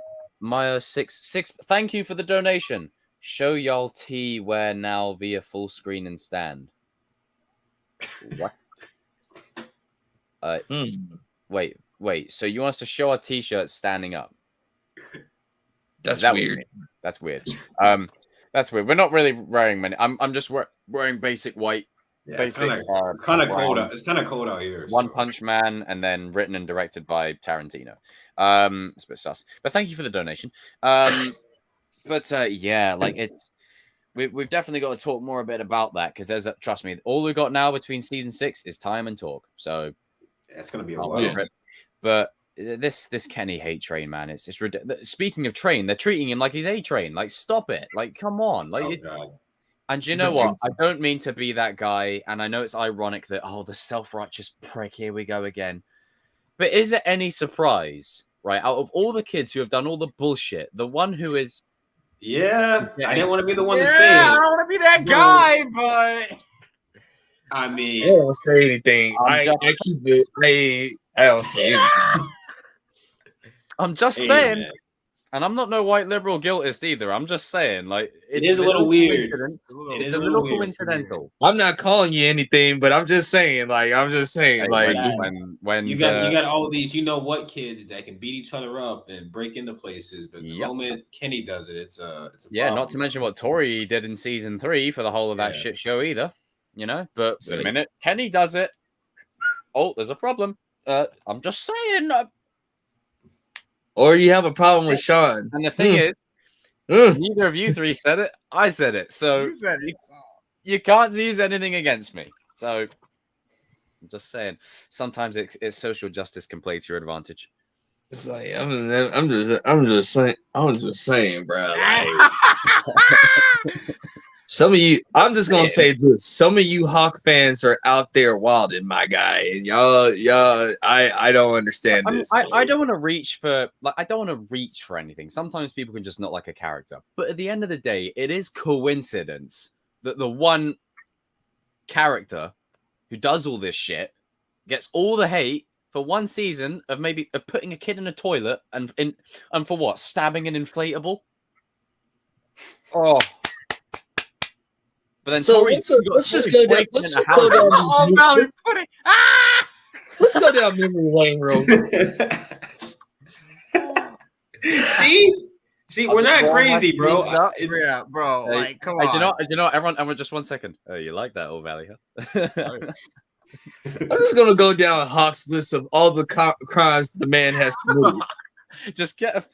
You need a notebook and pen. No, those are not crimes. Those are felonies. And the thing is, Those, some of obviously, them are federal we've got the crimes. extreme ones. Like he beats a guy to death, he breaks someone's arm, but then he kicks Bert in the face for no reason. Like, there's a lot of bullshit Hawk was doing over 2 seasons. He beat Nate. He beat the shit out of Nate. He was doing some shit. He was about to. And he gets a minus point for taking his gi off in the tournament, and that, like, you know, yeah. I'm like, stop it. And then you had the nerve to try to beat up your best friend over a review. Dimitri that season, everyone was like, "Oh, I'm getting beaten up." I said, Dimitri literally says to Daniel, "I'm literally being threatened by my best friend," and he looks like he's sad, man. Like, what? I'll tell you one thing I don't like. It's the scene where not only did he betray Dimitri, he betrayed Miguel. He tries to roll up on him at the park. I'm like, hold on, I'm like, hold on. Hold on. Can we talk about snaky behavior? Like you, don't you like? Kreese is like he's like, oh, sure, mercy him in the coma. Miguel's like, what you say? And Hulk's like, I'm like, oh, hell no. Right? Arsface has been loyal to the dojo. A couple episodes, like literally an episode later, is like, gotta find another seat. You know, the antagonizing that he was, and you know, I'm not Sam simp, but the antagonizing he was doing to Sam and Dimitri throughout season 3 was ridiculous. Like, breaking the Lego thing. Oh, my ball got lost. Like, get that shit out of here. Like, I'm sorry. You know, dang well you ain't gonna be able to beat Dimitri or Sam in no fight. Stop it. Like, not only did he fight Sam and Robbie, but he attacked Dimitri over a Yelp review. That's like me, someone leaving a comment under my video, and then me going and attacking them in the local bloody Westfield. Like, the fact that Dimitri Darius is in one stream. Nice. You know what? I'm taking my. The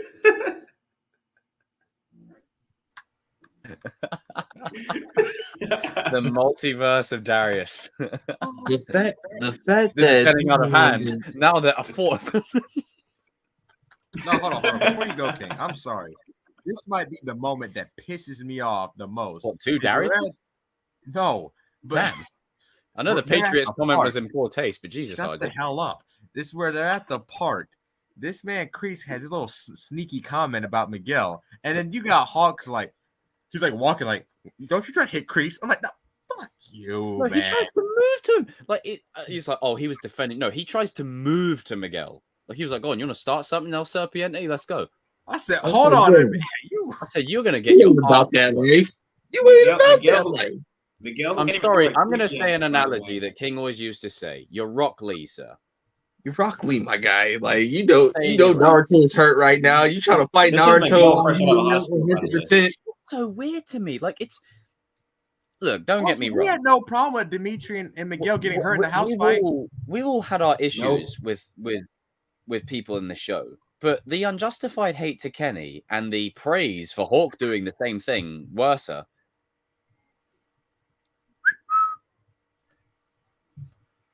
I'll put it this way: what was hurtful in season 2 is like when Dimitri said, "Like you hurt me, Eli." Like, really, bro? Like, you actually hurt me? Like, that's like me and Darius going to the mall. We're going to a Star Wars. I said mall. I'm turning into American now. It's a shopping center over here. We go to buy the latest Star Wars comic, right? And then I threatened to beat him up because he likes bloody the new sequel thing, and I'm like, "Take it down, or I take you down." It's like, and then why did Hawk bring goons for that? He could have done that if he wanted to beat Dimitri up, he could have done it himself. Why did he bring goons? Chris was the only logical one in that scenario. Like, he was just why were like Rocksteady and Rocksteady and Bieber? That was funny. That man Dimitri. You're like, how? Sorry, Hawk. You're hurting your best friend. What's wrong with you? Like Dimitri's like, you hurt me, Eli? Really? Like, you hear it in Dimitri's voice. Yes, he's conflicted. He's conflicted for sure, and that's one of the great things about his character development. Yes. But the point that we're all trying to make here is, if you look at the context of what Hawk has done over the whole show compared to what, and to be fair, he was still in some bullshit in season 4. It was only when after he got and then he got skinheaded that he actually thought, you know what, I need to stop being a jerk. Took a while, better late than never. But But you know, Kenny has done a lot less. So what? He stabbed an inflatable. I don't give a fuck. I don't care. What the hell? And at least he didn't know Anthony started. He didn't know Anthony. Anthony started on him. Anthony. That's another thing. He was asking for a beatdown. Miyagi Do started something with Kenny in the first place. Like father like son. It's like you sneaky bastard. You snuck that in there. You snuck that in there. LaRusso was the real bully all along. You know what you're doing. He was the real, but yeah, let's we can't simp that, but yeah, let's simp. But no, Daniel was never the real bully. That's just some bullshit. But yeah. That's a satire video, by the way. The guy who said it's satire. People took it seriously. Like you can just because we've made a case for Johnny and this is Johnny's redemption. Let's not forget stories are designed for a specific reason. Daniel was the victim of bullying, not the bully. Like let's just see. We're starting to lose grasp on what's objective and what's not now. People don't know what bully means. People don't know what bully means. Bully is not somebody. I kind of annoyed you once. No, it's somebody who goes out of their way. Dude, Daniel was terrified. Daniel was terrified to talk to Allie for like a couple of months, bro. He kept on avoiding her. Bro, Johnny had this man scared to go to a high school dance because he didn't want. He had this man scared to go to a dance, bro. Yeah. He came up in a shower curtain, man. He came up in the shower curtain, my guy. That was his Halloween costume, my guy. Like, I love the trailer. for Halloween. I want to dress up as that skeleton thing. That's pretty sick. It was. Yeah.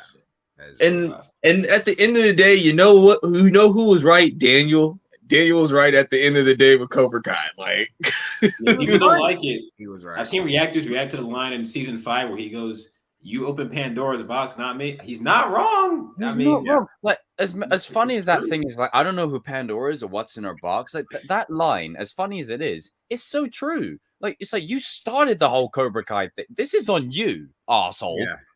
Not on me. I got rid of them years ago. You brought them back. Daniel played a part in all of this stuff. Like he escalated it. But like now, Johnny, once again, was it wrong for Daniel trying to close down Cobra Kai? That was wrong. Yes, that was wrong. But season one, Daniel was technically the villain in season 1. I'll give you that. He was beaten.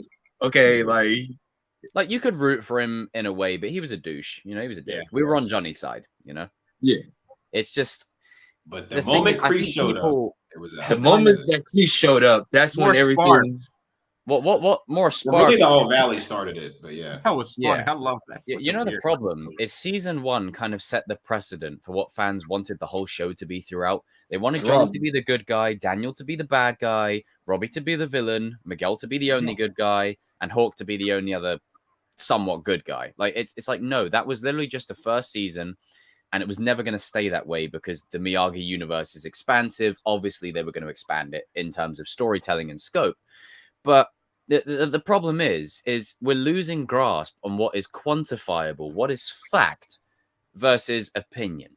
And it's not your opinion that Daniel was whatever. No, Daniel was right, 100%. Like when you look at it in retrospect, he was right. Like he saw this coming a mile off. Like look at the shit. I'm getting tired of fans that try to excuse Huff for his behavior. I'm getting tired of people excusing fans for. I'm gonna take a piss, man. I'm gonna be right back, man. I'm getting tired of you guys excusing Kyler's behavior, especially in season 1. Some of you guys. Somebody said it. Let me say this. Because people forget this happened. Do you remember what Kyler tried to do in season 1? Do you guys remember that? Yeah, let's not forget what happened in season 1, shall we? It's like y'all guys. Some of you guys are sick. Some of you guys are sick for giving Kyler. Like if you are a Kyler fan, I question you. He tried to grab Sam and read between the lines. You know what I mean by grab? He tried to grab Sam in a movie theater, bro. Like if she didn't know how to fight, if she was just like a normal girl.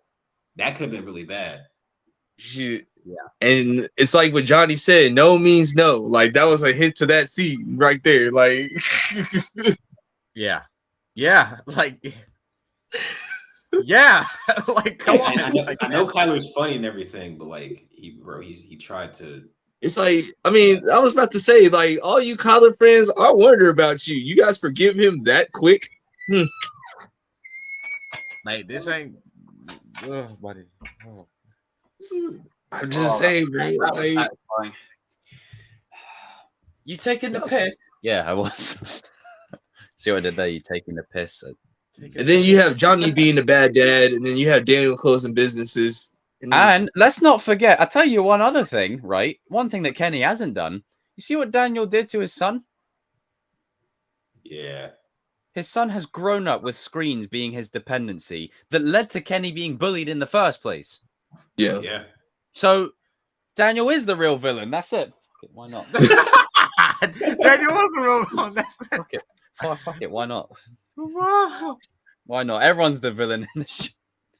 It's like whenever anyone does any bad thing, no, they're the worst character ever. It's like, did they like kill your dog or something? Unless it's your favorite. Unless it's your favorite. Did they like? No, sorry. Did they like kill your dog or something? What's going on? Like, it's like Jesus Christ. It's like, no, they're the worst character. They suck. And then next season, let's say, right, I tell you what. Let's take it when Hawk was on bullshit. Hawk is trash. He sucks. He redeems. I love him. He's amazing. This is great. Fantastic. Like literally, you only like characters based on the show when the show tells you it's okay. Like it's Yeah. So that's a poor way to do things. That shows media literacy is dead. Context and nuance doesn't exist, right? And it shows you also that quantification is out the window, facts are out the window, and the ability to not be spoon-fed. I've been saying this lately. I want to find the philosophy teacher who told us that. I want to find the philosophy teacher that told you, this is my truth. I want to kick you in the face. Whoever came up with that. People need to realize people are more than the worst things they've ever done. You're not what you do. You are who you are. Like we've all made mistakes. We're not defined by like mistakes, bro. Like that's not. How that's what I'm saying. Like we all made mistakes on. I mean. Like people make mistakes, but like y'all, like for some reason, y'all have a hard time of not forgiving people. My issue is everyone thinking that right? So like self-righteous. This is where that does apply. Is everyone thinking they were such a perfect teenager? Get that shit out of here. Thank you. Get it out of here. Oh, I was better than most. That's a lie. That's cap. And Liar. You know, that's a lie. Every kid did something stupid. Now, don't get me wrong. Like I've talked about it many times. I had a lot of bullying growing up myself, but I had moments like Dimitri where I probably egged it on by being an idiot. You know, like that's the one thing that some victims will never admit, you know? It takes guts to say it. There may have been some times where I didn't shut up and it led to some more things. That takes guts for you to admit, Jacob.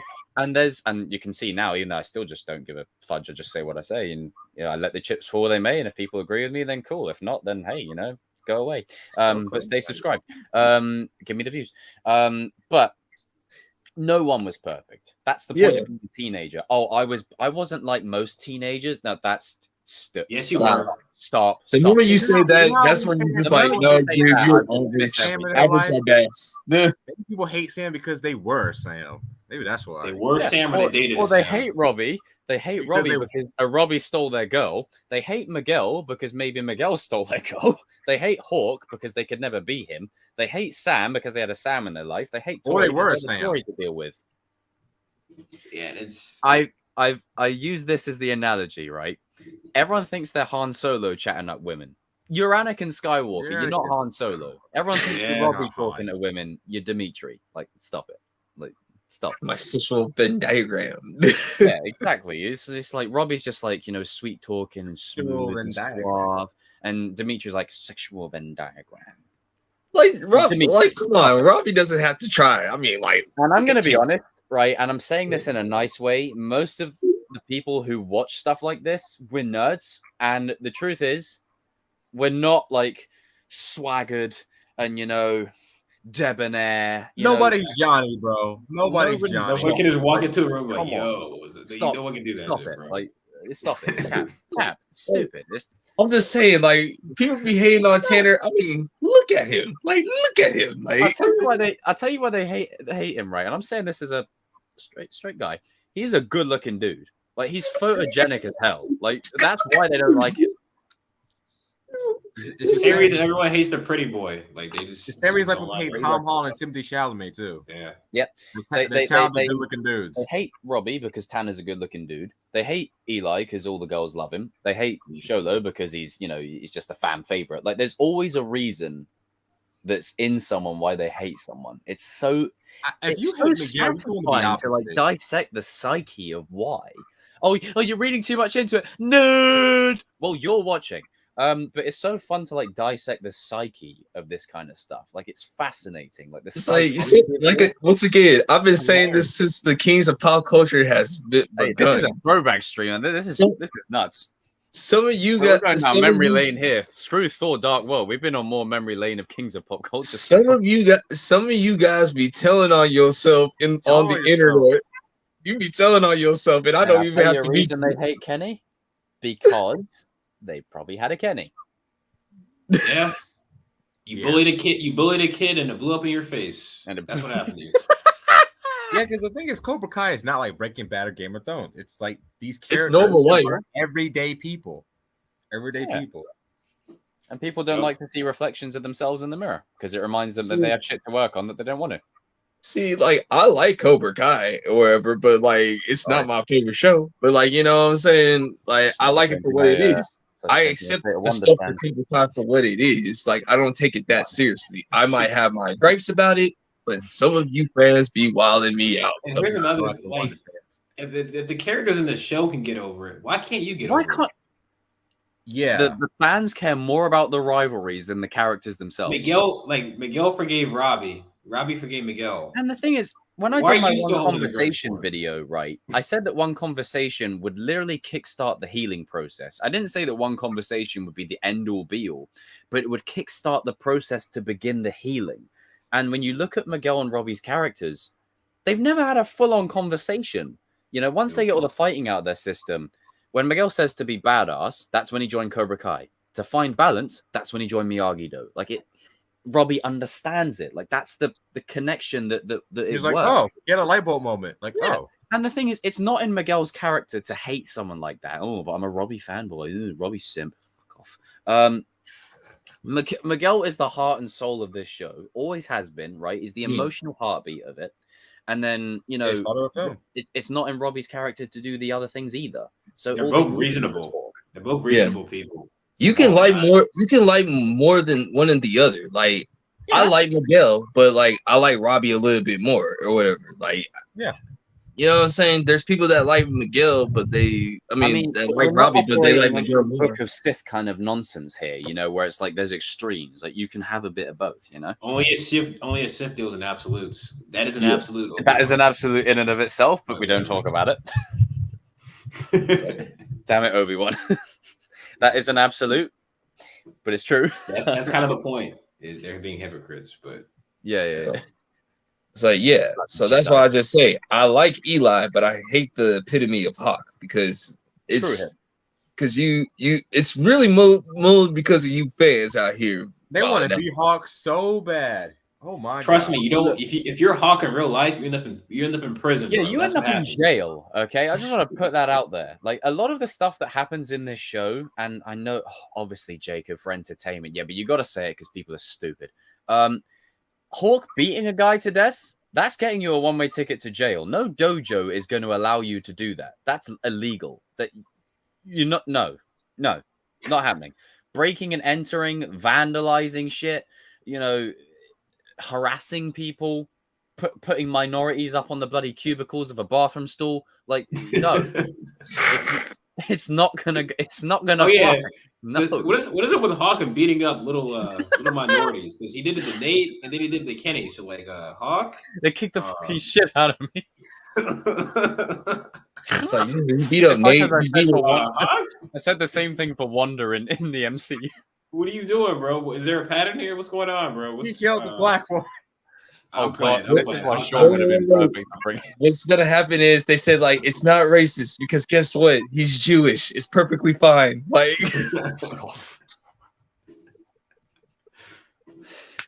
I've lost my spoon. Where the fuck is my spoon? I'm playing, guys. Hawk's not racist. I'm just playing. Nah, No, Hawk we're ain't. just trolling. If you think we're being serious, then you haven't watched this long enough. You haven't watched And this if long you haven't enough. watched this long enough, then subscribe. Yeah. Where is my spoon? You lost your spoon? I've lost my damn spoon. I don't know where. I can't eat my rice. Rice might be cold now, man. How you eat cold rice? It's cold, but it's cold, but I get hungry. Oh fuck it, for sake. There's the problem when I multitask, versatile. It's gonna piss me off if I don't find that spoon. But anyway, God's. Anyway, as we said, context and nuance very appropriate. But this has been a great stream. This has been an awesome stream. We've got a lot of juicy shit in here. And I really need to stop the swearing, otherwise YouTube are just going to come and go demonetized. But thank you all for the donations earlier on today. Let's raise a massive toast to the King, the Crease, the Junior, the Shark. The King, the Crease, the Junior. Hey. Subscribe to the You've been out one. here in these. You've been in these streets, sir. Man, you've been out in these streets, man. These Marvel streets, these DC streets, these anime streets, Star Wars streets. I'll be looking at it all, man. Will you take One Punch Man over half of the MCU? All of Phase 4. But wait, what about No Way Home, King? It's not there, so it's perfectly fine. It's not your movie. Let's go. Let's go. Thank you, Danny, and Cinnamamba Darius. Do. Everyone raise a toast to Darius in the chat immediately. And I tell you what, if more people put passion into their writing like this guy does, then we'd get a lot better stories. Much better. That's it. Sip that water insert. Drink it all in. It's been 14 hours. All right. That will always remind me of when we were doing that stream and you're like, oh yeah, they did lose. And then you were drinking the water. Yeah. Yeah, just sipping the water. And then RJ's like, oh, he's sipping the water. But thank you for coming on, Darius. RJ, sir. The man, the myth, the legend, written, directed by Quentin Tarantino in the Matt Reeves universe. Matt Reeves universe. He likes feet, by the way. Hey, I mean, that is true, but he's a great director. Isn't he like Dan Snyder? Like, isn't he like over from that made iCarly and Drake and Josh? He's like has that foot fetish thing. Yeah. The thing is, Dan Snyder actually has like allegations. Yeah. Tarantino just likes feet. Tarantino just likes to show feet on That's it. Yeah, geez. Thank you, Darius. I mean, there's nothing wrong if you have a foot fetish. It's just a little weird and nasty. But I agree, it's weird. I agree. I agree that it's weird. I just like his movies. That's all. Check. Wow. Check. Check out. Check what? RJ, check. And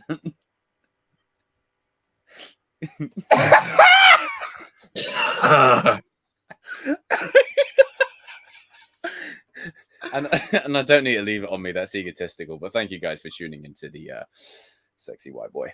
Now, like what Darius just said. He likes watch party next weekend. What? Dead Man's Chest. Oh. The movie where Norrington shines. James Norrington. Yes, I said it. Stop rubbing it. Stop rubbing it, man. Jacob Angel. Jerking. Do you fear death, sir? Do you fear I'm death? sleep deprived, man. Everything's hilarious right now. Stop making me laugh. Do you fear death, So wait, Mr. Darius? I need to find a Dunkin' Donuts over here. What? What did you say? The UK.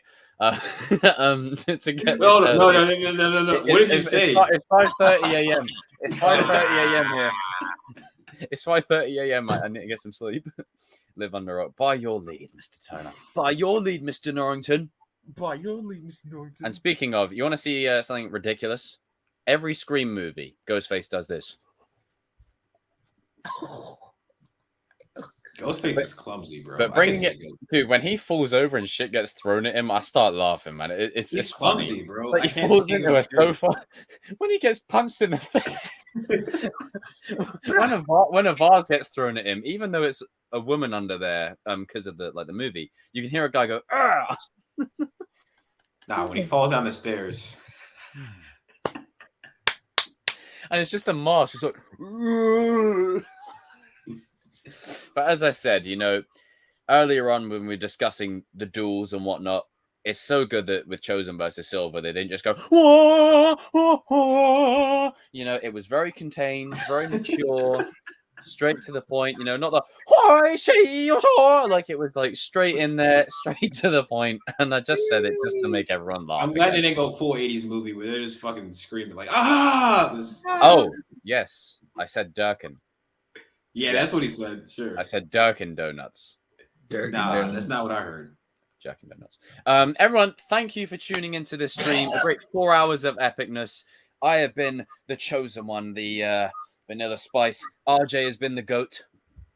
Yeah. Yawning. Yeah, look at that. Big mouth. MMA King Crease Jr. Danny Watkins. Jesus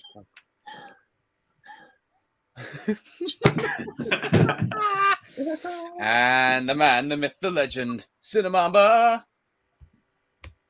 Badass. Oh, now, a word from our sponsors. We have sponsors now? I thought it was going to be rated. Shut up! I am the captain of this ship. What ship? This guy hit me with a van. I'm a van. It's just good business. It's just good business. It's just good business. It's just good.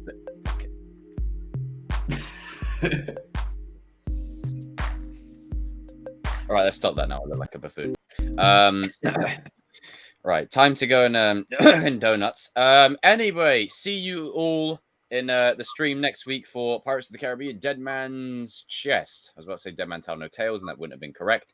But anytime I get hate comments, this is how this is how anyone should respond to a hate comment. Oh, you come for the king?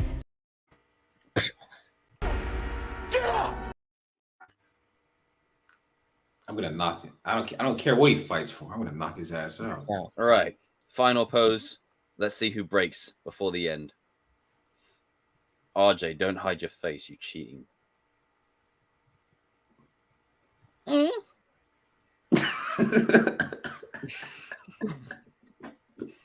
not breaking this time, RJ. This is not fair, man. I'm sleep deprived, man. Darius, just mention something about the Patriots. You mean the Deflatriots? The Deflatriots. The Bella Cheaters? Bill Belichick's? Come on, Danny. Come on, Danny. Danny. Danny, I'm going to hit the button if you don't. Oh! Jerking donuts. Damn it, RJ. I guess I win. Fuck. Match over game point. Let's leave, boys. Match over game point. Let's leave. Point, Danny. Winner. Point Watkins. Winner. You got to do the Kenny thing just to piss off the Kenny haters. Do the Point. All say winner at Danny in 3, 2, 1. Winner. Winner. Fucked up. Danny. Use the power of the dark side of the Force. You always do this thing with the countdown. You can't just. You understand this. Folks, that's not a time to understand this either, but it's bloody amazing. Oh, God. Hey, man. I do